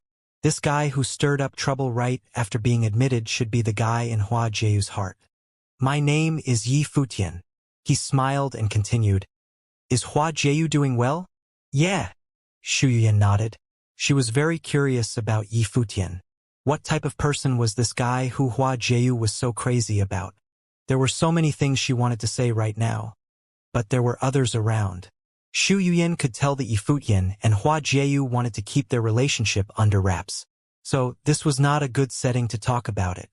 Are junior brother Yifutian and Hua Jieyu close? Asked a smiling young man behind Xu Yuyan. Hua Jieyu is the beloved daughter of my master. Of course we're close. Yifutian took a look at the young man. He was maybe about 18. His sharp eyes made him look extremely menacing. Is that so? Laughed the young man. I cultivate with Hua Jieyu at school and talk to her often, but I've never heard her speak about you. In the future, when you get a chance to visit our school, be sure to come look for me, the young man said to Yifutian. From senior brother Mu Yunxuan's tone, it sounds like he's about to get the girl, chuckled another student from the Treasury Star School. A girl like Hua Jieyu won't be so easy to get. I still need time, but... Mu Yunxian laughed. Forget it. Forget it. Yifutian frowned, and Yushang gave Mu Yunxian a once-over. Oh, junior brother Yifutian, I heard that you had some conflict with junior brother Zhou at the Luo Palace, and now the whole academy knows. You shouldn't care too much though, it's just a silly fight. It's not that big of a deal. You'll be able to get over it if you guys get a chance to talk it out, continued Mu Yunxian. All right, I'll definitely talk it out with Zhou when I get a chance. Yifutian smiled. Now then, we don't want to keep you for too long. Junior brother, you guys should head out first. We'll wait here for our teachers, said Mu Yunxian. All right. Yifutian felt no need to be courteous and walked right out with Yushang and Xianxia. Mu Yunxian watched as Yifutian and his friends walked away. The smile gradually disappeared from his face. Senior brother Mu Yunxian, what was your purpose for saying all that? Xu Yuyan asked him. Naturally, she knew he was lying about his relationship with Hua Jieyu. It would not have mattered if Yifutian and Hua Jieyu did not have any special relationship. But if they did, Then Mu Yunxuan's words were meant to drive a wedge between them. Xu Yuyan, what was your purpose of catching up with Yi Futian?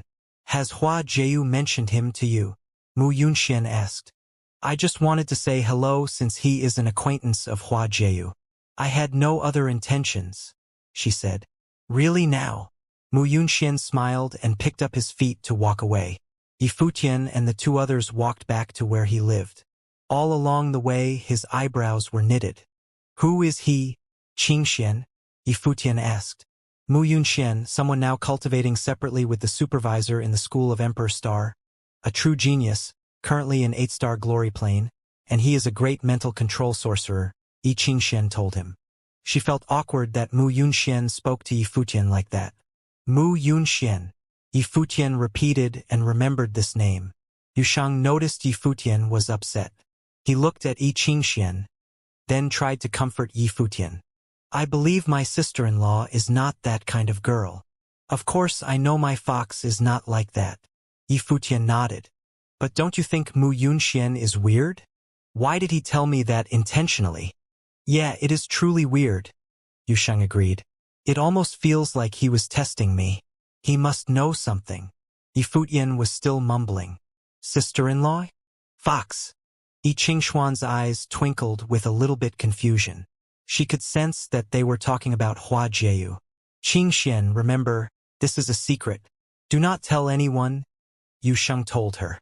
They had known each other for a long time, so obviously Yusheng considered this girl as one of his best friends, which was why he was discussing these personal issues in her presence.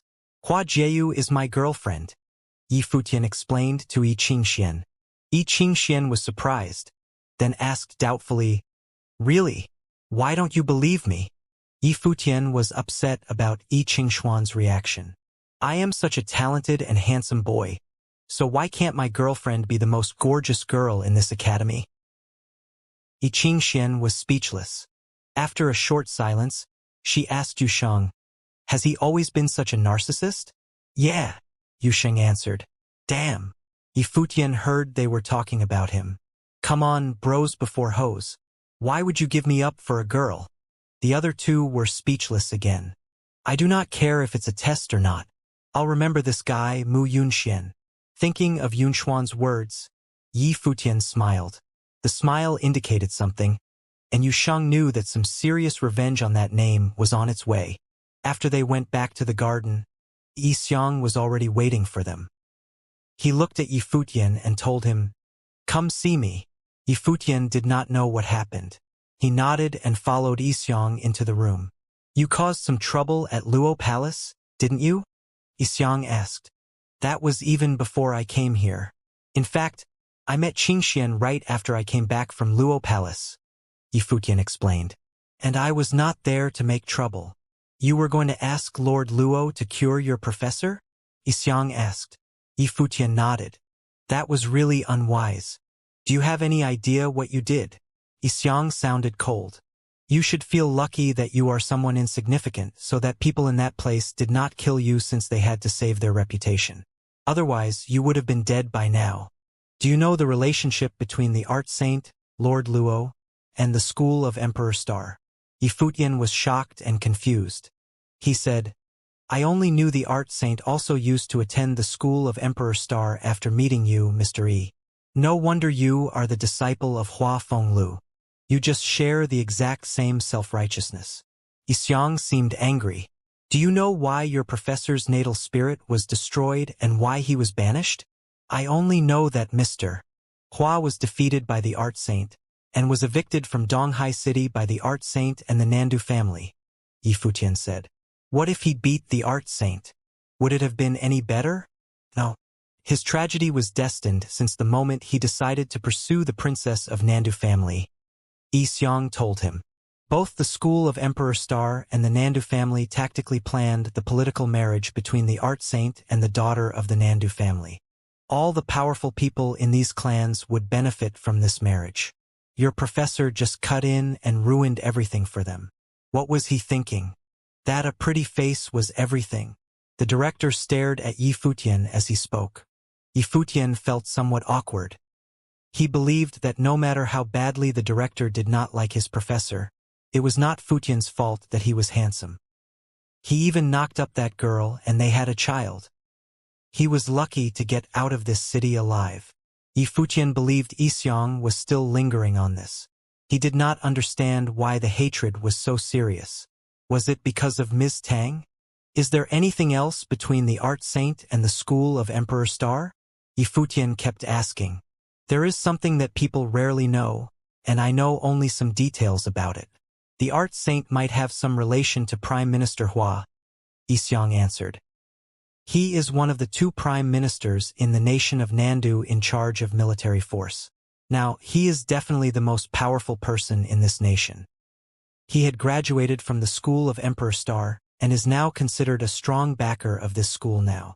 So, the parties that would benefit from this political marriage were the Nandu family and Prime Minister Hua? Yi Futian gradually understood. I'm afraid Hua Fenglu did not know the seriousness involved in this marriage, nor did he have any idea the school of Emperor Star had a role in this play. So, do you understand now that your professor brought this upon himself? Xiang kept saying. As for you, you went to the Luo Palace alone. You know what? Almost all the people there wanted to kill you at that time. Yi Futian's mind was running fast, and he started to think about many things. Soon, he asked, then, why is Hua Jieyu cultivating in the school of Emperor Star? Because Prime Minister Hua is so powerful now, I guess the Nanda family is trying to rebuild their relationship with the school of Emperor Star, so they sent Hua Jieyu to this school. As for why she agreed to come, I believe, besides the Nandu family's intentions, the other reason would be your grandmaster. She is now cultivating with your grandmaster. He is a respected old man, however. Xiang sighed. My grandmaster? Yi Futian was surprised. She is a true beauty, and I guess she's your girlfriend, am I right? You sly boy. Xiang saw through him. Yi Futian did not know how he could guess so accurately. You are doing the exact same thing your professor did in the past. So, just to be kind, mind your manners with others, especially when you are outside the academy. I don't want you to be the next Hua Fenglu, and do not jeopardize the future of my disciple. Xiang left after he finished. Yi Futian finally realized that he told him all that just to protect Yushang. He turned around, then looked at Yushang and Xianxia. Somehow, he suddenly felt sad. However, Xiang's eyebrows knitted, as if he was really preoccupied. The visit from the school of Emperor Star and the school of Treasury Star made him feel like something unusual was going to happen. Since Prime Minister Hua gained power, the school of Emperor Star was becoming more and more greedy over the controlling position of Donghai Academy. The peace of this academy would be broken soon. Several days later, students in the school of Emperor Star were spreading the word that Hua Jieyu became Mu Yunxuan's girlfriend. The news was a serious sensation. As the #1 beauty of this academy, Hua Jieyu naturally attracted the attention of many boys there. They could not believe that she was someone else's girlfriend. Even though it was Mu Yunxian, the genius of the school of Emperor Star, the boys still felt hurt.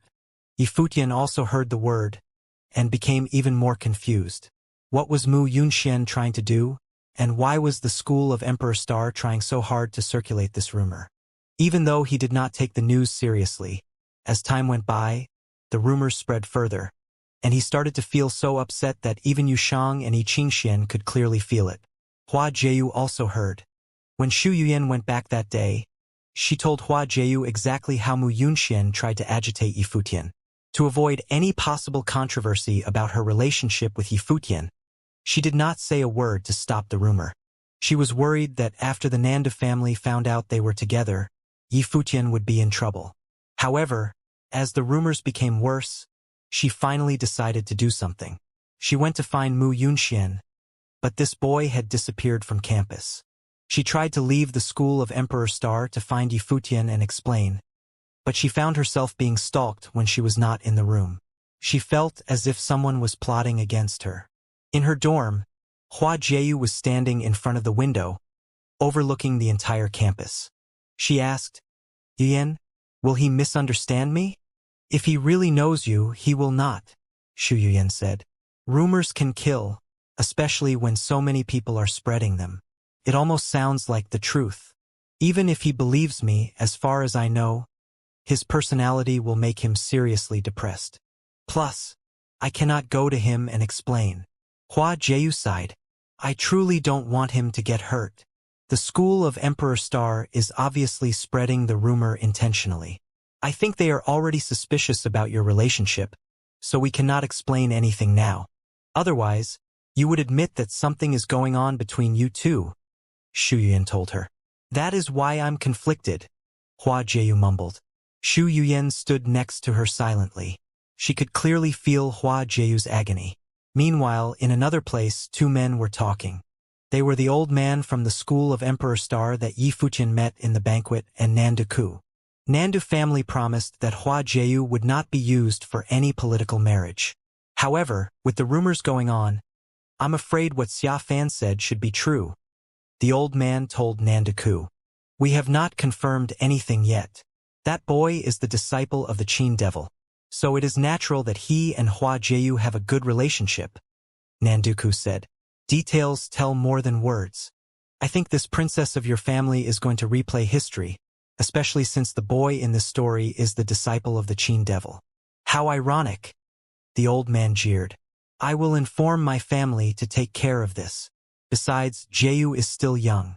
Even if there is really something going on between those two, they will forget about it shortly, Nandu Ku said.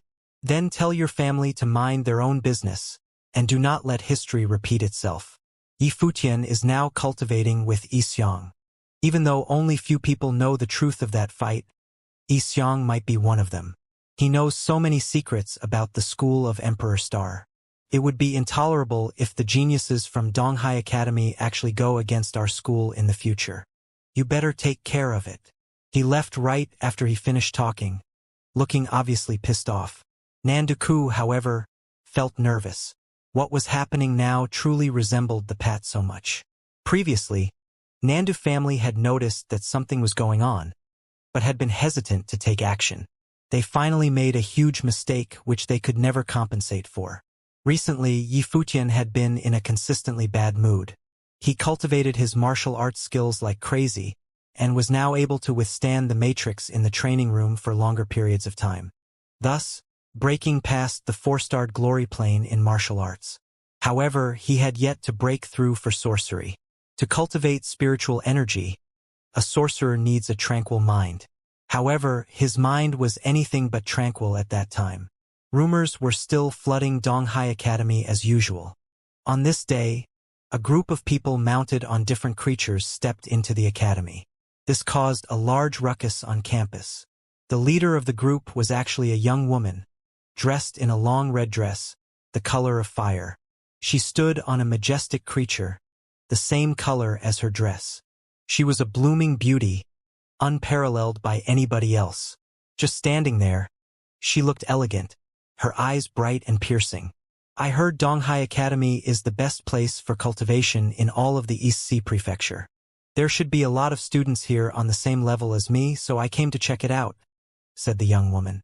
Her tone was menacing as she looked around at the students of Donghai Academy. After that, her group continued to travel deeper into the academy. More and more people gathered and wondered who these people might be. How come the authorities of the academy hadn't come out to stop them? In a flash, the young woman hopped off the creature she was riding on. As she stood in the crowd, she asked in a cold demeanor, "Is there no one at Donghai Academy? What level are you at?" asked a student. 5-starred glory plane, replied the young woman. I'll oblige, said a young man about 17. He looked at the young woman and introduced himself. Li Yan, 5-starred glory plane sorcerer. Please enlighten me. As he finished speaking, a large force of metal spiritual chi was released. A bright, big, golden bird took shape and came for the girl like a flash of lightning. Around the girl, fire spiritual chi gathered crazily. It also formed a big bird, but this was a mystical phoenix. It carried an outrageous burst of flame and collided with the big golden bird, causing the golden bird to disappear into the flames. The phoenix did not stop there. The look on Lian's face changed as he stepped back. He saw the phoenix head straight for him. He shut his eyes tight, and felt the heat of the flames radiate onto his body. But then the phoenix stopped. It stood right in front of Li Yan, and the fire spiritual chi which had formed the phoenix disappeared. "Too weak," said the young woman. "Is this what the best of the East Sea Prefecture has got?" The students of Donghai Academy felt humiliated. Another person stepped up, but the results were about the same. One attack from her and her opponent was defeated. Students continued to step forward, but it always ended in the same way. Mu Yunqing, 5-starred glory plane, mandate sorcerer. Mu Yunqing of the School of the Flirting Star stepped out. He released his natal spirit, a golden eagle. He leveled up planes a short while ago and was now more powerful. Observing the young woman's beautiful face and her outstanding gifts, Mu Yunqing could not help but fantasize. The wind enveloped him, and Mu Yunqing turned into a creature. With extreme speed, he charged at the young woman. When his sorcery kicked in, a bright golden light was emitted from his body and dissolved the wild flames. He chuckled to himself with newfound confidence. However, the young woman moved her body and also became enveloped in a gust of wind. Her movements were elegant but also extremely fast, faster than Mu Yunqing. In a split second, the distance between the two drew closer. Bystanders could only see a fire-red blur flash by. A loud noise sounded, and Mu Yunqing flew through the air and landed on the floor. The young woman's feet met the ground once again. The already astounding young woman seemed so carefree. She had a pair of fire-red wings on her back. Even her fists were the color of fire. After touching ground, the tinge of red disappeared. "What a weak mandate sorcerer," said the young woman. Mu Yunqing looked pale as he crawled up off the ground. He realized the young woman did not even bother to spare him a glance. His heart cooled. After Yifutian entered Donghai Academy, this was already his third consecutive loss. When word spread that there was a battle going on, more and more people arrived to watch. While wondering about her identity, people were also shocked at her power. Students of the 7 schools were also participating in the battle now, but they were all cultivators of the 5-starred glory plane. They did not want to bully the beautiful girl as they were cultivators of higher levels, but slowly they realized that people on the same level as the young woman were all losing. It seemed like no one was able to even bring out her full potential. That was until a very well-known young man from the School of the Ruinous Star made his move. This time, the young woman took it seriously. A shield of flames surrounded her, and a flame phoenix appeared. It was her life spirit. At this moment, the young woman seemed even more impressive. Mandate sorcerer with a flame phoenix spirit. A wind and fire bielemental cultivator in both martial arts and sorcery. "She's so beautiful." Someone couldn't help but stare in awe. The only girl that would be able to compete with her was Hua Jieyu of the School of the Emperor Star. Hua Jieyu was also extremely gifted, but she was introverted and kept a low profile. She might not be willing to fight. Plus, there were a lot of rumors revolving around her. She seemed to be in love. The young cultivator of the Ruinous Star School was also defeated. After that, more people took up the young woman's challenge, but none of them were victorious. Regardless of natural talent, sorcery, or battle tactics, she was very strong. A flame phoenix spirit. I wonder who is stronger, the flame phoenix spirit or Yifutian's rock spirit? Someone whispered in the crowd. The phoenix and the rock were both mystical birds. The former was wind and fire bielemental, the latter was wing and metal bielemental. Something sparked in the young woman's eyes. She found the person whispering in the crowd and asked, "There's someone at Donghai Academy who possesses a rock spirit?" That person was shocked. The young woman's ears were so sharp that she had overheard them whisper, "Yeah, a genius from the School of the Finance Star, Yifutian. How are his abilities?" The young woman continued questioning. "A while ago he was in the 3-starred glory plane. I don't know about now, but his combat abilities are very strong. He can even defeat a 5-starred glory plane cultivator," the person explained. Since Yifutian was able to battle with Zhoumu, he had to be very capable. "He level is too low, but I want to see the rock spirit. Go get him from the School of the Finance Star," she ordered her people. The people behind her nodded and immediately set off to do her bidding. This scene surprised a lot of people. She was so bossy and arrogant. She was just going to send her people to the finance star school and grab Yifutian? What they did not know was that they really managed to find Yifutian at the school. And what's more, the person who found him was Headmaster Xiang. Someone wants to challenge me? Yifutian was in a foul mood to begin with. After a sigh, he said, "Not interested." Xiang glared at him. "Even if you're not interested, you must go. Do you really think that I would come to you personally if any ordinary person challenged you?" Yifutian froze, then asked, "Who challenged me?" "Go see for yourself," said Xiang. With no way out, Yifutian answered, "Fine." Yifutian, Yushang, and Xianxia followed Xiang as he walked to the place where the young woman was waiting. When they arrived, the area was already packed with people. Yifutian, Yushang, and Xianxia pushed through the crowd and were finally able to see the young woman in red. She was currently fighting someone. The flame phoenix behind her was very eye-catching. Very quickly, she defeated her opponent. Yifutian. When the people noticed Yifutian, they began whispering amongst themselves.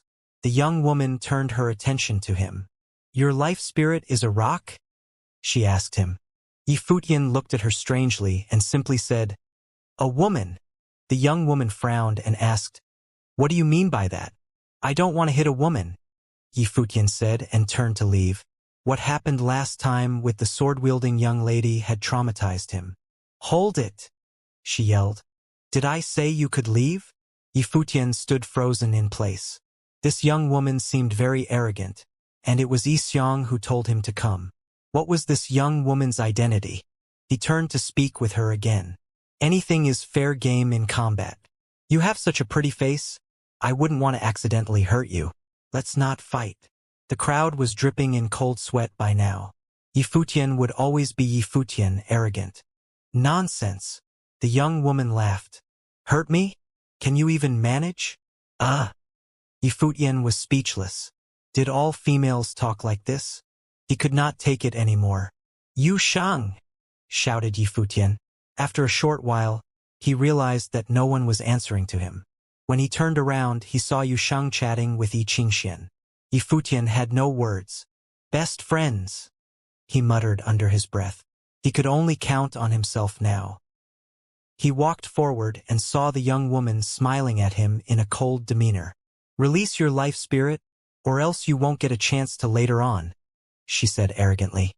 Yifutian let out a sigh and released the bright rock spirit. She also released her flame phoenix spirit. The bright light emitted from both of the life spirits was blinding. Would Yifutian be able to win against this insanely gifted young woman? Boom! A force of fire sorcery gathered and formed a fire phoenix, charging at Yifutian. A golden light surrounded Yifutian. An endless amount of metal spiritual chi gathered on his wings. His wings joined together and created a shield in front of Yifutian's body, allowing the fire phoenix to attack as it pleased. Whoosh! His wings opened abruptly, and the wild flames dissipated. In the blink of an eye, Yifutian was gone, leaving a flash of lightning behind. The young woman could see a blurred figure rushing towards her. The flame phoenix and the golden rock kept getting closer to one another. Both Yifutian and the young woman were lifted into the sky and brought closer together. The young woman threw a fiery punch accompanied by what sounded like the cry of a phoenix. Yifutian also reached out his palm, accompanied by a dragon's roar. In the next moment, the people watched as the two of them battled in the sky. Cries and roars filled the skies.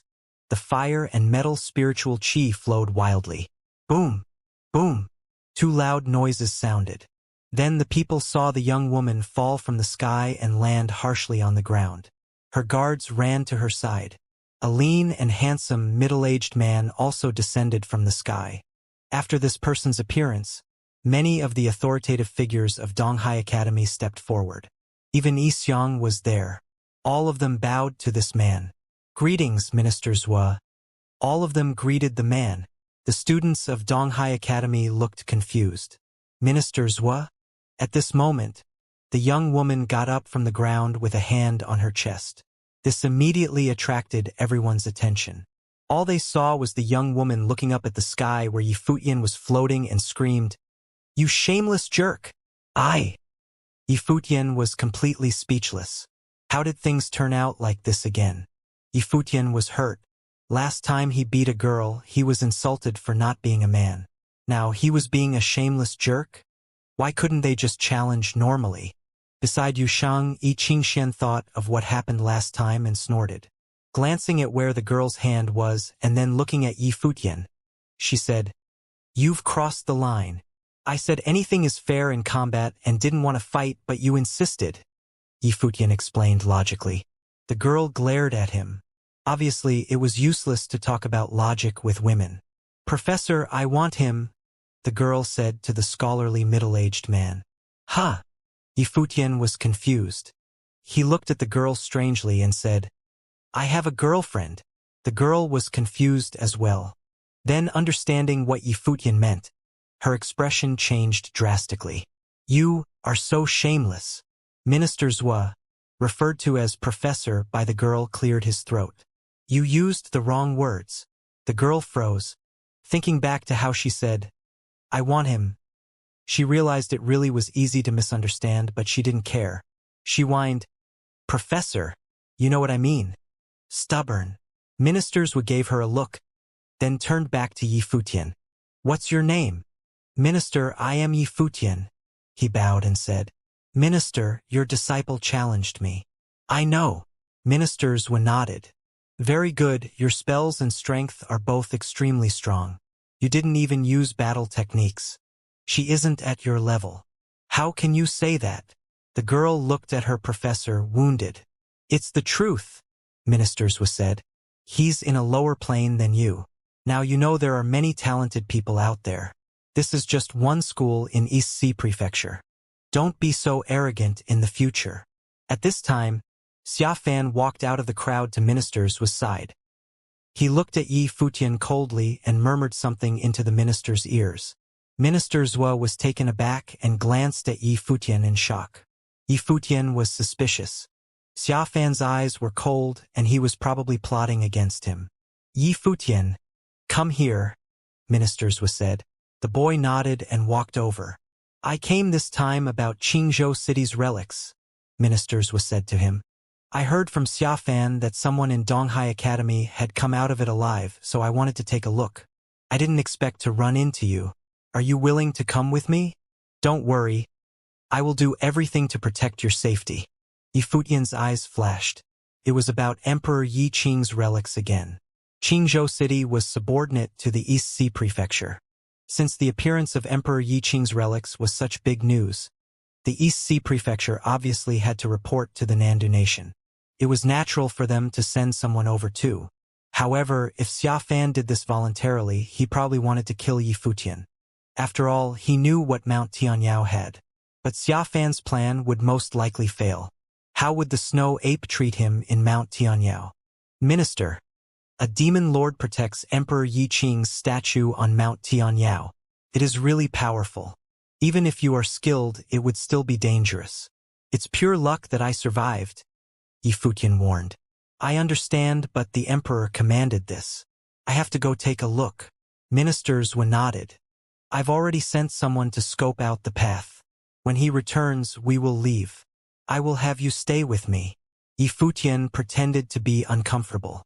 Then he very unwillingly nodded. "If there's any danger, please remember to retreat." "Don't worry." Minister Zhua patted Yifutian's shoulder. Yifutian sighed inwardly. He didn't expect to return to Qingzhou City so soon. He could only go ask the snow ape if she would come out or not. "What are you talking about?" The girl came up and asked. "I was convincing him to accept your request." "He accepted now," Minister Zhua said.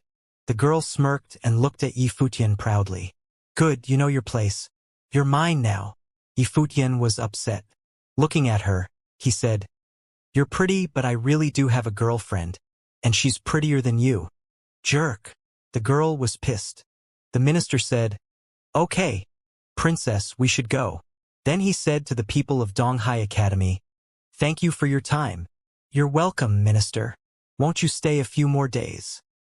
The big chiefs tried to keep him longer. No, I'm living in the Xia house. Ministers was shook his head.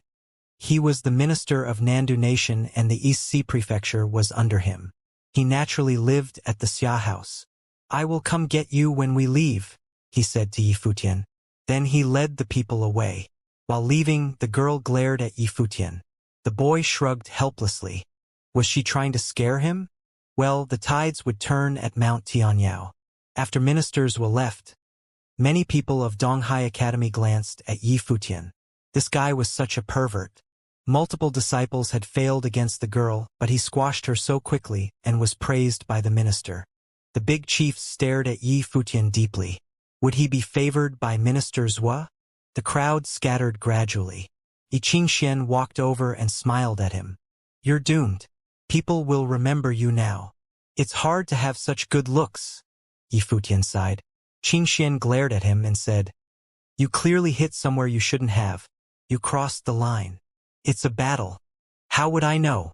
Yifutian said innocently. Who knows if you did that on purpose or not? Xianxia teased with a smile. You know too much, Yushang said from the side. Yifutian stared at them and sighed. Yushang, you've changed. Learned from you, Yushang said. Yifutian could only heave a sigh. Let's go, Yixiang called. Yifutian ran up and said, Headmaster, I remember you mentioned before that Minister Hua and ministers were rivals. Is it this Minister Zhua? Yes, Yixiang nodded. Now you know why I couldn't reject him. Aren't you unethical to sell me out like this? Yifutian was frustrated. What if something happens to me? You aren't my disciple. You have nothing to do with me. Yixiang glanced at Yifutian. Yifutian blinked, speechless. You said that you have a girlfriend. Is it Hua Jiu? Yixiang asked. How did you know? Yifutian looked at him. You think you're the only smart one? The school of Emperor Star aren't idiots either. Mu Yunxian and Hua Jiu's rumors were to test you too. They probably guessed your relationship already, Yixiang said. So what? Yifutian said nonchalantly. He had been annoyed these days and he was thinking about when to announce this news. The rumors pissed him off. You seem easy and free. Where do you get the confidence? Yixiang asked. I have you. Yifutian looked up and said. Yixiang glanced at him. He could not refute it. Minister Zhua has power and His Majesty trusts him greatly. If you can become acquainted with him, the Nandu family might consider you. Yifutian was frustrated. Emperor Yiqing and his godfather both said that he would become an emperor, but now he needed Nandu to consider him? What a tragedy. I'll take you to the school of the Emperor Star as compensation, Yixiang suddenly said. Yifutian was shocked. He quickly smiled. You're the best. Get out. Yixiang rolled his eyes. I'm taking you to see the senior of the school, your grandmaster, not your girlfriend. I know. Yifutian's expression was understanding. Yixiang did not want to talk to him anymore. The next day, Yixiang took Yifutian to meet a senior of the school of the Emperor Star. Yixiang was the headmaster of the school of the Finance Star. He was equal status to the headmaster of the school of the Emperor Star, so he could not be stopped. Yixiang and Yifutian entered and walked toward a pavilion. Inside the school, Hua Jiu heard from Shu Yuyan about what happened yesterday. She looked wronged and said, He really agreed, that jerk. He probably agreed because of Minister Zhua. He couldn't reject him, Shu Yuyan said softly. Is she pretty? Hua Jiu asked.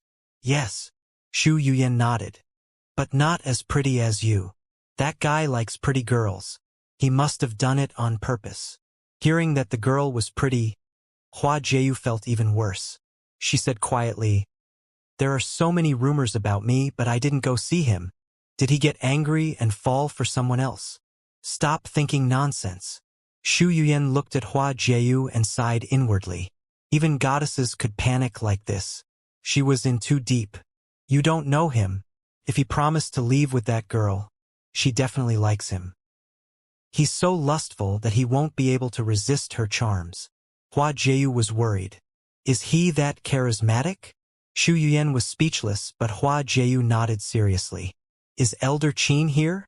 A voice traveled over. Hua Jieyu and Shu Yuyan looked up and saw two figures standing outside the yard. The speaker was Yixiang. Hua Jieyu's eyes landed on the handsome youth behind Yixiang. Her eyes focused there and saw the boy blink at her. "Greeting, Headmaster Yi. Grandmaster is here," Hua Jieyu said. Shu Yuyan also bowed. She smiled at Hua Jieyu and left.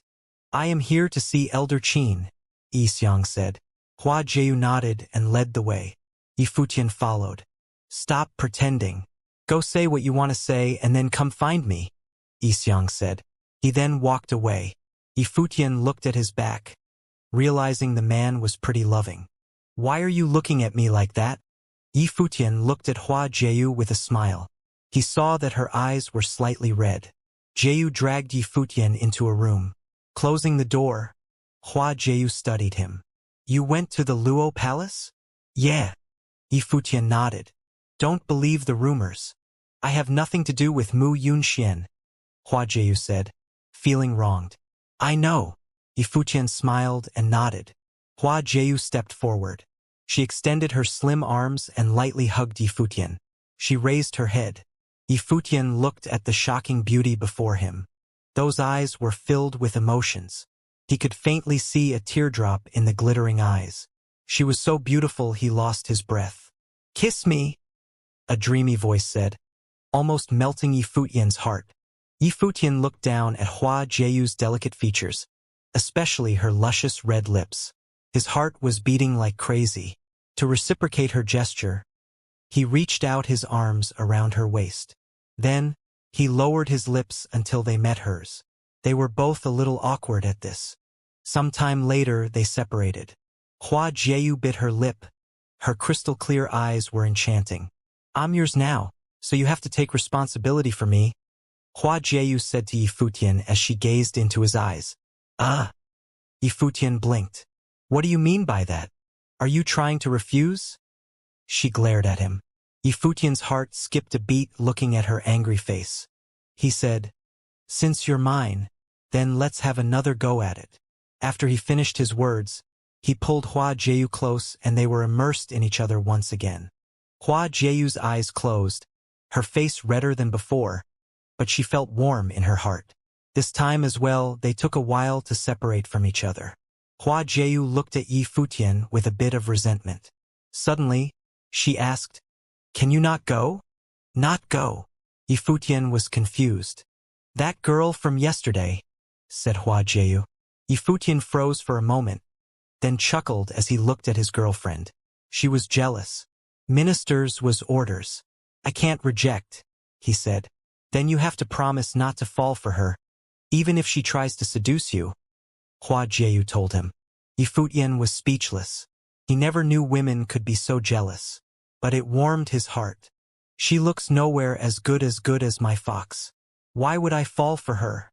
he asked. Hua Jieyu felt proud, but continued to say, "Even if she did look better than me, you can't fall for her." "All right, I only like you," Yi Futian nodded. Only then did Hua Jieyu let out a satisfied smile. Her smile was so bright and beautiful. Yi Futian fell for her all over again. After being seduced today, he has lost all his willpower against her. "I know you're always thinking of father, but can't you save revenge for after you become stronger and more powerful? I don't want to see you in danger," she said. "I'm fine now, aren't I?" Yi Futian knew she was talking about what happened at the Luo Palace. "I think they know about our relationship." Hua Jieyu sounded very down. She was worried that they would try to harm Yi Futian. They were going to find out sooner or later, but how dare they create all those false rumors? "I just want to tell the whole world that you're mine," said Yi Futian. "Gloater." Hua Jieyu stared charmingly at Yi Futian. "Will you marry me in the future?" "Of course. I already said you belong to me," answered Yi Futian. "Then I'll wait for you." Hua Jieyu smiled gently and said, "Promise that you'll never give up no matter how hard it gets." "I promise." He nodded. "Why don't we do what master and mistress did? Let's jump the gun and do what can't be undone." Hua Jieyu's face paled then reddened. She stared at Yi Futian timidly and laughed lightly. "You wish. With you acting like this, it's hard to resist." Yi Futian sighed. The two of them were still in a tight embrace. Hua Jieyu blinked a couple of times, then let go. You got lucky today. Headmaster Xiang is still waiting for you. Let's go meet the Grandmaster. Okay. Yifutian looked at the captivating young woman in front of his eyes and thought to himself, there's tons of time in the future. The couple stepped out of the room and were walking shoulder to shoulder when Hua Jieyu warned him again. Don't forget. No flirting with other girls. I got it, replied Yifutian. How worried was she? And also, be careful for your safety. If something happens to you, I'm marrying someone else. You have to think about this carefully, she said. How can you do this to me? Yifutian was speechless. He never thought she would threaten him like this. Why can't I? Hua Jieyu looked smug. She then said, this way you'll know to cherish yourself. I got it. Before we do the deed that can't be undone, I won't let myself die, said Yifutian. Hua Jieyu reached for his waist and pinched down hard. The two of them reached a courtyard. In the courtyard, Xiang was chatting with an elderly man. The elder had a full head of white hair, which made him look very old. But while he chatted with Xiang, one could tell from his smile and his eyes that he was kind. Yifutian approached the elder and bowed. Greetings, Grandmaster.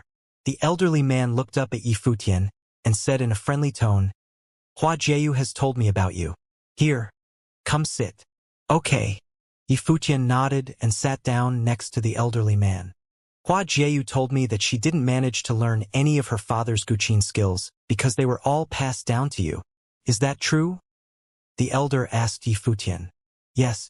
Master has taught me many musical spells, said Yifutian. Come and play a random song for me, said the elder. Next to him was a Guqin. Yifutian walked over to sit down behind the Guqin, and the aura around him changed as soon as he laid his fingers on the instrument. The peaceful sounds of the Guqin flooded the courtyard. It was quiet and peaceful, seemingly able to calm one's heart. There were no other sounds in the courtyard aside from the Guqin. The mood that it set up enabled all worries to be tossed to the back of one's mind. Yifutian finished the piece and the courtyard remained quiet. The elder gave Yifutian a smile as he reminisced about the past. The way he looked at Yifutian was even friendlier than before. Hua Jieyu told me that it hasn't even been a full year since you learned to play the Guqin from Hua Fenglu. You are even more gifted than he was. However, Xiang says that your life spirit is a golden rock. But at the Luo Palace you used musical sorcery. Could it be that the spirit element is hidden within this life spirit? Yifutian looked at Xiang and Hua Jieyu. Xiang seemed to understand what Yifutian's gaze meant, and said, Elder Qin sacrificed a lot for your master in the past. He spent all his time exploring the way of the Guqin and is a true master of the Guqin. He gave everything he had to teach your master, but in the end, Xiang did not continue, but Yifutian understood. Grandmaster is not like the other people in the school of the Emperor Star, said Hua Jieyu. Yifutian nodded lightly, looking into the elder's kind eyes. A bright light radiated from Yifutian's body, and a Guqin appeared in the air behind him, then slowly disappeared. Twin spirits, said Xiang. He shuddered. When he heard that Yifutian had crashed the celebration at the Luo Palace and fought with musical sorcery, he knew immediately that Yifutian had an extraordinary gift. He seemed to be good at everything, regardless it be spirit elemental or martial arts and sorcery. But seeing the twin spirits, he still could not help but feel shocked. Good, very good. Hua Fenglu picked a good disciple. The elder's voice deepened and he said, I can't believe that at my old age, just before I die, I am able to pass down the torch. Xiang, I would like to keep Yifutian here with me for a few days. You wouldn't mind, right? Not at all, answered Xiang. He turned to Yifutian and Hua Jieyu. I'm afraid if I leave alone, the people of the school of the Emperor Star will take notice. They're already suspicious of your relationship. This will only strengthen their suspicions. If you guessed it, then they probably have as well. They're not stupid. They even spread false rumors to test us. They're going to find out anyway, so just let it be. Yifutian looked to Hua Jieyu and told her, One day, I'll make sure all of Donghai Academy knows. If you're willing to take the risk, Then I don't have anything to say. Elder Qin, I am just disturbing you guys, said Yixiang. Yi Futian watched as he left and said, Headmaster Yi knew that I specialized in musical sorcery and purposely brought me here to you, Grandmaster. Yixiang is honest and loyal, unlike the school of the Emperor Star. They've changed. The elder shook his head and said to Hua Jieyu, Child, go bring me all my music scorebooks. Okay. Hua Jieyu nodded and left for a little while. When she returned, she had an armful of scorebooks. Give them all to Yi Futian, so he can familiarize himself with them, said the elder. Hua Jieyu nodded again and handed the books over to Yi Futian. Yi Futian looked really serious when he took over the books. He knew what this meant. Hua Fengliu's powers had been rid of. Grandmaster was now handing down everything he was supposed to hand down to Hua Fengliu to him instead. You stay here and learn from Grandmaster. I'm leaving first, said Hua Jieyu. Yi Futian lightly nodded and began to look through the scorebooks. Hua Jieyu returned to her own dorm, and not long after, the people of the Emperor Star School came for her. An elder asked her, Headmaster Yixiang left alone? Did Yi Futian stay here with you? Grandmaster wanted him to stay and learn to play the guqin. If you guys need anything, go ask Grandmaster, said Hua Jieyu coldly. The people from the school shared a look and headed to Elder Qin's residence. Hua Jieyu watched as they left, her expression peaceful as ever. Now that the secret was out, she felt so calm. It was about time to get this thing straightened out. Walking to the edge of the residence, a gust of wind enveloped her, carrying her down from the Emperor Star School. At Donghai Academy, there were tons of students walking around the campus. Right at this moment, someone looked up at the sky and shouted, Hua Jieyu. Gradually, more people began to look up. They saw Hua Jieyu being carried through the sky by a force of spiritual qi, like a goddess strolling in the air. So beautiful. Not even the girl with ministers can compare to her. Hua Jieyu really is Donghai Academy's #1 beauty, said one of the students. Many hearts skipped a beat as they looked at the goddess in the sky. They could only watch her from afar because she was already dating someone. Even goddesses have people they like. Mu Yunxian. That name made many people envious and even jealous. Hua Jieyu stopped and descended from the skies. When she saw that she had the attention of a good amount of people, she began to speak. Recently, there have been some rumors about me being spread around Donghai Academy.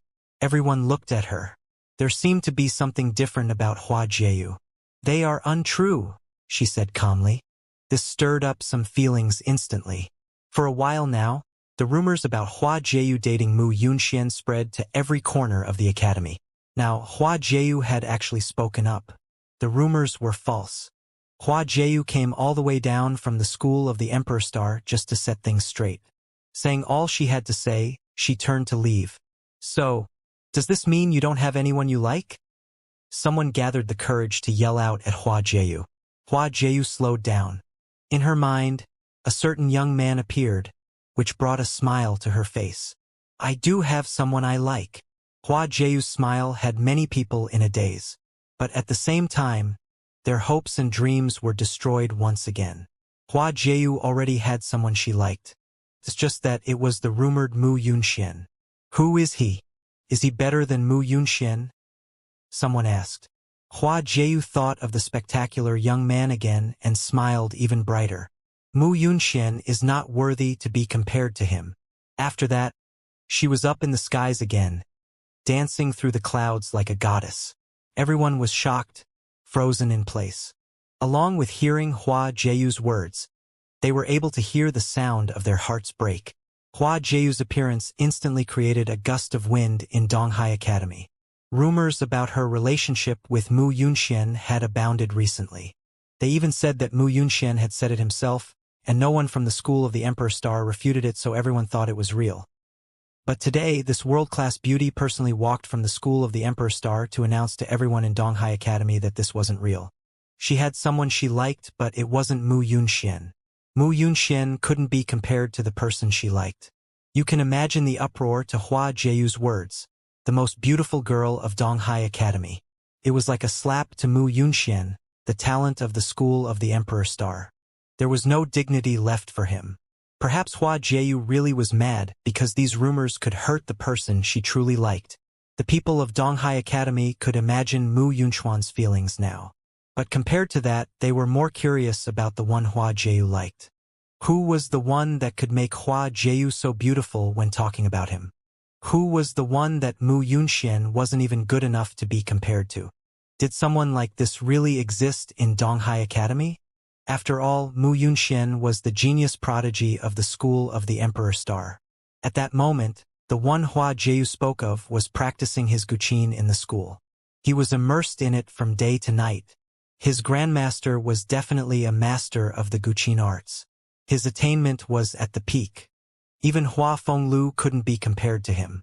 He could use music notes to cast spells from other schools, resonating musical spells with others. It could create even more explosive power and was clearly deeper than what he had taught Hua Fenglu. The man hadn't learned these. The night sky was as dark as ink. Under the bright moon, the school of the Emperor Star looked even more majestic. Music streamed from a pavilion. The youth sat on a stone bench and played the qin. A beautiful girl sat beside him, listening to the melody. Under the moonlit sky, this scene was so beautiful and peaceful. After a while, the music came to a stop. The youth gazed at the girl and said gently, "Fox, time to rest." "No, I want to stay here with you." Hua Jieyu's eyes were as gentle as water. She smiled and shook her head. "Then I'll go rest with you," Yifutian said. "No way." Hua Jieyu smiled. What was this bad guy thinking now? "Huh, you're still not my girl," Yifutian said, hurt. "That trick doesn't work." Hua Jieyu smiled. He always pretended to be pitiful. Despite her words, she leaned against Yifutian and slowly lied down into his lap. The arrogant and fairy-like girl at the Donghai Academy during the day had now become a girl in love. She was so gentle. "It seems to work." Yifutian looked at the pretty girl in his lap. He caressed her hair and dipped his head. He pecked her forehead. His eyes were filled with softness. Hua Jieyu smiled sweetly. With her head on Yifutian's thighs, she murmured, "Don't mess around. Keep practicing and I'll rest here." Yifutian gave Hua Jieyu puppy eyes. "Fox, do you think I can practice with you here?" "I don't care. Let me sleep for a bit." Hua Jieyu looked smug as she closed her eyes. "Oh, you sly fox." Yifutian felt tragic, but he started practicing again. If anyone in Donghai Academy knew that Yifutian felt sad now, they'd probably slap him to death. The music was peaceful and Hua Jieyu actually fell asleep quickly. Yifutian looked down at the girl. Her eyelashes were long and pretty. A smile still hung on her face as she slept. It was sweet and beautiful. Seeing the sleeping beauty, Yifutian smiled too. He murmured, "Fox, you suck." Then he raised his head and kept playing. The music continued from night to day. During the night, Yifutian felt his energy changing. A slight smile appeared on his face. He had been frustrated all these days due to the rumors, but last night, he had felt more peaceful than ever before. With the music notes, he had a mental breakthrough without realizing. This way, he was at the 4-star glory plane for both martial arts and sorcery. A cough broke the early morning peace. Yifutian saw the old man walk over. He smiled, trembled. Hua Jieyu's eyes opened and she got up, pink tinging her cheeks. "Grandmaster." Hua Jieyu called with her head lowered. There was some embarrassment in her voice. "Must be nice to be young." The old man smiled at the two before him. They were like a perfect pair. He could feel the pure feelings just seeing them. "I hope you will be in love like this forever." He gave his blessing with a smile. Yifutian and Hua Jieyu exchanged glances. Both of them had smiling eyes. "Grandmaster, we will," Yifutian said. "You can't slack on your cultivation though," the elder said. Yifutian smiled and nodded. He continued practicing. Hua Jieyu stayed there and cultivated too. "Hanemo is here to greet his senior." A voice came from outside. The elder's smile faded. He said indifferently, "Come in." As soon as he finished, a few figures walked in. The first was the Emperor Star elder Yifutian had seen before.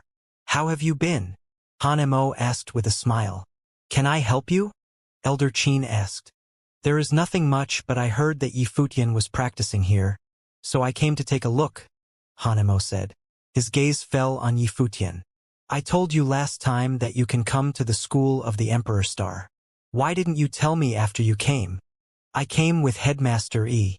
I am sorry for not notifying you, Yi Futian said politely. It is all right. Since you are practicing with my senior, why don't you join this school? Han Mo's smile remained. Yi Futian shook his head wryly. You are joking again. I have already joined the school of the Finance Star. If I join the Emperor Star, I would be betraying the Finance Star. Do you accept disciples like that? That is true. The old man nodded and said, Since you are not joining then, according to the rules, you cannot stay here for long. Hearing his words, something flashed through Yi Futian's eyes. He looked at the man's smile and Mu Yunxian behind him. He obviously knew that Hanemo was planning something. The one who reminded him at the Luo Palace was obviously not Hanemo. You have problems with the fact that I am keeping him here to practice? Elder Qin's muddled eyes grew sharp. His entire aura seemed to change. His robe fluttered and his white hair flew in the wind. Hanemo bowed. Senior, please do not be angry. I was just saying, but I will leave now. With that, he really turned to leave. At the same time, he said, Yunxian, apologize to Jieyu. Yes. Mu Yunxian walked up and said to Hua Jieyu, the rumors affected you negatively. Please do not mind them. Get out. Hua Jieyu uttered, staring at Mu Yunxian coldly. Mu Yunxuan's face stiffened. His handsome face became embarrassed. It was one thing for Hua Jieyu to declare the rumors unfounded yesterday at Donghai Academy. It did not affect Mu Yunxian too much.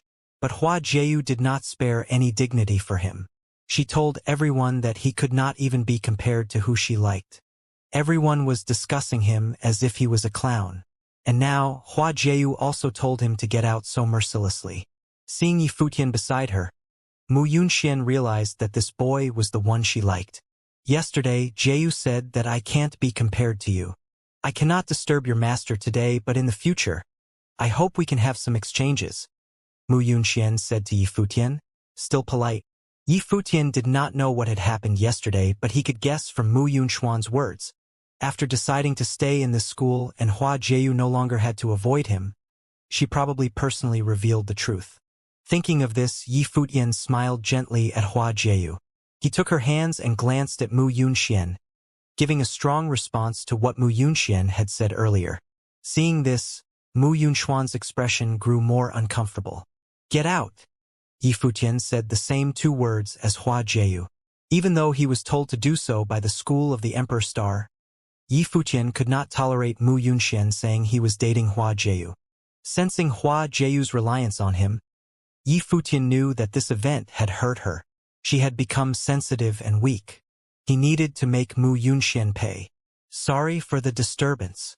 Mu Yunxian bowed toward Elder Qin and glanced at Yi Futian coldly. His fists clenched loosely. He turned and walked out to catch up with Hanemo. Hanmo's face was dark too. He said coldly, Nandu brought her here to cultivate, but it seems like nothing will come out of it. If that's the case, what use does she have regardless of her talents? Professor, that Yi Futian will be troublesome in the future too, Mu Yunxian said. Him? Hanemo sneered. Youths who don't know how to lie low will die easily. The school of the Finance Star can't protect him for long. Hearing those words, a cold, murderous glint flashed past Mu Yunxuan's eyes.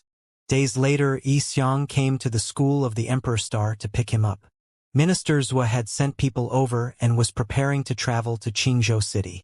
In the yard, Yi Xiang walked forward. He floated in the air and his hands were behind his back. Behind him, Yi Futian said to Hua Jieyu, Qingzhou isn't far from Donghai. With Minister Zhua's demon, it'll only take 1 day. I'll be back soon. Don't worry. Okay. I'll wait for you, Hua Jieyu said gently. She would wait no matter how long it took. Fox, I'm leaving. Yi Futian's eyes were unwilling, but he left with Yi Xiang. Hua Jieyu watched his back. She did not turn to go cultivate until he was completely gone. When Yi Futian at the entrance of Donghai Academy, Minister Zhua was already waiting for him. When the young woman saw Yifutian, she said, "Let's have another battle." Yifutian was speechless. He wondered if this girl liked being defeated. "No," he answered. Yifutian glanced at the young woman. What is that look supposed to mean? Seeing the way Yifutian looked at her made her mad. "If we fight again, I'm afraid you might cry," said Yifutian.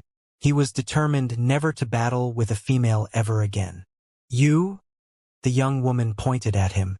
"All right, Missy. Let's go. Weren't you the one who begged to tag along?" Ministers did not know what to do with the little princess. "Just you wait, Yifutian." She then turned to the ministers. "Master, I want him to be my guard." Yifutian was dumbfounded.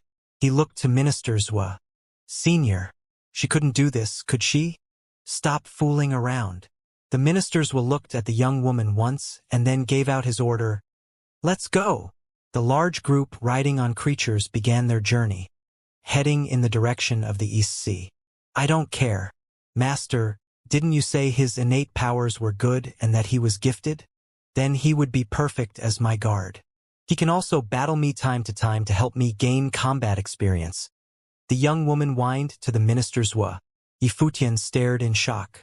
What did she take him for? "Then you'll have to ask Yifutian to see if he'll agree," said ministers. Yifutian thanked the ministers silently. The young woman looked towards Yifutian and said, "You're better off by my side than you are at Donghai Academy." No, Yifutian remembered what Hua Jieyu made him promise and rejected her firmly. "I really do have a girlfriend." "You?" The young woman seemed to be adjusting to Yifutian's shameless antics because she suddenly smiled. With a beautiful smile, she faced Yifutian and asked, "Is your girlfriend really as pretty as I am?" Yifutian saw her smile and did not know what to say. How could her expression change so abruptly? She was trying to get her way through the means of seduction. However, Yifutian thought it was wasted effort because he was an honest man. However, he couldn't believe that she remembered what he said yesterday. When it came to appearances, women were indeed, "You are very beautiful, but my girlfriend is even more so," Yifutian said with a serious look on his face.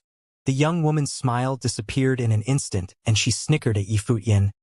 "Who would believe you?" She seemed to know that there was no hope and refused to look at Yifutian. That self-confidence, Yifutian thought to himself, if this girl met Hua Jieyu, then she would not be so confident. At the thought of Hua Jieyu, a smile crept on his face. Yifutian closed his eyes and enjoyed the gentle blowing of the wind in silence. Quickly, the group made it past the city and arrived at the East Sea. In the vast sea, the wind blew and ships sailed. The group did not stall for too long before they were on their way again, this time headed for Qingzhou Academy. Several hours later, from the skies over the East Sea, an island came into view. Yifutian stood on top of the beast he was previously riding on and looked at the nearing island. He had no idea he would be back so soon. It did not seem like that long ago that he left the island city. So many thoughts floated through his mind. Was senior sister Qin Yi doing all right? Was General Qin Shui doing better? Did Feng Qingxue miss him? Probably. He smiled at the thought of being back home. Finally, the beasts were flying right above the island.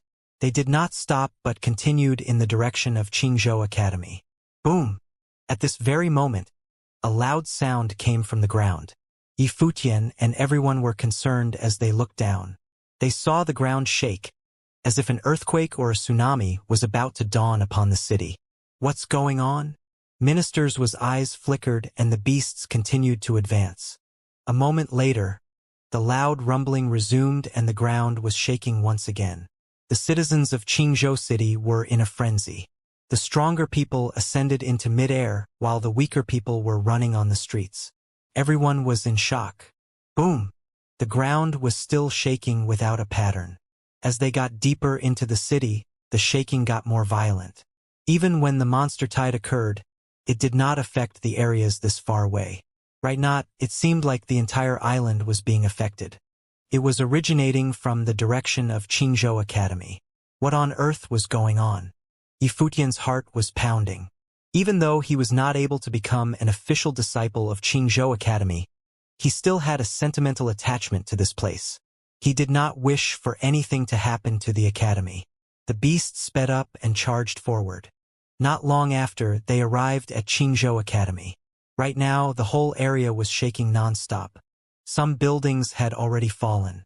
The teachers and students were all looking in the direction of Mount Tianyao, their hearts in a frenzy. There seemed to be an ultimate battle taking place in Mount Tianyao. Mount Tianyao. Its senior snow ape, thought Yifutian. His expression changed. The shaking was coming from Mount Tianyao. There could only be one thing that would lead to such strong vibrations through the ground, and that was a huge battle between the snow ape and some unknown people. The snow ape's powers were unimaginably strong. He may very well be second in power after Emperor Yiqing. Yifutian was unsure of exactly how powerful he was, but to be able to battle with the snow ape, it was most likely a fearsome opponent. It was hard for Yifutian not to worry. "Seems like someone got here before I could," said Minister Zhua. The group stood between Qingzhou Academy and Mount Tianyao.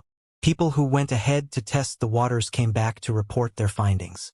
They greeted the minister with a bow. "Minister Zhua, things are not good. Do you know who it is?" Minister Zhua asked. "It's not possible for a person so powerful to exist in Nandu Nation." The reporting person shook his head. Minister Zhua contemplated for a while and said, "All of you stay here. I'll go take a look." Obviously, everything they had previously prepared was now useless. The plans had been spoiled. An extremely powerful individual got wind of the news and came to Qingzhou City. "Senior, can you take me with you?" asked Yifutian. "Your abilities are still too weak. It will be dangerous," said Minister Zhua. "That's okay. I want to take a look at what's going on." Yifutian was determined. "I cannot promise your absolute safety," Minister Zhua spoke again. Yifutian nodded, and the two of them made their way into Mount Tianyao. The vibrations of the ground were even stronger now that they were closer to the mountains. Demons and monsters ran frantically in every direction. With Minister Zhua's powers, none of the demons or monsters dared to stand in his way. Finally, they reached the epicenter of the vibrations. One look at the scene ahead and the powerful minister began to shudder, not able to calm down. "Senior." Yifutian clenched his fist. His body was shaking. His eyes were filled with a wild flame and all the veins on his arms were visible. Up ahead was an enormous snow ape, taller than the mountains. Compared to when Yifutian had met him before, the snow ape was much larger now. His head was in the clouds. His enormous body stood in the midst of a storm, but he remained standing steadily like the mountains. A golden chain was locked around the snow ape's body. The light coming from the chain was shining brighter than the sun. The chain seemed to have come from the heavens, creating a link between heaven and earth.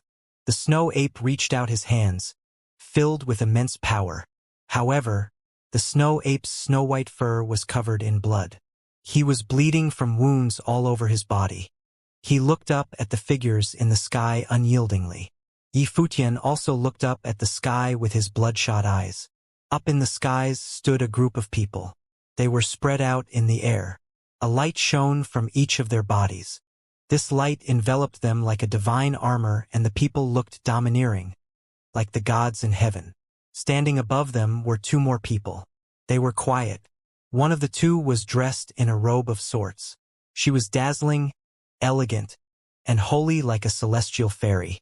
She did not look too old, maybe about Yifutian's age. Even though she was young, her aura was outstanding. It was almost as if she was born superior to others. She looked very content. Beside her stood a figure that seemed like a divine general. His force field covered her as if to protect her. Compared with ministers was disciple. The girl won in regards of elegance and looks. Perhaps, even if the goddess like Hua Jieyu were here, she would not be able to overshadow this girl.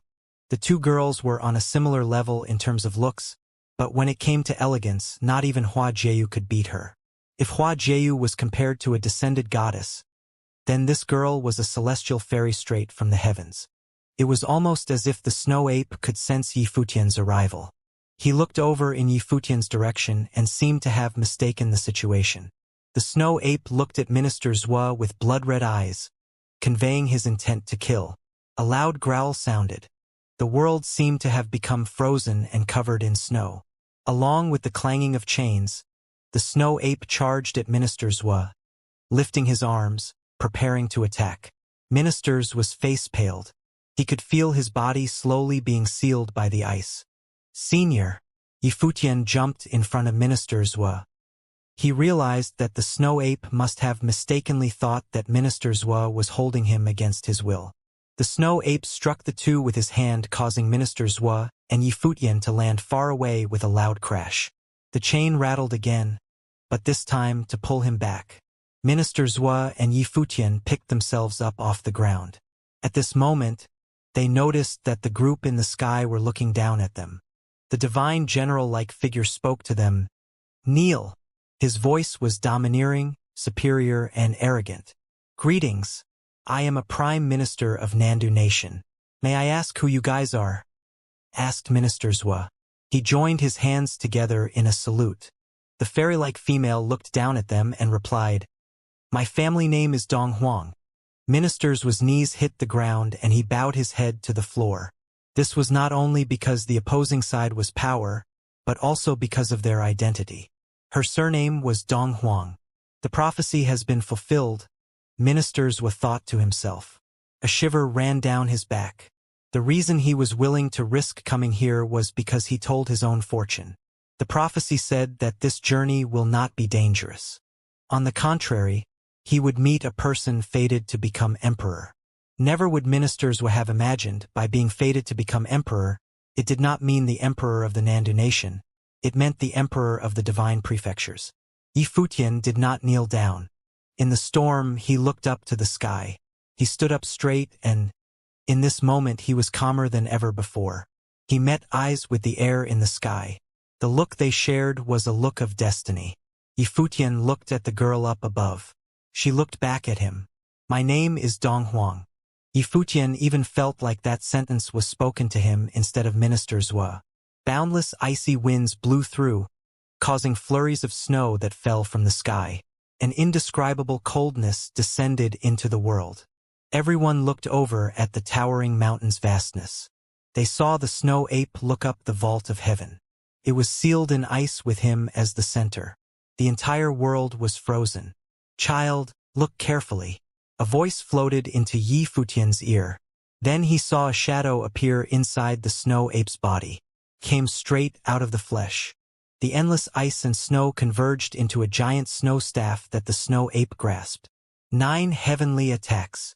The snow ape stood up, almost becoming one with the sky and earth. That moment, incredible power converged above the shadow. His body was so stable. Finally, the snow ape's large shadow moved. The first hit gathered the power of the world and slammed against the atrium. The air seemed to be sliced apart and the frozen world was cut into two. Endless wind and snow blocked everyone's vision except Yifutian. The snow ape did not hit anyone. He was just teaching Yifutian. It was the freedom meditation. Even though Yifutian was sad, he knew that the snow ape was using his life to teach. This staff technique was the evolved by Emperor Yi Qing when he created war techniques. Now, the snow ape was demonstrating it personally. After the first hit, the power intensified rather than weakening. When the snow staff was swung again, the power of the first hit seemed to meld into the second and sweep everything. Then the third hit, the fourth. Every hit's power seemed to be multiplying. By the 8th hit, the world was shaking, the mountains were trembling, and the earth had cracked open. The snow ape's location had turned into the world's most terrifying windstorm. The 9th hit, a voice said in Yifutian's ear. Then he saw the snow ape go toward the atrium. The snow staff swung and countless shadows of the staff appeared, flattening the sky. After that, Yifutian could not see clearly anymore. Blinding light shone from above the atrium, covered everything. The entire Mount Tianyao shook. The demons all knelt on the ground. An invisible power crashed into Minister Zhua and Yifutian. They flew backward, but something was protecting Yifutian. He was not fatally hurt, but there was pain everywhere. This windstorm lasted a long time because calming down. It began to snow in Mount Tianyao. White snow continued to float down. Yifutian stood there, gaping. The snow ape's shadow had disappeared. All that remained was the giant flesh body standing there. It was lifeless, but it still stood up straight and tall. He was standing even in death. In the canyon behind him, Emperor Yi Qing's statue was still undamaged. It was as if the snow ape had defended the statue to his death. Yifutian reached out. A snowflake landed in his palm. "Child, do not be sad. This was destined. I should have gone with my master long ago, but I had to wait for someone. Thankfully, I met you all. I am just sad I cannot see you rule the world with my own eyes." There seemed to be a shred of consciousness remaining in the air.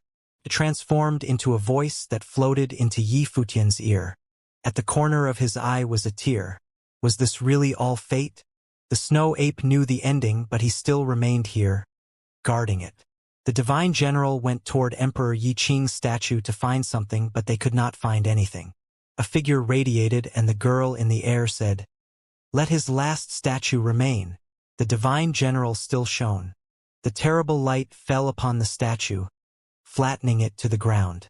The statue that the snow ape had protected with his life had still fallen. "Princess, you should not have sympathy," the general said, retracting his light. The girl looked at him coldly and turned around. The people left with her. When she left, she looked down.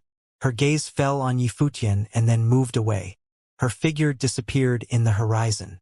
When they left, Yifutian collapsed too. Something had been supporting him before, but those violent shakes had even hurt ministers, let alone him. Before, he had forced himself to stand up and witness it all. Ministers coughed out blood. He could not recover quickly. Everything that had happened was indescribable. He did not even see clearly how the snow ape had died. Walking to Yifutian, he looked at the youth's calm face with a bit of gratitude. If not for Yifutian, the snow ape would have killed him. He could feel the murderous intent. But Yifutian was only a boy. How could he be so calm when faced with all this? He did not even kneel down. The girl from the sky had the surname Donghuang. Even the emperor of Nandu would have to kneel. Their statuses were too different. However, the youth had still been standing up straight. It was not because he was dumb from shock but arrogance from his bones. At that moment, ministers had the illusion that the boy before him was as high and mighty as the girl from the sky. His eyes flashed. Then he sat down beside Yifutian. His life spirit appeared. It was a life chart. The minister of Nandu was a rarely seen astrologer. Few people knew this secret. Astrologers usually did not live long because they knew too much. The light of the life chart enveloped Yifutian. The gears moved without stop and sped up. "What's going on?" Minister's expression changed. He stared at the uncontrollable life chart in shock. It spun crazily with noise until it finally slowed down. Ministers stared at the chart. The needle spun until it pointed upward. It seemed to point at the sky. The minister collapsed onto the ground. Looking at the life chart, his heart twitched. This was impossible. How was this possible? Shouldn't it be the girl in the sky? Her surname was Donghuang. Why did Yifutian have this fate? The fortune showed that he would meet someone. But who was it? In disbelief, ministers continued to activate the life chart. After several attempts, he was sweating. He sat beside Yifutian and stared at the sleeping youth. Would Nandu Nation's fate change because of him?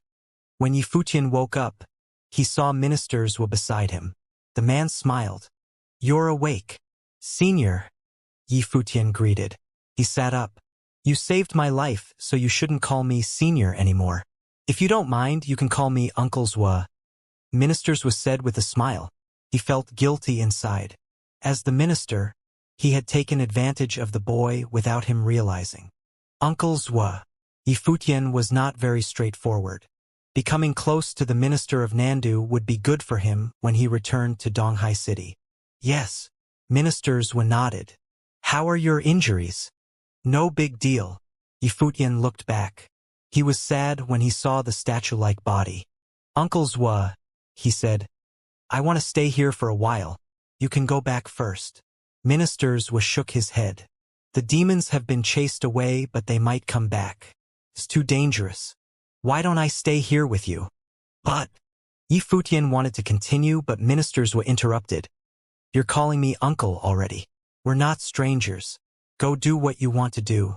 I'll just cultivate here. Okay. Yi Futian nodded and stopped talking. He got up and walked toward the snow ape's body. There, he kept standing, but he looked up to the heavens. Senior, I can't take revenge for you now, so I'll just accompany you for a while. Yi Futian's voice was sad. He sat by the snow ape's body. The Guqin spirit appeared and descended before him. Yi Futian started playing right there. A gloomy melody sounded as if in farewell. After the tune, Yi Futian started cultivating. The snow ape had taught him the 9 heavenly attacks before dying. Cultivating here was like the last comfort to the snow ape's spirit. The days passed. Without realizing, months had passed. 9 heavenly attacks was extremely difficult. When Yi Futian learned the 3rd hit, both his martial arts and sorcery cultivation had reached the 5-star glory plane. That day, Yi Futian knelt before the snow ape's body. He kowtowed 3 times before standing up and turning around. He never looked back. Uncle Zhua, let's go back, Yi Futian said to Minister Zhua, who was cultivating with his eyes closed. The man opened his eyes and nodded. Okay. With that, he and Yi Futian flew into the sky. They left Mount Tianyao. Yi Futian's recent actions had been odd, but he did not ask. Once out of Mount Tianyao, they were close to Qingzhou Academy. Ministers' men were waiting there. Seeing ministers were return, they let out sighs of relief and went to greet him. Where's the princess? Ministers were asked. They were living in Qingzhou Academy while you weren't here, someone said. That girl has probably caused a ruckus, Ministers was said. He walked forward and they all went toward Qingzhou Academy. The red-clothed girl was the princess of Nandu. She was now living in the School of Martial Arts. Many people were there right now. When Yi Futian walked in, he saw Qin Yi. Surprised, he called, "Ms. Qin." Futian. Qin Yi was surprised when she saw Yi Futian. I wanted to go find you. Why are you here? Yi Futian asked. Hearing this, Qin Yi lowered her head slightly. Professor, you're back. The servants here don't know how to take care of people. I can finally go back now. The girl walked by. Many big figures of the School of Martial Arts were present. They all froze when they saw Yi Futian, but Yi Futian's eyes turned cold. Servant? The people of the School of Martial Arts walked up and greeted him with bow. Greetings, Minister Zhua. Minister Zhua nodded his head. Lung Qingfeng, the cabinet master of the House of Swordsmen, looked at Yi Futian and asked, What are you doing here? What is my senior sister doing here? Yi Futian did not answer his question. Lung Qingfeng took a look around at everyone. This? He did not know how to explain the situation. She's your senior sister? The young woman snickered. Then to Yi Futian, she said, She's been my servant these past couple days, but it's such a pity that she doesn't know how to take care of other people. If you promise to be my underling, I'll let her go. How about it? You did this. Yi Futian glared at her coldly. Yi Futian, I'm fine, Qin Yi said, pulling at his sleeve. But I'm not fine, senior sister. Yi Futian looked at Qin Yi. He moved her hands away and walked towards the young woman.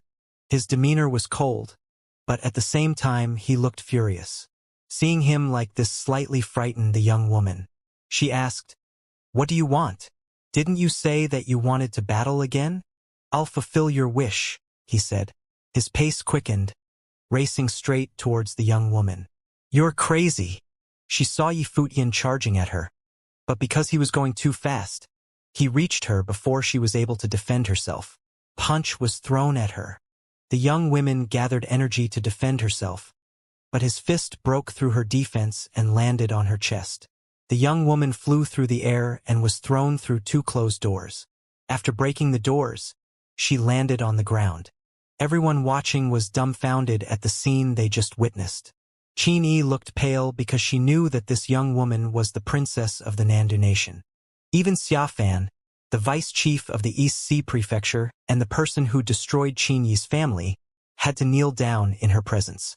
Yi Futian actually threw her in the air with a single punch. Princess! Someone shouted. Yi Futian, that was out of line. said someone from the school of martial arts. As a group of them went up to help the princess, the young woman walked out of the room she had just been thrown into, with a hand on her chest.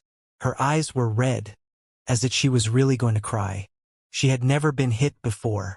What's more, this was already the second time. "Master, he's bullying me. Kill him," the young woman ordered as she looked at Minister Zhua. The powerful cultivators of Nandu Nation surrounded Yi Futian. "Minister Zhua, please have mercy," Lung Qingfeng pleaded. "Yi Futian."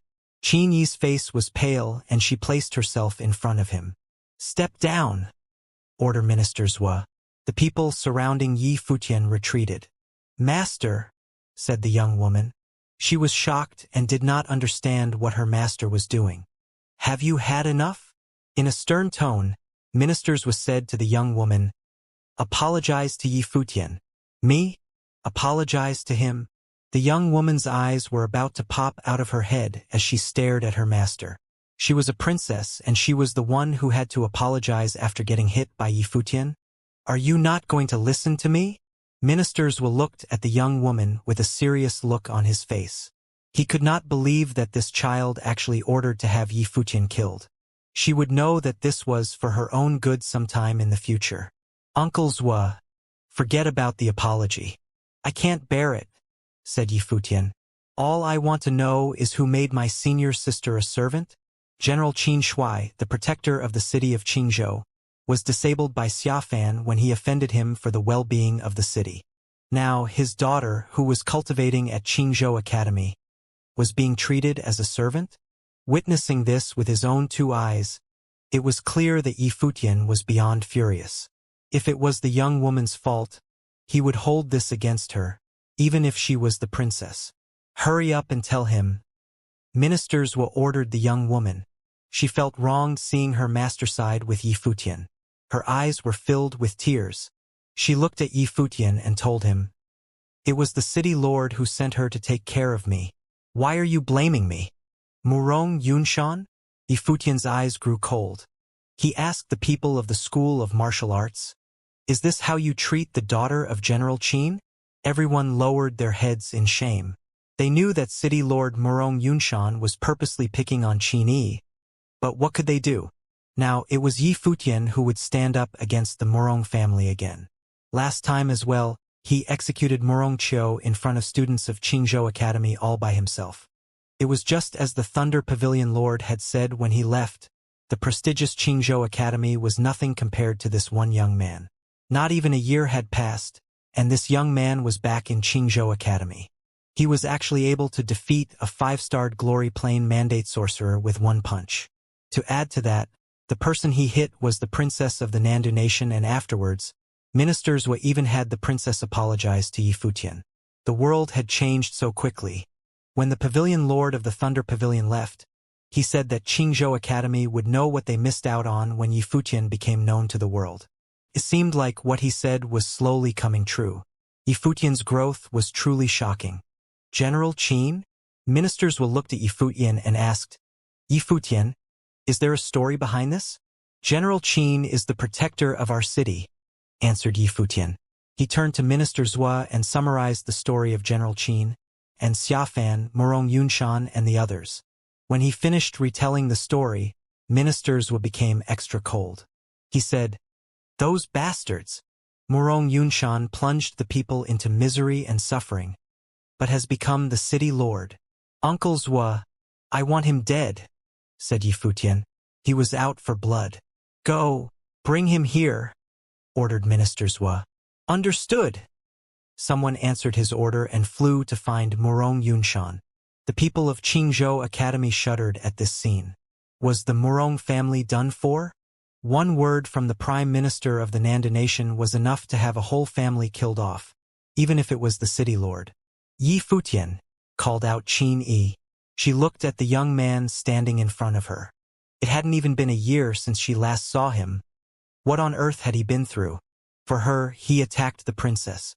"Senior sister, everything is okay now." Yi Futian smiled at Qin Yi. She nodded, eyes red. In this time, she learned the truth about human nature. Many people treated her poorly, Even the people who courted her before changed their attitude towards her.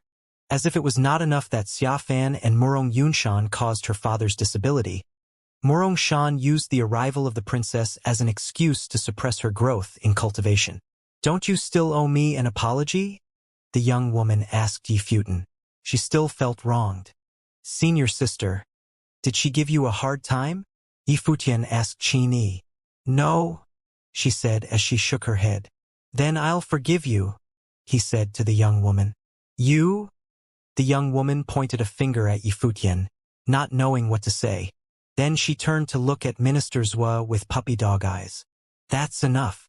No matter what, you were in the wrong first. Why do you need a servant when traveling? Treat this as a lesson learned," said Minister Zhua gently. He then turned to Yi Futian. "Yi Futian, I watched her grow up. Other than being a little obstinate, she doesn't mean any harm. Please don't take what she does to heart, and take care of her if possible." "I need him to take care of me?" The young girl felt that Minister Zhua was a little strange since coming down from the mountains. What on earth happened? "Uncle Zhua, that's too much. I was a little rash. This situation had nothing to do with the princess, so I am at fault," said Yi Futian. Minister Zhua showed much respect for Yi Futian. Even though he saved Minister Zhua on Mount Tianyao, Yi Futian knew that there was a limit to what he could do. After all, the young woman was the princess and her master was Minister Zhua. "Is this the attitude you use in an apology?" The young woman chewed on her own lip. "Fine. Then I'll promise to battle you the next time you ask," he said. "Who wants to fight you?" The young woman scratched her head. After that one punch, she finally realized she could not defeat him. Minister Zhua saw her expression and could not help but smile. It looked like her temper had dissolved. Yi Futian and the princess should have made up by now, right? After a little while, Murong Yunshan was escorted to them. He still had no idea what was going on. When he saw Yi Futian, Murong Yunshan saw red. His son, Murong Qiu, had died at the hands of Yi Futian. "Greetings to Minister Zhua and the princess from Qingzhou City's city lord, Murong Yunshan," he bowed. "Yi Futian, what do you want to do with him?" asked Minister Zhua. "I want him beheaded," Yi Futian answered without hesitation. Murong Yunshan was in complete shock. He lifted his head to look at Yi Futian. What was going on? "Off with his head." One word from Minister Zhua and the people standing behind Murong Yunshan restrained him. In this moment, Murong Yunshan finally realized the predicament he was in. "Please spare me, Minister Zhua. What did I do wrong?" Murong Yunshan's expression was completely different. However, Minister Zhua did not bother with him. The minister looked at Yi Futian and felt a cold shiver when he saw Yi Futian's cold eyes. It was then that Murong Yunshan understood. The person who wanted to kill him wasn't Minister Zhua, but was the young man in front of him. He was once an outer sect disciple of Qingzhou Academy. Murong Yunshan thought of the fall quarter examinations. That was the first time Yi Futian stood up in the middle of the stage, stubborn and unwavering. Murong Yunshan never expected that the lives of both him and his son would end in the hands of Yi Futian. "I cannot accept this," Murong Yunshan screamed furiously. A moment later, Qingzhou City's city lord was dead in Qingzhou Academy. "Have the Murong family property confiscated," ministers were ordered. Immediately, his people left to get things taken care of. "What do you think of making General Qin the new city lord of Qingzhou City?" Ministers were asked Yi Futian. "Thank you, Uncle Zhua."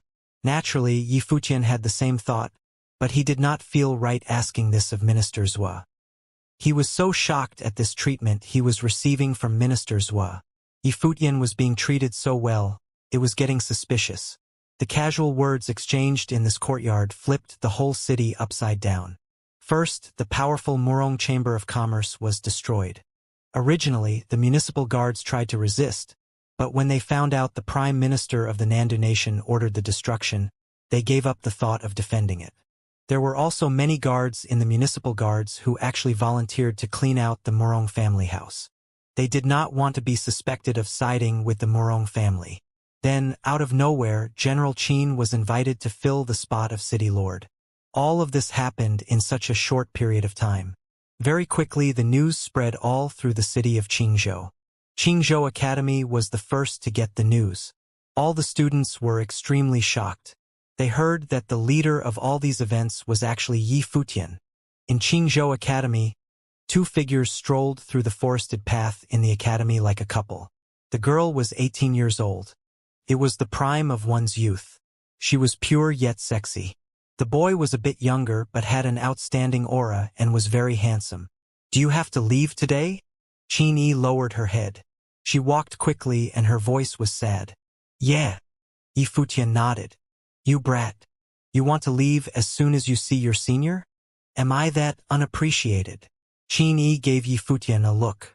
"Senior, you know that Donghai City has a lot of things that need someone so successful to do," Yi Futian said jokingly with a smile. "I trust you."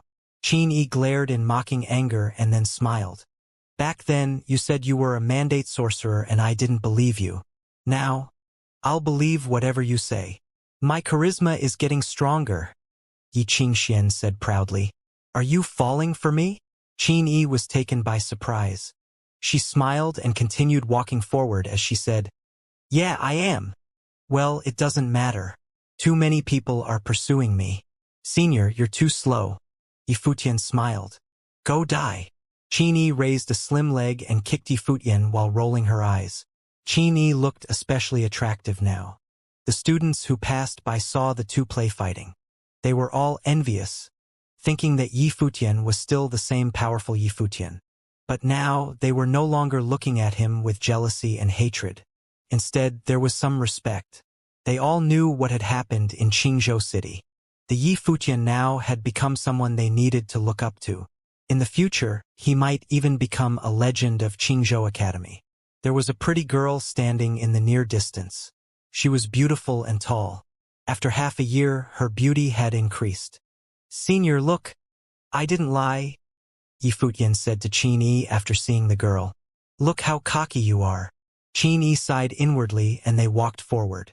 "Why didn't you come see me?" Feng Qingxue asked as she forced herself to smile. "I'm here now, aren't I?" Yi Futian smiled. "The little girl from before has become more beautiful. Do you miss me?" "This brat." Qin Yi looked at him, speechless from his narcissism. "Yeah." Feng Qingxue nodded with a smile. Qin Yi was shocked. "That sucks. You'll have to keep missing me." Yi Futian shrugged. Feng Qingxue studied him. "I want to see the outside world too. It's dangerous out there and you're so pretty." "It'll be more dangerous for you," Yi Futian said. "But you're there, right?" Feng Qingxue seemed to have gathered all her courage to say that. "Don't, Uncle Feng will think I stole you away." Yi Futian reached out and petted Feng Qingxue's head. She froze, allowing Yi Futian to mess up her hair. This felt so familiar. But sadly, everything was different and they could not go back. "How is Yushang?" Feng Qingxue asked. "Oh, Yushang," Yi Futian muttered. He was angry thinking about the guy. "He's dating and doesn't want me anymore." Feng Qingxue was shocked. Even Yushang was dating? Thinking of this, she suddenly felt bitter. It seemed that time had really changed a lot. "What about you and Hua Jieyu? Are you dating?" Feng Qingxue studied him. "She can't escape from me. She didn't want me to come here." Thinking of the fox, Yi Futian's eyes twinkled. He was still smiling casually, but it made Feng Qingxue jealous. They were the perfect pair. "I wish you two well." Feng Qingxue smiled gently. "We will." Yi Futian smiled as well. "I'm leaving. I don't want you two to miss me too much, so I'll hug you too." "Okay." Feng Qingxue nodded. She walked forward and hugged Yi Futian. She leaned her head against his chest as if wanting to enjoy that feeling. For a moment, her heart was besieged. Tears rolled down instantly. She pushed Yi Futian away and ran off with a tear-streaked face. So that was how it felt to hug him. Looking at Feng Qingxue's back, Yi Futian sighed inside. Qin Yi rolled her eyes. She walked forward to hug him lightly and then separated. "Senior, I'm leaving." Yi Futian smiled and turned confidently. Minister Zhua and the others were waiting in the distance. Seeing Yi Futian come, the girl beside Minister Zhua was unhappy. She said, This is someone with a girlfriend, shameless jerk. Ministers felt awkward. This girl was full of resentment. Uncle Zwa, let's go, Yifutian said when he got close. Ministers nodded. The people climbed on their demons. Sensing something, Yifutian glanced at the girl. I'm attractive, but you don't have to keep staring at me, right? Shameless. The girl spat. Then she turned away. Yifutian was speechless. The demons leaped into the sky. The people of Qingzhou Academy watched them leave. Many of the big figures still had not calmed down. In the sky, Ministers asked Yifutian from his demon, Futian, what are your plans when you return to Donghai City? Will you keep studying at the academy? Would you like to go to Nandu's royal city? Are there many talented men in the royal city? Yifutian asked. Of course, Ministers answered. The best of Nandu go to the royal city, including the most talented from Donghai City. Really? Yifutian chuckled. Of course I will, but not now. Oh, I'm sure you have many things you still need to do in Donghai City. I won't pressure you, but next spring, something big will happen in Nandu Nation. You must come. Ministers smiled. What big thing? Yifutian was confused. Do you know about Nandu Nation's history? Ministers asked. I heard from my professor that Nandu was once ruled by the Nandu family, Yifutian answered. Then, Emperor Donghuang and Emperor Yi ruled over the divine prefectures of the East. The powers of the world were reordered. Nandu was weak and walked down from the throne, replaced by the current king. Yes, the current royal family is named Luo.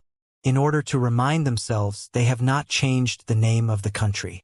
In addition, they hold a Tingfeng banquet every 10 years. Next year will be the next full decade. At this time, not only will the East Sea Prefecture come, people from all prefectures and cities of Nandu will come. The heroes will aggregate and meet each other. You can't miss it. If all the strong men of Nandu are there, why should I go? Yifutian asked. The stars of the banquet are your generation. The goal is to see the future of Nandu Nation. The outstanding figures of Donghai Academy would definitely be included, Ministers answered. Oh, Yifutian nodded. He first thought of his professor's ailment. Since the Tingfeng banquet was important, if the king noticed and liked him, it would be easier to heal Hua Fenglu, right? Oh, Xiafan is the young master of the East Sea Prefecture. With his father there, I cannot deal with him directly. After returning, I must take care of some matters. To protect you from danger, I'll keep the decree of the minister with you. People will treat it as if I'm there. Ministers gave Yifutian his badge and said, You still have to be careful about assassinations. Yifutian looked at the badge. He needed it, but he did not accept it. Uncle Zwa, he said. He was still suspicious. Was Ministers treating him so well really because he helped block the blow from the snow ape? He had defeated the princess with one blow because he was brash. But instead of blaming him, the minister had made the princess apologize too. Take it. This is useless for me. Just don't do bad things under my name. Ministers said jokingly. Okay. Yifutian nodded and took it. He would remember this gift. The badge was truly useful to him. Professor. The princess of Nandu looked at Yifutian with jealousy. Who was the minister's true disciple? The group advanced forward and finally reached Donghai City. Ministers personally saw Yifutian to the academy. Futian, remember, don't miss out next spring. Your stage shouldn't be in Donghai City. Ministers were advised. Okay, Uncle Zwa, I'm going back now, Yifutian said. Ministers nodded and watched as Yifutian entered Donghai Academy. Let's go back too, Ministers said. But then a figure walked out. He said before Ministers Greetings, Ministers I am Nandu-ku. You are from the Nandu clan? Yes, Ministers I have waited here for many days. My clan leader wishes for your help. Nandu-ku bowed. After pondering, Ministers nodded. Since Nandu is inviting me, I will go with you. After you, Minister, Nandu-ku said politely. The group once again set off and soon arrived at the Nandu clan's home. Hearing that Ministers had arrived, the clan leader personally welcomed him to the courtyard. Other than the two, there was also a beautiful girl. It was Hua Jieyu. Minister Zhua, this is a descendant of the Nandu clan. Could you please tell me her fate and fortune? The clan leader asked. Not many knew that Minister Zhua was an astrologer, but he did. Okay. Minister Zhua nodded. Jieyu, please cooperate, the clan leader said. He had once asked Minister Zhua to calculate his but was rejected. Some things were better left unknown. However, Minister Zhua thought that Hua Jieyu was unimportant. Hua Jieyu looked at him. Since Minister Zhua was back safely, that guy should be back too. He had lied saying he would be back in 1 or 2 days. Minister Zhua walked to Hua Jieyu and cast his life chart. The light enveloped Hua Jieyu. After a count, Minister Zhua collected his life spirit. He was shocked. Staring at Hua Jieyu, he thought it was unbelievable. What kind of people were they? Why were their fates all so crazy? When the leader of the Nanda clan saw the serious look on Minister Zhua's face, he could not help but ask, "How is it, Minister Zhua? I have some questions. May I speak with her alone?" Minister Zhua asked. The Nanda clan leader nodded and left them alone. Minister Zhua looked at Hua Jieyu, a great beauty at the age of about 16-17. She would not lose by too much in comparison with the goddess-like girl from Mount Tianyao days ago. "Are you betrothed to anyone?" he asked her. Hua Jieyu froze, then shook her head. Minister Zhua was silent, seeming to be deep in thought. But then he saw Hua Jieyu looking at him intently. "Senior, the person you brought to the city of Qingzhou, is he back?" "Huh." Minister Zhua was confused. The person he brought to the city of Qingzhou? "From Donghai Academy," she explained. Minister Zhua stopped to think for a moment, and then his eyes brightened in realization. In his mind, he thought of the words a certain young man said, "I already have a girlfriend and she's more beautiful than you." He's already returned to the academy.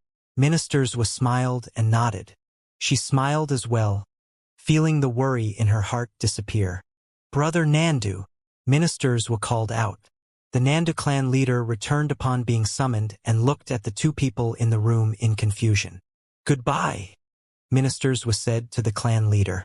Then he turned with his hands joined to salute Hua Jieyu. This was not a gesture to a junior, but a gesture of respect and honor. The Nandu clan leader was shocked and asked, "Minister Zhua, what does this mean?" Minister Zhua just laughed loudly, and with every step, he ascended in the sky. The head of the clan leader yelled out to him, "Minister Zhua, the fate of an empress, the mother of the world." Minister Zhua's stern voice traveled.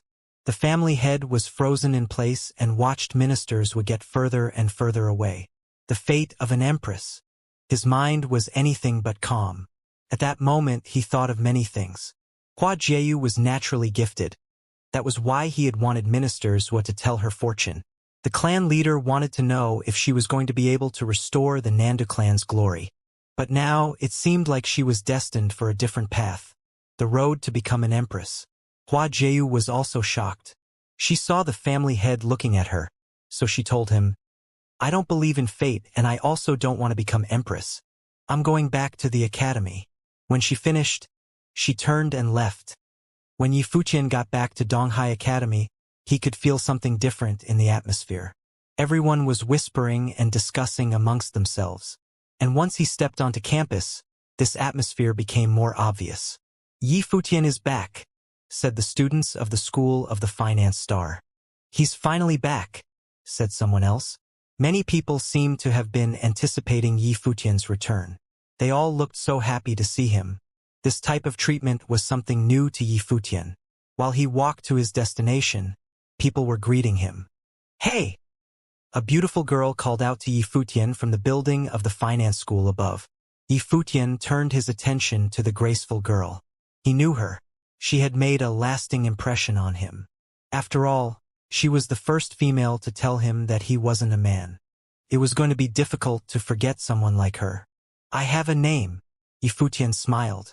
She just stared at him and asked, "What level are you now?" "5-starred glory plane." "You're not trying to fight me again, are you?" Yi Futian was feeling uncertain. Were all girls crazy about fighting? One just left, Now there was another. I won't fight you. The ones you have to fight are the people of the Emperor Star School and the Treasury Star School, the girl said. Yifutian looked confused. More people came up to them. What happened? Yifutian asked. He had just returned and the atmosphere at the academy felt strange. Junior brother Yifutian, the Finance Star School hasn't been doing too hot as of late, said a young man. Why is that? Asked Yifutian. Recently, the students of those two schools have been very arrogant. From time to time, they'll pick fights with the students of other schools, and our school is the most pitiful because they seem to be picking on us in particular, the young man explained. The students of the School of the Emperor Star and the School of the Treasury Star are stronger to begin with, so naturally the students of our school can't compete with them, said someone else. Yifutian had gotten famous around Donghai Academy for fighting, so everyone from the Finance Star School was excited for him to be back. Yifutian frowned. Both of those schools had previously paid a visit to Xianxia to congratulate him on taking on a disciple. Now they were joining hands to torment the School of the Finance Star. There was definitely a secret involved in all of this. What did the two elders of those schools talk about with Xianxia that day? Yifutian remembered that Xianxia came to reprimand him that day after their little chat. He seemed to be in a bad mood. Based on how things were going now, something definitely happened that day. Where's Xianxia? Yifutian knew, with Xianxia's bad temper, he would not have just stood by and watched all of this happen. It gets me angry just talking about what happened, someone spoke. Because of this situation, junior brother Xianxia went to block off the entrance of the School of the Treasury Star. He beat up a ton of people, but those shameless jerks had 2 8-starred glory plane cultivators gang up on him. One of those guys is the second strongest glory plane cultivator in their whole school. As a 5-starred glory plane cultivator, junior brother Xianxia battled to his best ability, but was defeated in the end. Yifutian had a fairly good understanding of Xianxia's powers. The 3-level difference should not have been a problem, but his opponents were from the Treasury Star School. One of them was even known as the second strongest glory plane cultivator, so they were probably also naturally gifted to begin with. Xianxia was still not able to release his life spirit and show his true potential. So if they ganged up on him, it was understandable that he was defeated. Okay, I got it, said Yifutian. He then began to walk back to his dorm. In the courtyard, Yifutian could see Xianxia. He was topless, showing off his copper-toned skin, while Xianxia was applying medication to his wounds. You guys have already progressed to this stage while I was gone? Yifutian blinked his eyes in disbelief and approached the two. Xianxia blushed and glared at Yifutian. Stop joking around. Good going, Xianxia.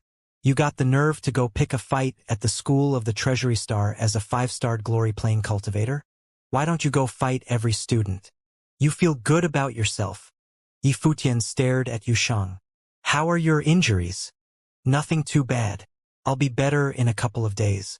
It's Xianxia who insisted on applying medication, said Xianxia, holding back a smile.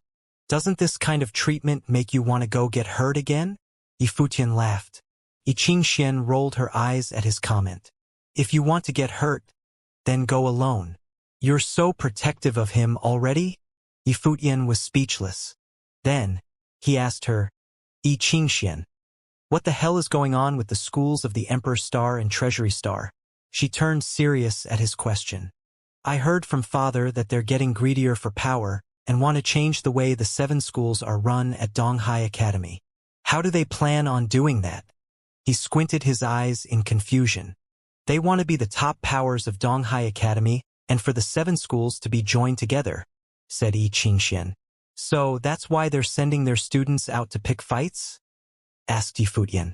Yeah, I think it's their way of making their wishes clear to the academy, nodded Xianxia. Their 2 schools have always been the strongest of the 7, and so most of the best students are gathered in those schools. Right now, there aren't many students from the other schools who can defeat them. Yifutian nodded his head and turned to leave. I'm going out for a while. Where are you going? Asked Xianxia. Yifutian had just returned. Where could he be off to again? I'm being a third wheel here. Don't want to disturb your time together, said Yifutian. He waved and continued. I'm going to go see my girlfriend. Xianxia laughed. This guy was always joking around. Yi Futian headed to the school of the Emperor Star. When he left, he told Hua Jieyu that he would be back soon. But now it had already been a couple of months. She must be worried sick. He walked up all the stairs to reach the school of the Emperor Star all the way at the top. The students there began to discuss amongst each other as soon as they saw Yi Futian at their school. What was he doing here now after leaving with ministers months ago? Someone asked. I don't know. His powers are really strong. He was even able to defeat the disciple of Minister Zhua. But he still can't compare to our school's genius, Zhou Mu. I heard Zhou Mu has already gotten to the 6-starred glory plane. If Yi Futian and Zhou Mu met, then Yi Futian would be done for, someone remarked. Yi Futian ignored all these comments. He was going to get revenge on the two schools later. Right now, his priority was to go see Hua Jieyu. He continued on his way up, and what was weird was he actually ran into Zhou Mu. Zhou Mu looked at Yi Futian coldly. Next to him was another young man. Yi Futian, it seems like you've come to a place you have no business being in, said Zhou Mu in a cold demeanor. I'm here to see the Grandmaster. Yi Futian smiled in return. So what? The school of the Emperor Star is not a place that you can come and go as you please, Zhou Mu sneered. Yi Futian looked at Zhou Mu. He did not want to waste his breath with him. Yi Futian tried to walk past him, but the young man standing next to Zhou Mu shifted to the side to prevent Yi Futian from moving forward. The young man laughed. I've heard many good things about you, junior brother Yi Futian, but I never imagined you to be so rude. Yi Futian stared at him and was on his way again. His clothes blew in the wind, his aura domineering. The young man smiled weakly and the look in his eyes made a drastic change.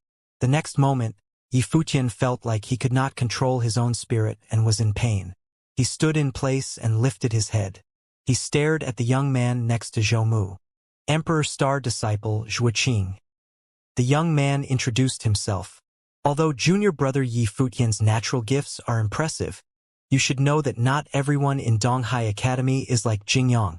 I'm sure you've had a taste of junior brother Zhou Mu's powers at the Luo Palace. There are multiple students like Zhou Mu at the Emperor Star School, so if you continue to be so arrogant, you'll be the only one at a disadvantage. Zhou Mu spoke with pride, and he had the right to be. As a 9-starred glory plane cultivator, he was the most powerful person of the glory plane in the whole Emperor Star School. Some people even call him the #1 sorcerer of Donghai Academy. His natural gifts were unbeatable. You're right, Yi Futian said with a smile. As he turned to leave, he spoke again. I hope the students of the school of the Emperor Star are truly as powerful as you said. Yi Futian was in such a rush to get to the school because he was afraid Hua Jieyu was worried about him. But since he was stopped on the way, then he could only use a different way to let her know he was back. When Yi Futian returned to the school of the Finance Star, Yi Qingxian was still there. Didn't you go to see your girlfriend? Why are you back? Yi Qingxian asked with a smile. Yi Futian furrowed his brows. It was too shameful to say. Qingxian, how is Zhuoqing's skill? He asked. You met Zhuoqing? Yi Qingxuan's pretty eyes went blank. Seeing Yi Futian's gloominess, she guessed what happened. Yeah. Yi Futian nodded. He's personally taught by the headmaster of the school of the Emperor Star, Yi Qingxian answered. He's heavily valued and is already at the 9-star glory plane. He's known as #1 of Donghai Academy's Dharma. His main abilities? Yi Futian asked. He's a spirit elemental mandate sorcerer with a strange life spirit. He has an eerie ability too. He can use the spirit element to control others. He's also good at the wood element and is extremely dangerous, Yi Qingxian said. A controlling mandate sorcerer. No wonder. Something flickered past Yi Futian's expression. According to Yi Qingxian, the other was a spirit elemental mandate sorcerer specializing in attack and control. Wood elemental sorcery was also known for being strong in controlling. With these two together, he could totally take control of someone. There should be some powerful figures in the glory plane if the school of the Finance Star specializes in battle, right? Yi Futian asked. Yi Qingxian looked at him and said, there are naturally those with extraordinary talents, There is a 9-star glory plane mandate sorcerer specializing in both martial arts and sorcery, but it is still hard to defeat Xueqing. There's a reason why he is number 1 of the Dharma rank. I understand, Xianxia. Help me spread news that... Yi Futian smiled and said, even if I lost last time at the Luo Palace, I've had a breakthrough in my planes. I will challenge Zhou Mu again tomorrow to continue the battle between my master, the Qin Devil, and the Art Saint. I hope the students of Donghai Academy will come witness it. Hearing this, Yi Qingxian was confused. She asked, didn't you say you didn't lose last time? Since they're saying I lost, then just play along. Yi Futian smiled confidently. Yi Qingxian seemed to understand something. She glanced at the boy. You're so mean. Zhou Mu's reputation would be destroyed if he was defeated yesterday. Yu Shang, Yi Futian called. The other glanced at him. How's your injury? Can you still fight? He asked. Yu Shang grinned. No problem. Yi Qingxian looked at them with sparkling eyes. She wondered what Yi Futian was planning. I'll go now, she said. Soon, the School of the Finance Star released news that Yi Futian would challenge Zhou Mu again tomorrow and invited everyone to watch. This time, Yi Futian said he would continue the past battle between the Qin Devil and Art Saint. It was clear that Yi Futian was extremely confident this time. The location was before the School of the Emperor Star. Zhou Mu's plane was higher than Yi Futian and this time was to continue an old battle. The reputations of their masters were involved too. It was impossible for Zhou Mu to turn him down. Donghai Academy was bustling. The news naturally traveled to the School of the Emperor Star. This time, everyone paid attention to the battle. Even the big figures were paying attention in the background. The next morning, sunlight fell onto Donghai Academy. The buildings were majestic under the glow. The School of the Emperor Star seemed like the strongest of Donghai Academy and dominated the other 6 schools. With this background, it naturally seemed more imposing. Today, many people gathered before it early in the morning. They were waiting for news and anticipating something. Many years ago, 2 legendary figures appeared from the School of the Emperor Star. They were the summoning artist, Art Saint, and Guqin musician, the Qin Devil. The 2 were rare geniuses who fell for the same woman. The Qin Devil won the girl's heart, but had his natal spirit destroyed and was forced away from the city. Many years later, their disciples were both cultivating in Donghai Academy. The disciple of the Art Saint who had won was still studying in the School of the Emperor Star and was cultivating with the headmaster. On the other hand, the Qin Devil's disciple was cultivating with the headmaster of the School of the Finance Star. As if this was destined, the Qin Devil's disciple challenged the Art Saint's disciple in his master's name. He seemed to want to reverse the past humiliation.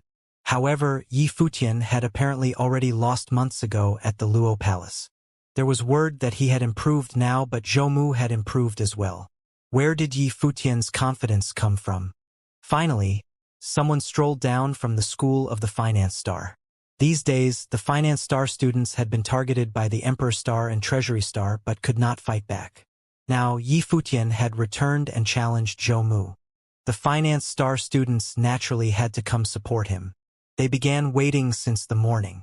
When they saw Yi Futian come down, they went to him, creating a powerful group. Yi Futian walked in the front. He wore all white and carried a guqin. He was easy on the eyes.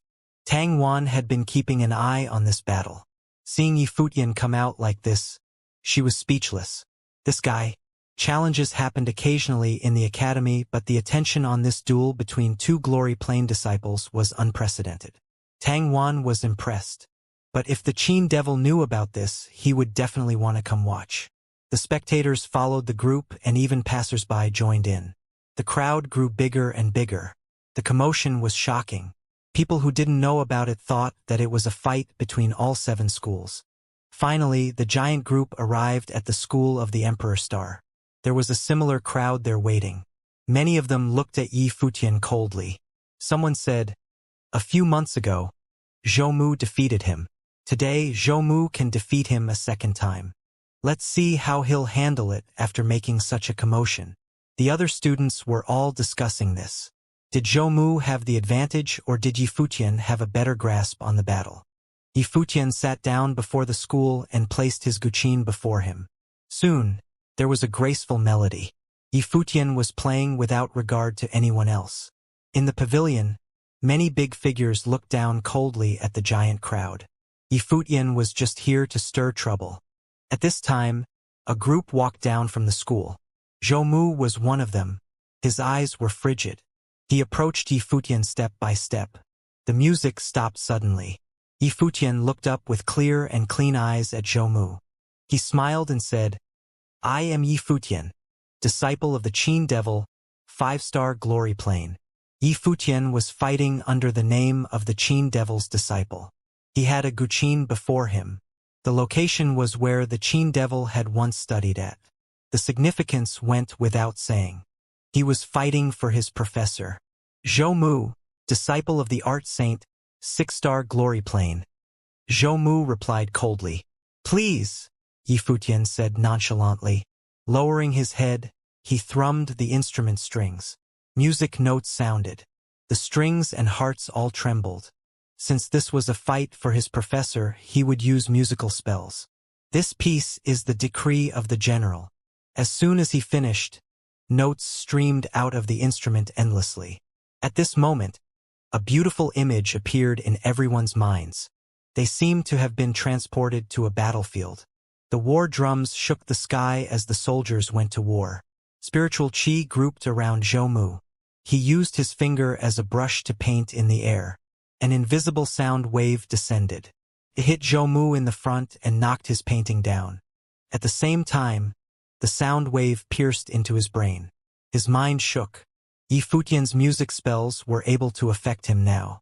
Compared to last time, Yifutian's skills seemed to have increased greatly. Zhou's expression grew more serious. The spiritual qi grew more terrifying. He reached out and began multitasking. Both hands painted at the same time. He created a sword with a single stroke. It whistled through the air toward Yifutian. However, an invisible strength gathered around Yifutian now. The music notes transformed into a beating war drum. It was powerful like thousands of galloping horses. The sword flew here and shattered. Zhou endlessly created swords that flew crazily to where Yifutian was sitting. However, as soon as they got close, they would turn to dust. The area had turned into a battlefield. Yifutian was like the general commanding the entire army. As the music intensified, a shocking music note storm gathered around Yifutian. They did not dissipate and had a terrifying power. Swords whistled and clanged. Endless swords flew toward Yifutian. However, the people only heard the war drums shaking the earth. The ground quaked and shattered the swords. Such terrifying musical spells. "I don't know if Zhou's demons will be able to resist it if Yifutian keeps playing," someone said. The spectators could feel that Yifutian's music notes were still gathering and strengthening. He seemed to be gathering a military with thousands of soldiers and horses. They would shatter everything with the general's decree. Finally, Zhou finished. He had drawn a golden ape made completely out of gold. It ran toward Yifutian. The earth shook with its steps. What a strong summoned beast. Yifutian had given Zhou time for him to wildly use his spiritual qi to draw. The spectators were nervous. The golden ape stepped into the storm around Yifutian. There were giant booms. At that moment in the battlefield made of music notes, the war drums shattered everything. Thousands of horses galloped out. Everything in the path of the music storm turned to dust. The golden ape cracked endlessly, but, just like last time, it still kept going toward Yifutian. The ending, though, was different this time. Yifutian kept playing. The endless power rolled past.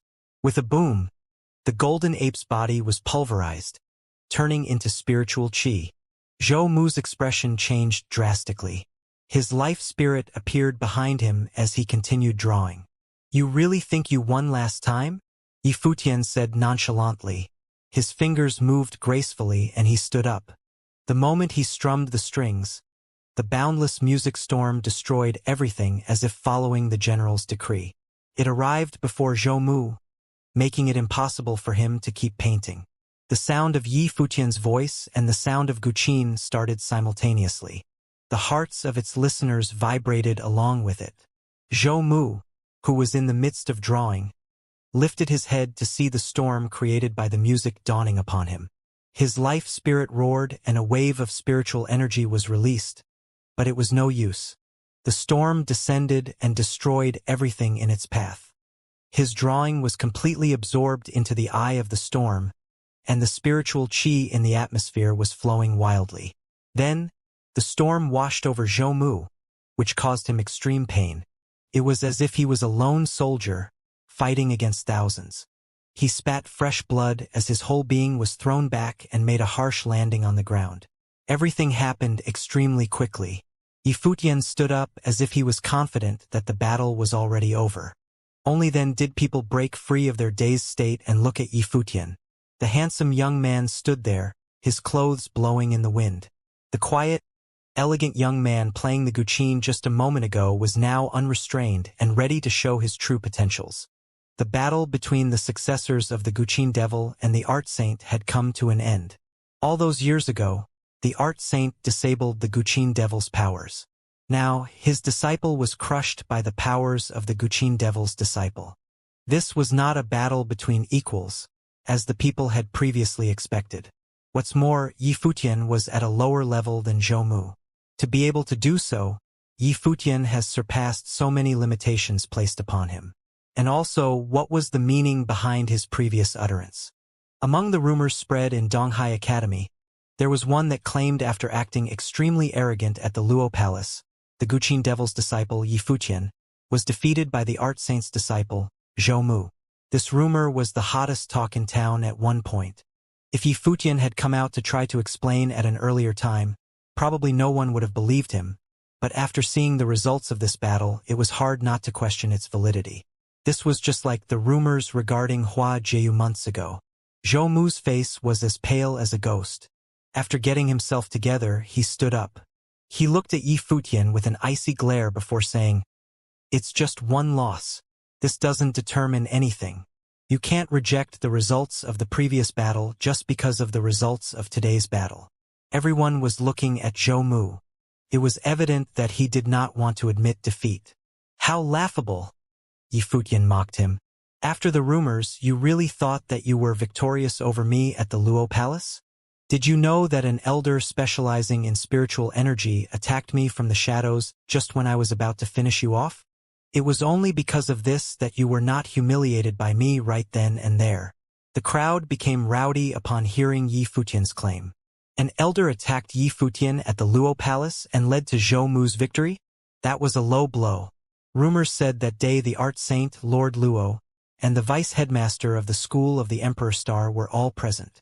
If what Yifutian said was true, then wouldn't that make these elders the three main suspects? If it were true, Yifutian would have had no choice but to forfeit and leave. "You're lying." Zhou Mu did not look too good after hearing what Yifutian had to say. He refused to believe this. Preposterous. Just then, a voice sounded from behind. It was the very elder from that day at the Luo Palace. He was Vice-Headmaster Han Mo of the Emperor Star School. "Yifutian, even though you were victorious today, you have slandered your elders with utter disrespect," said Han Mo. Yifutian lifted his head toward Han Mo. This old geezer was finally revealing his true colors. "Of course, I knew that it could not possibly have been you who attacked me, but just because you won't doesn't mean others won't.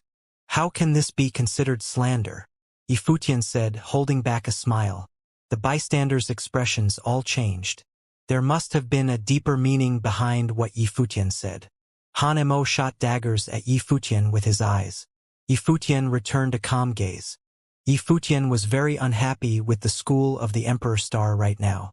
He felt that this school was fake, hypocritical, overbearing, and cold. From allowing Mu Yunxian to spread fake rumors regarding Hua Jieyu, to not allowing Yifutian to enter the Emperor Star School. From siding with the Art Saint years ago in order to develop a beneficial alliance through marriage, leading to the demise of Hua Fenglu, to wanting to control all of Donghai Academy, which led to Yu Sheng being hurt. Although Yifutian did not say anything, a burning rage started to grow in his heart. He was going to let it all go today.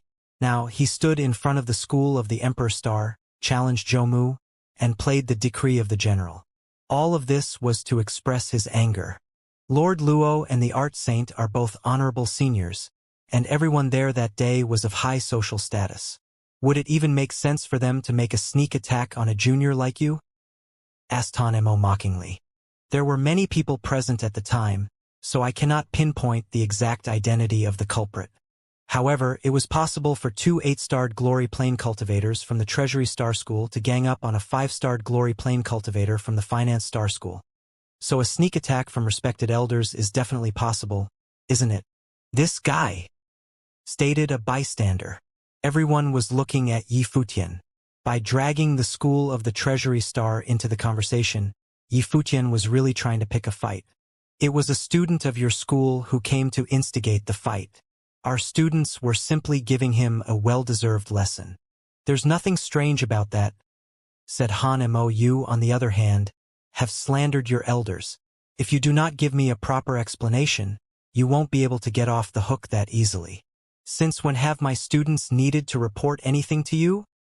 A voice came from within the crowd. Pushing through, Xiang looked at Han Mo and said, Han Mo, you're the vice headmaster of the Emperor Star School, and you're here reprimanding a student from the school of the Finance Star? Now, that's impressive. The arrival of Han Mo and Xiang frightened bystanders. It seemed that things had gotten out of hand. Headmaster Xiang, did you not hear your student slandering his elders? Asked Han Mo. He did not seem to be afraid of Xiang at all. Is this true? Xiang asked Yi Futian. Yi Futian smiled and said, it would be easy to determine whether it is slander or not. During that fight between Zhou Mu and I was defeated by a conjured beast. Even though I was at a bit of a disadvantage, we can try again today. He looked at Zhou Mu. Although I have made quite a bit of improvement over the past couple of months, I'm still going to draw up some conjured beasts. I won't release my life spirit and will use pure martial arts tactics. If I can't defeat you with one stack, then you can consider my words slander. He's so crazy. Everyone was watching Yi Futian. He was going to give Zhou Mu to conjure the strongest beasts, only use martial arts tactics, and try to defeat Zhou Mu with one attack. Yi Futian was beyond crazy. If Zhou Mu lost despite all this, he wouldn't be able to show his face around Donghai Academy, especially since Zhou Mu never denied the rumors of him defeating Yi Futian. People took his silence as agreement. Do you have any opinions about this? Xiang asked Han Mo. Han Mo's expression was dark.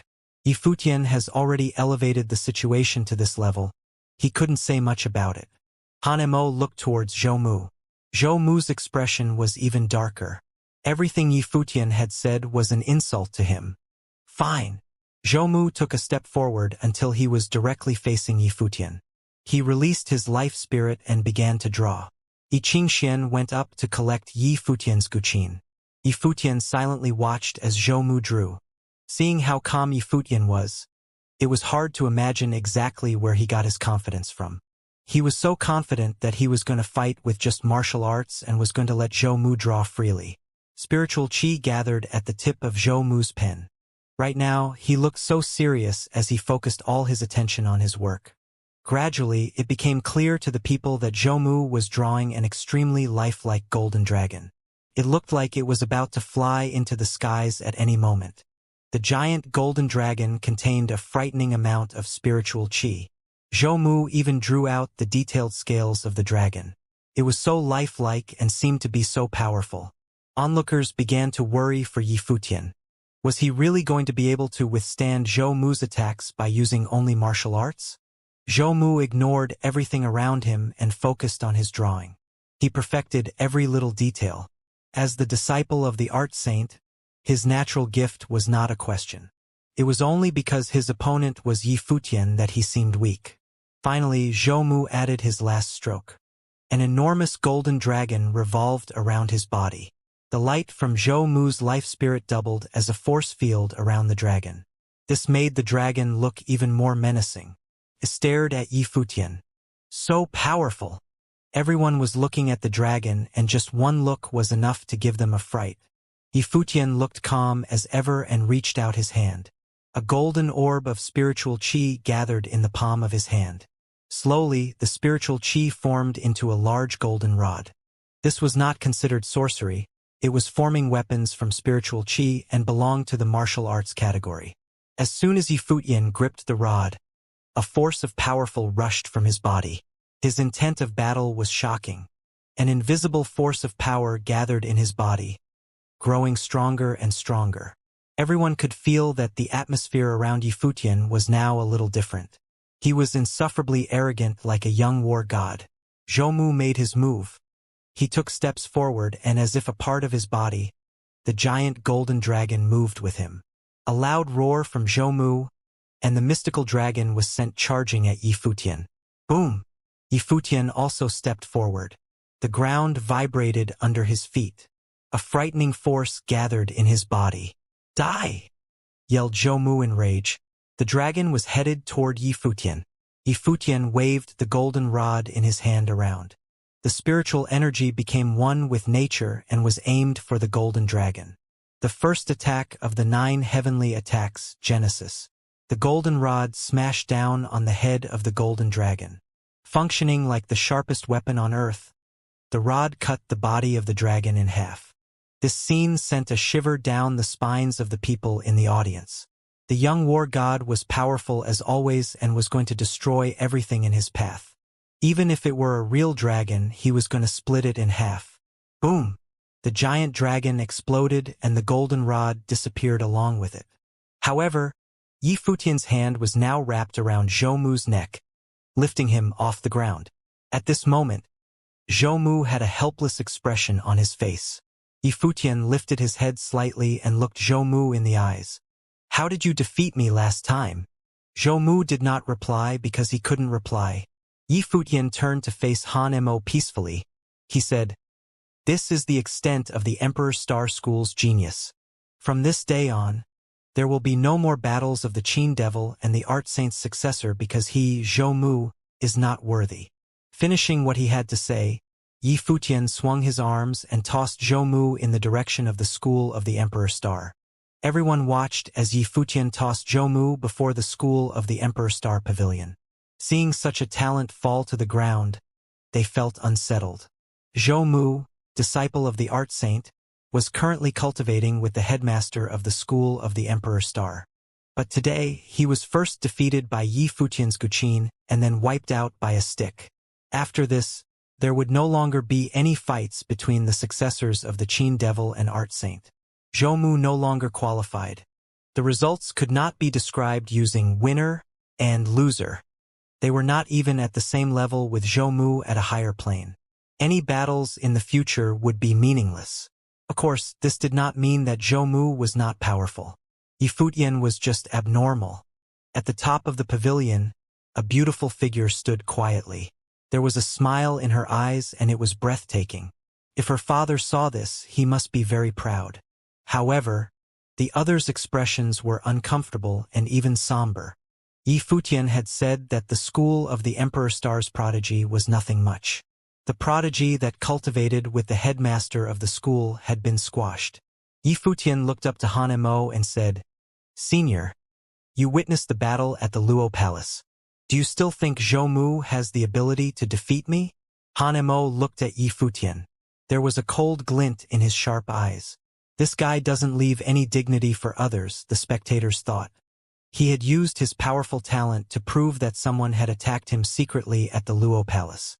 Han Mo, who had accused Yifutian of slander, now looked awkward. Some people were even wondering if this event had something to do with Han Mo. Perhaps you had purposely hidden your true ability that day. Someone said in the group of Emperor Star students. It was Zhuoqing, the one Yifutian had met yesterday.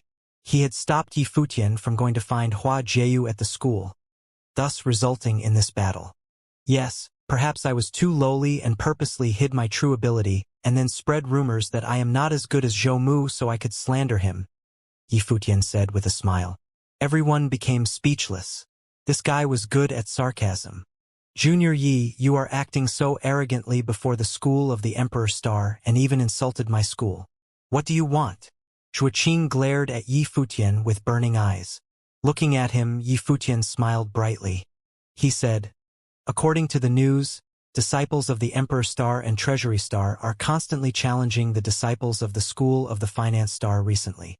As a member of Finance Star, I, Yi Futian, wish to see how impressive the talents of the other two schools are. With that, the area fell silent. Yi Futian did not come today only to defeat Zhou Mu. After clearing the Qin Devil's reputation, he declared that he wanted to challenge the two strongest schools of Donghai Academy. He would block the door and challenge them. First, Yusheng had blocked the gate of the School of the Treasury Star. Now, Yi Futian would make camp outside the Emperor Star. He was mad. Han Mo's expression darkened and he sneered. He could not believe someone would do this to the Emperor Star. He asked coldly, "How would you like to challenge us?" Yusheng, Yi Futian called. Yusheng was prepared. He strode out and was beside Yi Futian quickly. When the two stood side by side, the others of Donghai Academy finally realized just how outstanding these two youths were. They had just entered this year and made a name for themselves through battles. I heard that a few days ago, 2 8-star glory planes from the School of the Treasury Star had teamed up to defeat my brother. So powerful, huh? Is there no one good enough to come out from the Treasury Star? Yi Futian said nonchalantly. He dragged the Treasury Star in. He needed to take revenge for Yusheng. Since he wanted to challenge us, he should have been prepared. Is he a sore loser? A powerful student from Treasury Star replied coldly after hearing the question. Yi Futian glanced at the other and smirked. If that's the case, I'd like to witness the power of the 8-star glory plane prodigies. We are 5-star glory planes. I'm sure the Treasury Star won't reject our request, right? Yi Futian and Yusheng were both at the 5-star glory plane. Those who had defeated Yusheng were at the 8-star glory plane. They had no excuse to reject Yi Futian. Two figures walked out of the Treasury Star crowd. They had just come to watch and did not expect to be involved by Yi Futian. Since this was the case, they could only humor Yi Futian. Leng Qiufeng from the Treasury Star. Jiang Kuan from the Treasure Star. The two stood quietly and calmly. They were both at the 8-star glory plane. Leng Qiufeng was also a mandate sorcery and extremely powerful. Yusheng and Yi Futian were powerful, but they were at a much lower plane. The two from the Treasury Star were confident that if they worked together, they would definitely win. I hope you will be satisfied with the loss this time. Leng Qiufeng smiled as if mocking Yi Futian. As soon as he finished, Leng Qiufeng stood behind Jiang Kuan. A terrible wind appeared on him. Not only did it descend onto his body, it also fell onto Jiang Kuan. Then Leng Qiufeng shot into the sky. Jiang Kuan was still on the ground, shrouded in wind. Seeing this, Yi Futian realized that Yusheng's defeat was understandable. Yusheng had not entered the Dharma rank yet and could not fly. Yusheng, I'll support while you take revenge yourself, Yi Futian said. Okay. Yusheng nodded and stood before Yi Futian. Strong wind spirit gathered around Yusheng, wrapping around him. A dark gold armor appeared, covering his entire body.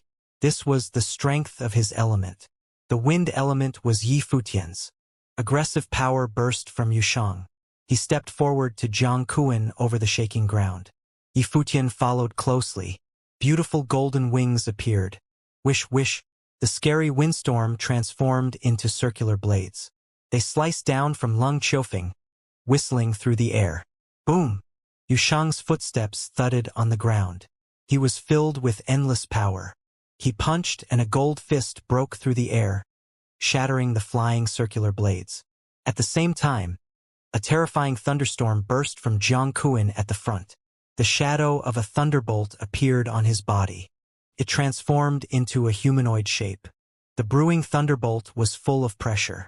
Feeling the pressure of the spell, Yi Futian contacted with the metal element spirit, adding another layer of armor on Yusheng. The next moment, the thunderbolt's shadow descended. It fell onto Yusheng with destructive power. The thunder spell was able to slice someone apart with the thunderbolt's power. When the spell descended, Yusheng's armor was torn apart. Then it attacked Yusheng's dark gold body. Electricity ran through his body. His powerful muscles trembled, but his steps did not falter. In the air, Leng Qiufeng scoffed.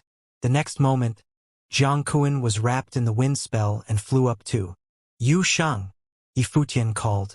The two worked together with tacit agreement. Yushang jumped and sprang into the air.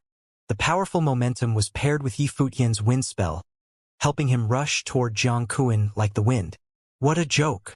Leng Qiufeng looked disdainful. With his supportive control, Yushang would be unable to touch Jiang Kuan. Even if he was extremely strong, he would not be able to use his skills. Yi Futian was spiraling up as his wings flapped. At this moment, the wings began glowing green and flapped crazily in the air. With a sound like a waterfall, Jiang Kuan suddenly stopped in the air. He was stunned. Looking down, he saw vines on his body. Starting at his legs, they wrapped around him. It's the wood element. The spectators below were shaken. Since when was Yi Futian good at this? Leng Qiufeng's expression changed as well. This sudden change had interrupted his rhythm. He wanted to react but saw that Yushang had already arrived and sent a fist at Jiang Kuan. Jiang Kuan was not a wind elemental sorcerer and was not good at flying. He needed Leng Qiufeng's control. How could he dodge this blow? There was a thud and one could faintly hear the sound of bones cracking. Yushang was so strong that Jiang Kuan spat out blood. Yi Futian used the vines to drag Jiang Kuan back. He dropped to the ground and flung the vines. Jiang Kuan smashed onto the ground, blood spurting out of his mouth. He shook uncontrollably. The people of Treasury Star looked at this with dark faces. They were so embarrassed, so violent many people thought. Yi Futian was helping Yushang vent his anger. The two 8-star glory planes had worked together to beat Yushang. Yi Futian was obviously pissed. Leng Qiufeng was stunned by this scene. He glanced at Yi Futian and Yushang on the ground, his eyes turning frigid. He had never expected that Yi Futian would be a wood elemental sorcerer who specialized in control. An 8-star glory plane talent of the school of the Treasury Star? Yi Futian mocked. Then he tossed Jiang Kuan into the direction of his school's crowd without looking. Instead, he looked up into the air and said coldly, "There's another one." Boom! Chaotic power burst from Leng Qiufeng's body. A shadow appeared behind him. It was an extremely burly demon lion. It was entirely white and seemed to be made from stone. This was Leng Qiufeng's life spirit, the stone lion. It contained Leng Qiufeng's strong earth elemental talent. It also provided him with terrible strength. Therefore, he also cultivated with martial arts. Other than that, he also had the wind elemental talent. Thus, Leng Qiufeng was a wind and earth bi-elemental mandate sorcerer and martial artist. You will pay for this. Leng Qiufeng looked down at the two. The earth element spirit gathered around him, covering his body with stone armor. A stone spear appeared in his hands. He's a lot stronger than Jiang Kuan, Yusheng said quietly. The ending will be the same, Yi Futian uttered. The rock life spirit appeared behind him. The golden feathers had become so brilliant. Leng Qiufeng glared at the arrogant Yi Futian. Then wind and earth bi-elemental spiritual qi gathered in front of him. A row of stone-tipped spears appeared, encapsulating the power of the wind. Attack! Leng Qiufeng commanded the spears. In a split second, the sorceries of wind and earth joined together within the spears and charged towards Yi Futian and Yushang. Yushang stood in front of Yi Futian, radiating a dim golden light. With a loud roar, Yushang threw out his fists, and in the blink of an eye, the spears were destroyed. Go! Said Yi Futian from behind. The sorcery of wind descended upon Yushang and he raced forward. With a single step on the solid ground, his body was launched into the air at the speed of light. In the same moment, because of the aid from Yi Futian's wind sorcery, Yushang was able to ascend even higher into the sky and charged at Leng Qiufeng with full force. The shadows of 1,000 fists approached Leng Qiufeng, ready to destroy everything in its way. This power! Everyone was speechless. A person's gift was truly dependent on fate. If Yushang specialized in wind sorcery, he would never have lost against his two opponents the last time. Xianxia was very pleased to see Yushang attack with the battle tactics he had learned. Yushang seemed to be innately suitable for cultivation in all sorts of explosive tactics. Protection of rock, said Leng Qiufeng. A large boulder appeared in front of him. This was an extremely powerful defense spell. However, after a loud explosion, The boulder was in pieces and Yushang appeared in the air above him. However, Lung Qiufeng did not retreat. Even though Yushang was like a monster, Lung Qiufeng was still of a higher level than him. Plus, Lung Qiufeng's life spirit was able to give him immense power. The image of a large stone lion overlapped on top of Lung Qiufeng's figure. The spear in his hand shot towards Yushang. Around the tip of the spear, collected both wind and earth spiritual qi. The shadows of the 1,000 fists turned into stone and dissipated into ashes upon meeting with the tip of the spear. Yushang descended with the force of a war god. His body emanated a forceful aura. Golden thorns appeared on his arms and his fist was thrown out to meet the spear. However, before the two could even meet, Yushang's arms froze. Then, the stone that had just formed on his arms were absorbed by the golden thorns. His body had turned into a sort of fearsome black hole. Finally, as everyone watched in shock, Yushang's fist finally met with the stone-tipped spear. His fist was seemingly even more powerful and stronger than the weapon. Boom! After the loud commotion, Yushang, who was previously protected by the shadows of 1,000 fists, was now defenseless and bleeding, though Lung Qiufeng's spear was now destroyed as well. Both of the young men fell back in midair. Yushang's arms shook. Ling Qiufeng was not doing too well either. The force of the 1,000 fists transmitted through the spear onto his arms, which were now numb. Just then, Lung Qiufeng felt something amiss. Out of the corner of his eye, he saw a flash of gold. The audience on the ground watched, wide-eyed. They saw a figure appear behind Lung Qiufeng. Vines appeared, blocking off Lung Qiufeng's exit. Then they began to wrap around his body rapidly. With sorcery, the lock of 1,000 vines. How could a 5-starred glory plane cultivator create such a fearsome effect? Onlookers watched as the vines appeared endlessly like frightening tentacles. Lung Qiufeng was then swept up in hurricane winds and brought higher into the sky. The powerful wind sorcery cut straight through the vines like a sharp blade. A sharp sound was emitted, and the jade-green vines now shone with a dim golden light. This made the vines stronger than before, but it was still no match for Lung Qiufeng's wind sorcery. Many of the vines were cut through with ease. However, the relentless vines were endless and continued to creep up Lung Qiufeng's body, wrapping him up tightly. Again, with the aid of Yi Futian's wind sorcery, Yushang was carried up to where Lung Qiufeng was. Lung Qiufeng's expression changed and let out a scream. He struggled to get out of the vines. Yushang threw his fist at Lung Qiufeng. The sloppy defense Lung Qiufeng put up was broken easily, and the punch landed on his chest.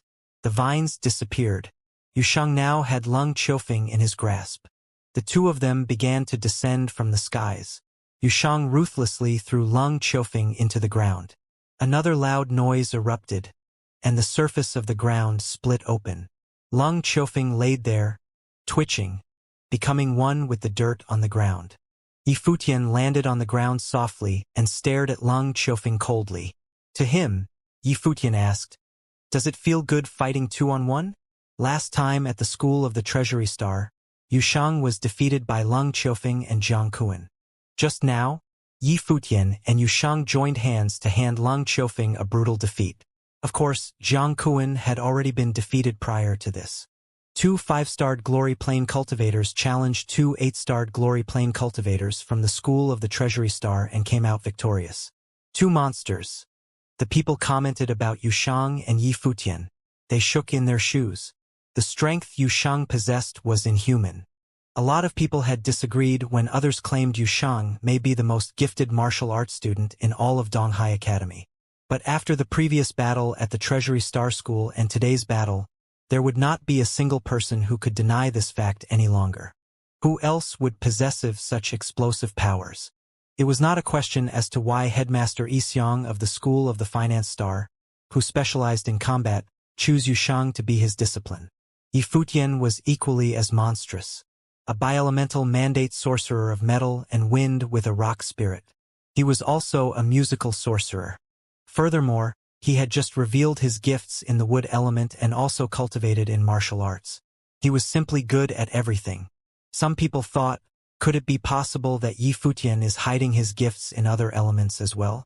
It was possible that the only person who was able to beat him in terms of elemental gifts was the girl genius from the school of the Emperor Star, Hua Jieyu. However, she would most likely be unwilling to make a move. Other than the time she was trying to get into the academy, she had not used her powers. Hua Jieyu also rarely stepped out of the Emperor Star School. The last time she came out on to the main campus was when she personally spoke up regarding the rumors about her and Mu Yunxian. The school of the Treasury Star really lost all face this time, thought everyone in the crowd. They watched as Yushang picked up Lung Qiufeng and threw him in the direction of the Treasury Star School. It was a direct, domineering, and slightly insulting action. It was obvious that Yushang was unhappy with what had happened during their previous battle. His opponents were able to soar through the skies, while he was stuck on the ground, not even able to make contact with them. He was finally able to get payback today. This is the capability of 8-starred glory plane cultivators in the school of the Treasury Star. Stop making fools of yourselves at Donghai Academy, Yi Futian said calmly. The expressions on the faces of students of the Treasury Star turned more and more sour. Everyone was speechless upon hearing Yi Futian's words. He came today with revenge on his mind and was not going easy on them, whether it be the students of the Treasury Star School or the Emperor Star School. First, Yi Futian defeated Zhou Mu. Then, he assisted Yushang in defeating Lung Qiufeng and Jiang Kuan. What was he going to do next? At this moment, everyone saw Yi Futian walk to the side.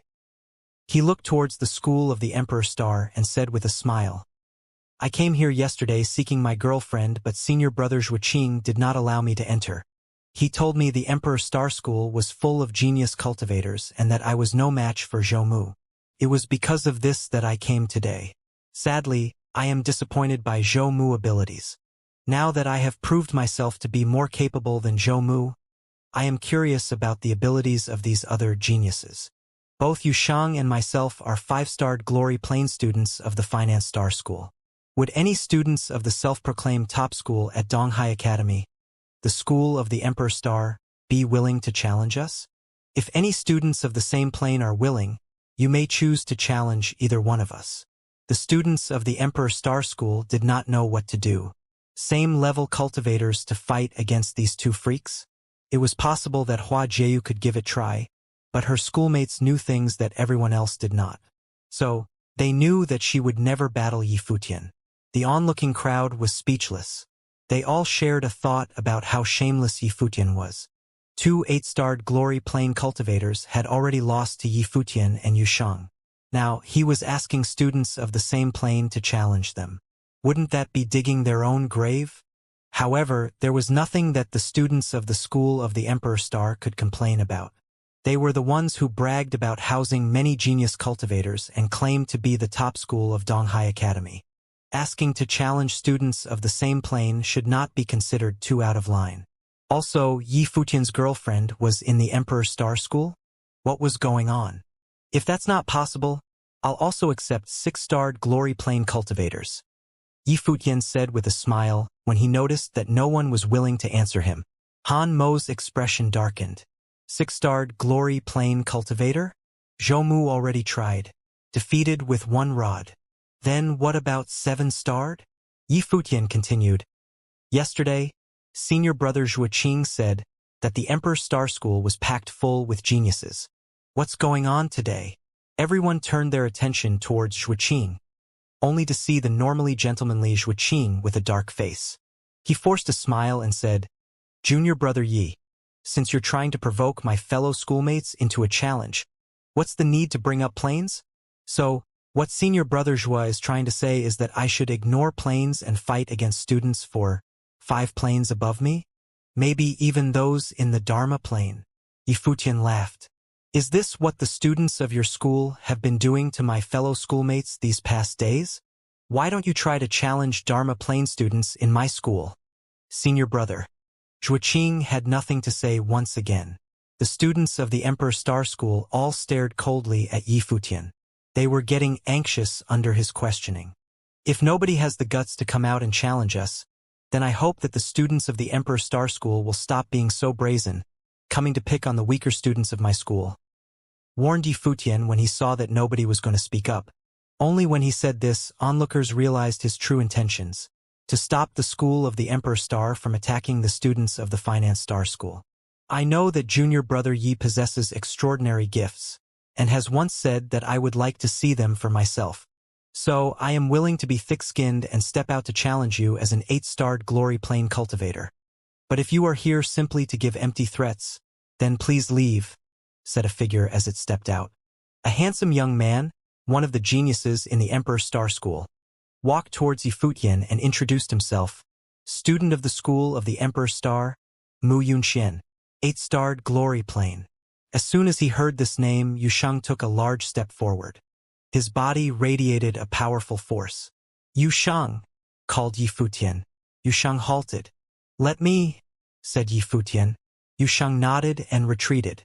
Yi Futian looked at Mu Yunxian. A sarcastic smile spread across his face and he continued, you're not just thick-skinned. I feel ashamed simply attending the same academy as you. You! Mu Yunxian broke his facade immediately. His expression darkened. Yi Futian stood quietly and a powerful aura emanated from him. His clothes moved without wind. Since you have the guts to step up, then I'll also settle the incident of you spreading rumors about my girlfriend. Let's even the score today, said Yi Futian calmly. After he spoke, there was silence. Mu Yunxian had hurt Yi Futian's girlfriend while spreading rumors? Earlier, Yi Futian had also said that his girlfriend was from the School of the Emperor Star. Thinking of the rumors that had spread around Donghai Academy earlier, everyone stared at Yi Futian. Months ago, that fairy-like figure had walked down from the School of the Emperor Star and announced to the entire academy that there was nothing between her and Mu Yunxian. She had said that Mu Yunxian could not even be compared to the one she liked. They had thought about whether someone that talented really existed in the academy. Today, Yi Futian had blocked the gate and challenged the School of the Emperor Star. He was so mad. With what he just said to Mu Yunxian, it was easy to link the two events. Everyone's hearts trembled. They slowly looked over toward the School of the Emperor Star. Behind all the students, they saw a beautiful figure standing quietly at the high point. She stood alone, and it seemed that wherever she was, everything else would lose color. Now the beautiful figure moved. She slowly walked down. The other students quickly moved aside and watched her. There was some yearning in their hearts, but they knew it would be an impossible dream. Hua Jieyu walked down the steps and entered the battlefield. She walked past Mu Yunxian. The boy looked to the side at the scene. There was lust deep in his eyes. Every time he saw this beauty, his heart would be shaken, but he did not exist in her eyes. She had even embarrassed him in front of the entire academy. Hua Jieyu stood before Yi Futian. Her eyes gazed at him without blinking. Jieyu, fight with him, Hanemo said behind them. His expression was so dark and gloomy. However, Hua Jieyu completely ignored him. She kept staring at the youth's figure, thinking how impulsive he was. Why are you looking at me like that? Yi Futian stared back at Hua Jieyu and shrugged. Why do you think? Hua Jieyu said sharply. She sounded angry but was also whining. Though she was glaring at Yi Futian, there were rich emotions inside her beautiful eyes. Many people felt their hearts breaking. There had been rumors before, but they were only rumors. Now, they personally witnessed the fairy of Donghai Academy talk and look at Yi Futian like a little girl. It was a peculiar feeling. With just one sentence and one glance, they experienced the feeling of dating. Many felt moved but sadly. The voice and eyes were for Yi Futian, not them. Didn't I say that I'll announce it to Donghai Academy? Yi Futian said with a smile. You're so pretty and everyone keeps thinking about you. Pisses me off. Today's the best chance to tell them that you're mine and they can just be jealous. Many faces became long at this. Hearing Yi Futian's words, they suddenly wanted to beat him up. This bastard was doing it on purpose. Hua Jieyu was the girl of their dreams. Idiot! Hua Jieyu reprimanded, still glaring. After that, she continued forward. When she was beside Yi Futian, she reached out gently. Then, under everyone's eyes, she grabbed Yi Futian's hand to announce their relationship publicly. Hua Jieyu turned to the side and tilted her head up to look at Yi Futian. A smile bloomed on her face. It was so intoxicatingly beautiful. "Are you satisfied now?" Hua Jieyu smiled gently. Since Yifutian chose not to keep it a secret, she was willing to face it with him. No matter what would happen in the future, they would face it together, hand in hand, just like now. Minister Zhua had said that she had the fate of an empress. She did not believe in fate. Even if she had this fate, she would change it, she believed. Seeing the smile on the girl's face and those gentle words, Yifutian's smile was also warm. The most beautiful promise was no better than that. The most beautiful girl was no better than the fox's smile. So what if he had seen a girl even more beautiful at Mount Tianyao? His godfather had said that his woman would be the empress of the world. If that really happened, his fox's temperament was enough to rule and impress the world. Yes, very satisfied. Yifutian smiled and nodded. This feeling was amazing. "Hey, are you guys done?" Someone finally called out, feeling tortured by the public display of affection. "I feel like I just got dumped. My heart hurts." Someone muttered, a hand to his chest. PSH. In the finance star crowd, Xianxia, who was standing beside Yushang, laughed out loud. Yifutian was seriously going full out with his affection. However, it was beautiful. Xianxia knew that even though they were smiling and holding hands, there was a heavy burden on this relationship. But despite it, they would face it together. Thinking of this, Xianxia also reached out and touched the arm beside her. Yusheng glanced at her and asked, "What's wrong?" Xianxia looked up him with her pretty eyes. Yusheng scratched his head. He did not understand the girl. Making her so angry, she stomped on Yusheng's feet. The boy blinked and looked away. Just as Xianxia fumed, a big muscular hand wrapped around her small hand. In an instant, her heart seemed to melt and she smiled like a flower. It seemed that this guy was not so insensitive. He had learned a lot from Yifutian. In the direction of the school of the Emperor Star, a beautiful figure was watching the two holding hands with smiling eyes. It was Xu Yuyan. She was the one who understood Hua Jieyu the most in the school. Only she knew how much Hua Jieyu really cared about the boy.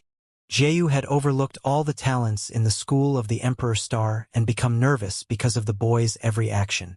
She was practically a fairy but would become an ignorant little girl once Yifutian was mentioned. However, the others were not so happy. Yifutian had become to disgrace them. He had defeated Zhou Mu and humiliated the school. Now he had snatched away their goddess, the top beauty of Donghai Academy. Their hatred toward Yifutian was obvious. "Bitch!" A dissonant voice rang out. Mu Yunchuan's face had darkened to the extreme. He looked menacing. His love for Hua Jieyu was no secret because he had not rejected it when Han Mo wanted to use him for the rumors. The relationships between people were strange. When enough people spread the rumors, the other would take notice. Maybe it would become true. However, he never expected that Hua Jieyu and Yifutian would have been dating already and be so in love. Hua Jieyu had felt disgusted from the rumors, thus leading to everything else. When the goddess he adored publicly humiliated him, telling him to scram, he had endured it. But now, seeing Hua Jieyu act affectionately to Yifutian with his own eyes, he finally could not take it anymore. Evil thoughts burst within him and he uttered a word he should not have. Even if Yifutian had come to mess with the school of the Emperor Star, it was a just fight. However, when Mu Yunxian, star of the school, said that word to Hua Jieyu, the starlet, it was grating to the ear.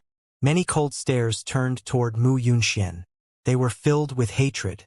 Though they were envious of Yifutian, they could feel the true love between the two as they stood together. So the people still felt happy for them deep down. However, Mu Yunchuan's curse had revealed his personality. Just as Yifutian had said, cultivating with someone like Mu Yunxian was a disgrace. Hua Jieyu's expression changed. No woman could take being insulted with that word, let alone someone like Hua Jieyu. Yifutian's heart twinged and felt a chill. However, he repressed his anger and said gently, "Leave it to me." "Okay." Hua Jieyu nodded and stepped back. When Yifutian glanced at Mu Yunxian, his eyes were filled with a terrifying coldness and murderous intent. Yi Futian, disciple of the school of the finance star, 5-star glory plane, now challenges Mu Yunxian. Life and death, will you accept the challenge? Yi Futian said coldly. Everyone's hearts shuddered. Yi Futian had challenged him to a fight of life and death. Crazy, everyone thought. However, if they had a lover like Hua Jieyu, they would not allow anyone to insult her either. No wonder Yi Futian was furious. Mu Yunxian clenched his fists with a sneer. Yi Futian, a 5-star glory plane, dared to start a life and death challenge with him? Earlier, Yi Futian and Yushang had worked together to defeat 2 8-star glory plane students. In his opinion, Yi Futian was the reinforcement while Yushang was the most powerful. If a 5-star was willing to fight, what could an 8-star glory plane like Mu Yunxian fear? Prepare to die. Mu Yunxuan's expression was so cold. As soon as he finished speaking, a gust of violent wind gathered around him. Then his eyes turned gold. They were extremely sharp. Yi Futian cast his life spirit. The golden rock appeared and it was beautiful. At the same time, there was a terrifying spiritual chi windstorm. It transformed into a golden cane in his hand. Seeing it, many people shivered with fear. It was the one that had defeated Zhou Mu with a pure martial arts attack. Now, Yi Futian was going to fight for life or death. He would obviously fight at a different level from before. His wings flapped powerfully and he instantly shot to the sky. The spiritual chi of wind was on him, transforming into a spell. He could fly with the golden rock alone, but now he added the wind spell to it. His speed was terrifying. Countless eyes landed on Yi Futian, who was up in the air. At this moment he looked magnificent. He was a handsome young man to begin with. Now that the golden rock has been released and wings had appeared on his back, Yi Futian seemed to be basking in a divine light. In his hand was a golden rod, and he was bursting with power. Perhaps, if he gave it all he got, Yi Futian would really be capable of fighting against Mu Yunxian, despite the 3-plane difference between the two. Everyone around shared this thought as they watched Yi Futian challenge one of the School of Emperor Star's genius cultivators. Mu Yunxuan's golden pupils narrowed on Yi Futian. Then, his life spirit was released. A golden demon cat appeared. Its eyes were even more demon-like than those of Mu Yunxian. Those eyes had the ability to make people feel uncomfortable when looked at. A golden storm gathered in front of Mu Yunxian and formed sharp golden swords, long and thin. As the swords circled Mu Yunxian, a low whistling of the wind was heard. This was no ordinary metal elemental sorcery, but an extreme control of the metal spiritual chi. Mu Yunxian was mainly a mandate sorcerer of the spirit element. His spiritual energy had a much stronger control over metal spiritual chi than most people. Even a common 9-starred metal sorcerer would not be able to control metal spiritual chi like Mu Yunxian could. With this extraordinary ability, Mu Yunxian did not even need to cultivate in martial arts. His powers in the element of metal were sufficient enough to attack and defend. Mu Yunxian is definitely more powerful than Leng Qiufeng. Will Yi Futian really be able to withstand this battle?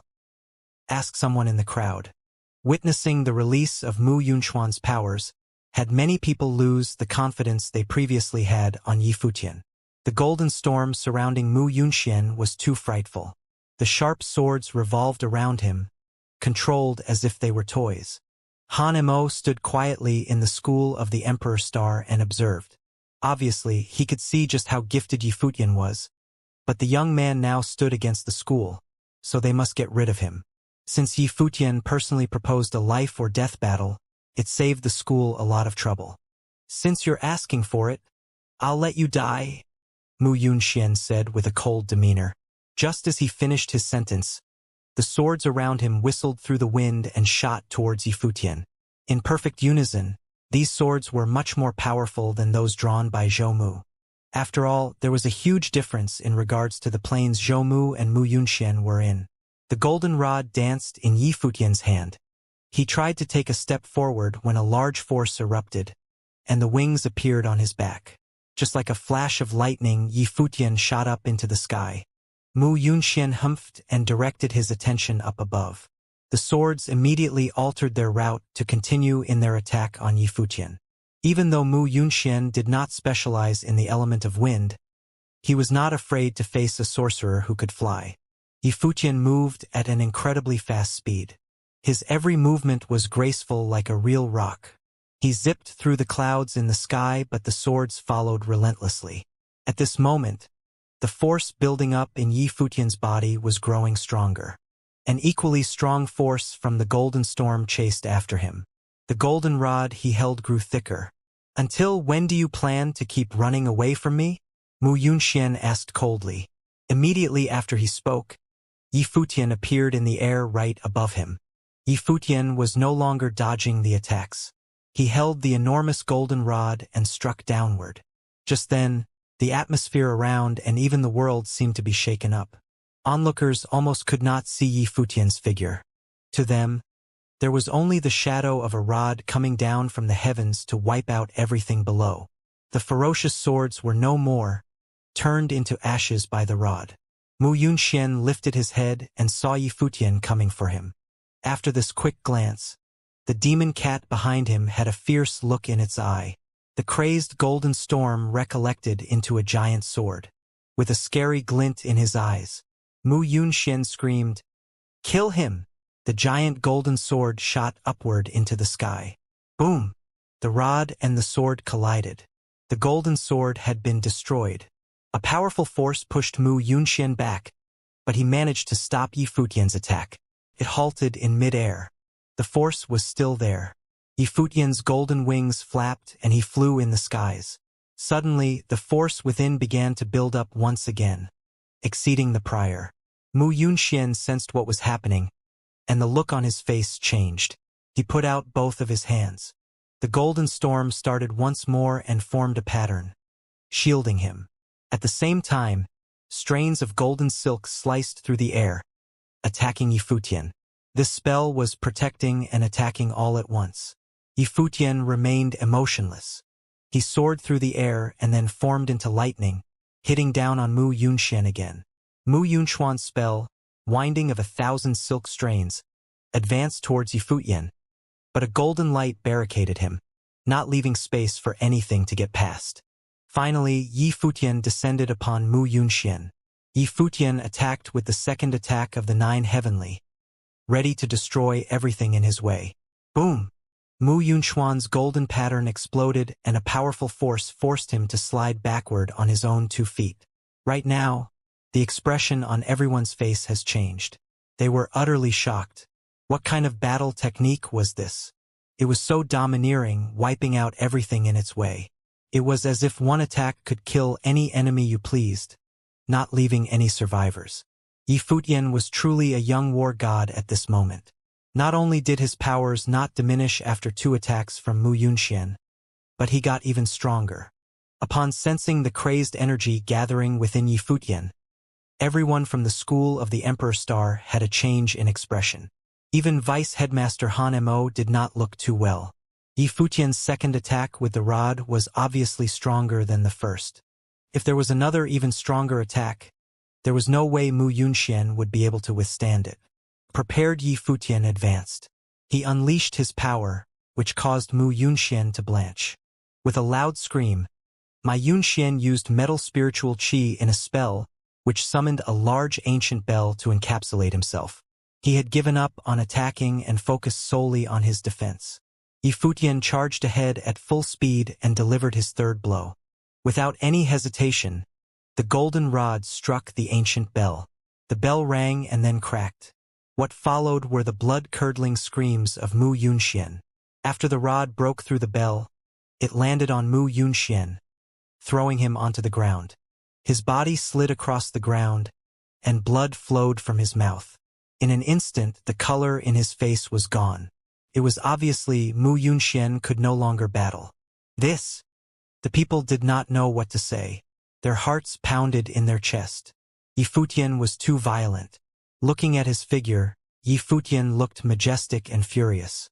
The aura around him made it clear that anyone who tried to stop would only have one result: death. He's so powerful. Many people were excited by this scene. Yi Futian was a great example of how a true man should act. Just then, many people remembered Hua Jieyu's words.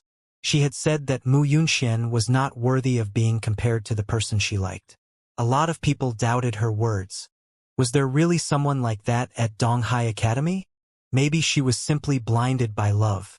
However, when the person she liked faced Mu Yunxian in battle and destroyed him despite being 3 planes lower, everyone finally understood that Hua Jieyu had not been exaggerating. Whether it be giftedness or actual ability, Mu Yunxian was truly unworthy of being compared to Yi Futian. Perhaps only a person like Yi Futian was suited to stand beside the goddess Hua Jieyu. As Yi Futian approached Mu Yunxian one step at a time, many from the school of the Emperor Star had a change in expressions. This battle was a matter of life or death. Mu Yunxian had already agreed to these terms. Mu Yunxian held himself up with his hands on the ground as he looked up at Yi Futian. Blood dripped from the corners of his mouth. With a crazed look in his eyes, he stared at Yi Futian and said, "This is the school of the Emperor Star. You dare to commit such a sin here? Get down on your knees and apologize. I will spare your worthless life then," Yi Futian said to Mu Yunxian coldly. Mu Yunxian looked even more crazed now. Yi Futian wanted him to kneel down and apologize? "Are you done with this nonsense?" Han Mo approached. His aura was forceful as he stared at Yi Futian. "This is a battle to the death. Have you been watching, senior?" Yi Futian lifted his head to look at Han Mo. "You are standing on the Emperor Star School's territory," said Han Mo. Suddenly, Yi Futian began to laugh.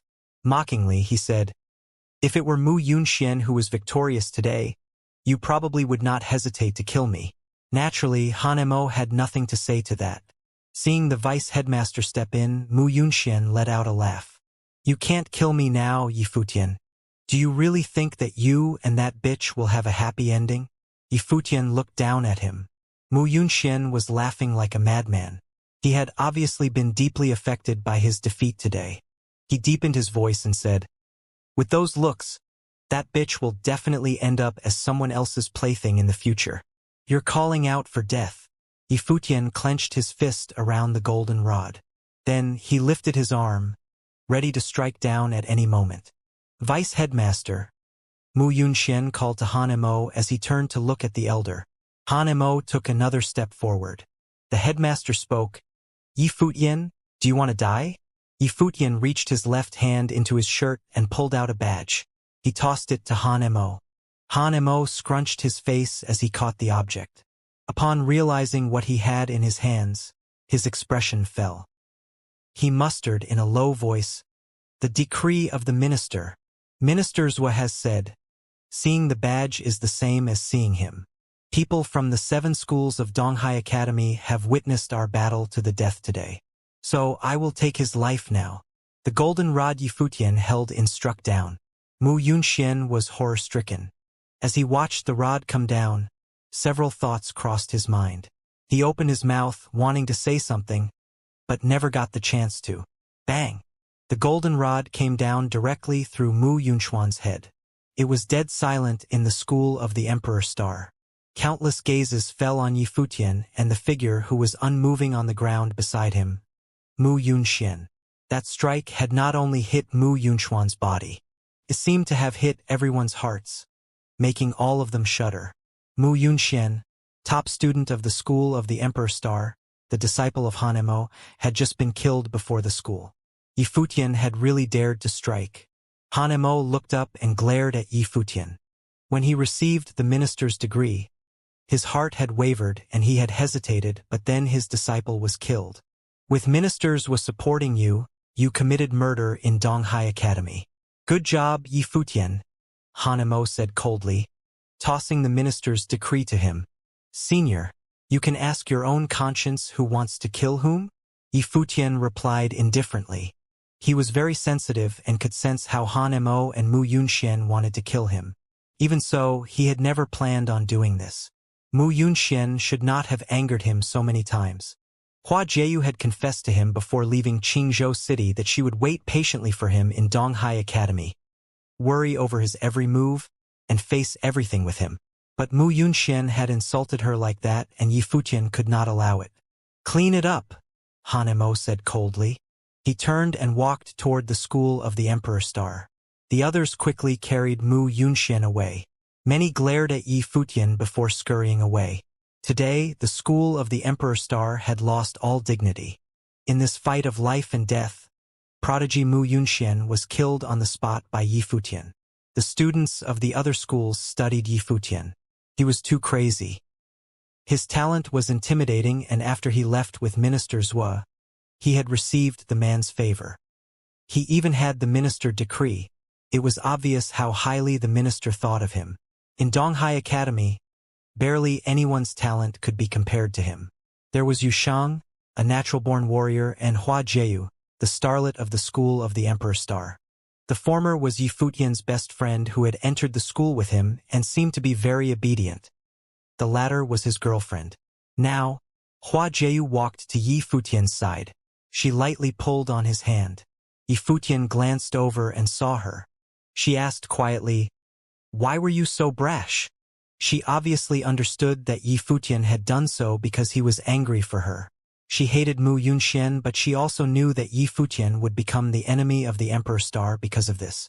"If anyone says that to you again, I'll act the same way," Yi Futian said with a smile. Hua Jieyu lowered her head. She felt warm and fuzzy inside. "I'll go bid farewell to my grandmaster.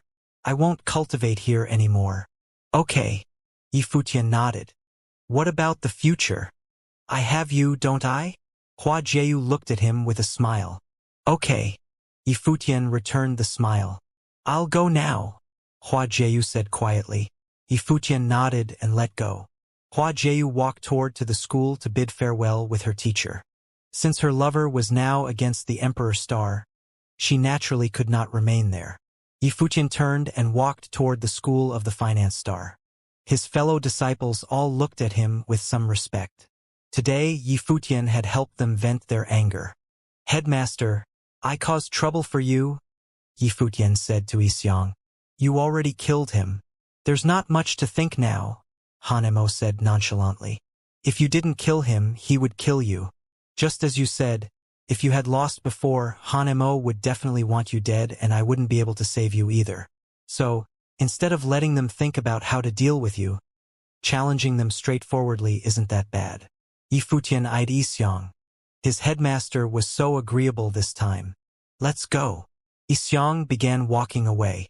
Yi Futian walked beside him and the other students followed behind. Seeing them leave, the spectators dispersed as well, though they still had not calmed down. They had a feeling something would happen in Donghai Academy soon. It was not just a sudden conflict between the school of the Emperor Star and Yi Futian, but a long-time rivalry. However, they finally realized just how strong the youth was. If he could survive, he would definitely become something impressive. On the way back to their school, Xiang, Yi Futian, Yu Shang, and Yi Qingxian walked in the front. Xiang said lightly, "Your reason of challenging the Emperor Star wasn't so simple today." Yi Futian looked up. Xiang continued, "Forcefully defeating the disciple of the Art Saint, blocking their gate, revealing your talent, and expressing your attitude toward Hua Jieyu. Are you trying to prove something to the Nandu clan?" Yi Futian's eyes flashed. Xiang said, "With the talent you showed off today and the minister's decree, the Nandu clan will definitely pay attention now." "Headmaster, I don't want that either." Yi Futian shook his head and smiled wryly. Since the school of the Emperor Star had suspected his relationship with Hua Jieyu, the Nandu clan obviously did too. It was better to make things clear now since it would come out sooner or later. Yi Futian looked forward and said, "I don't expect to be accepted by the Nandu clan, but I do hope I can win some time for Fox. After a few years, it won't matter if they agree or not." "Well, you're confident," Xiang said lightly. "What about your other motives? Just confess." Yi Futian looked at Xiang. Was this man really so sensitive? Xiang sneered and said, "Since ministers would gave you the minister decree, his attitude toward you is obvious. He must have told you to go to the royal city. That's why you're not scared about making trouble here. You can just leave after all. Thus, you decided to make it even bigger and help the Finance Star. Is it to thank me?" Yi Futian looked at him, speechless. The man really knew his stuff. "When are you leaving?" Xiang asked. Ministers will want me to attend next spring's Tingfeng banquet, Yifutian said. Stay in the school of the finance star and cultivate obediently. Don't go out anymore and I'll take you there personally next year, Xiang said, facing forward. Yifutian looked at the serious side profile and smiled. This old guy always had a stern face, but after interacting more, Yifutian realized he was pretty lovable too. However, they did not know that things were never as one expected. A while after Yifutian returned to the school of the finance star, Hua Jieyu went over as well. Seeing the figure that appeared in the yard, Yifutian smiled gently. Hua Jieyu seemed down. She walked over to Yifutian and looked at him with her pretty eyes. What's wrong? Yifutian asked quietly. Hua Jieyu reached out a slender arm and grabbed Yifutian's hand. Her voice was low. After I leave, Grandmaster will be alone again.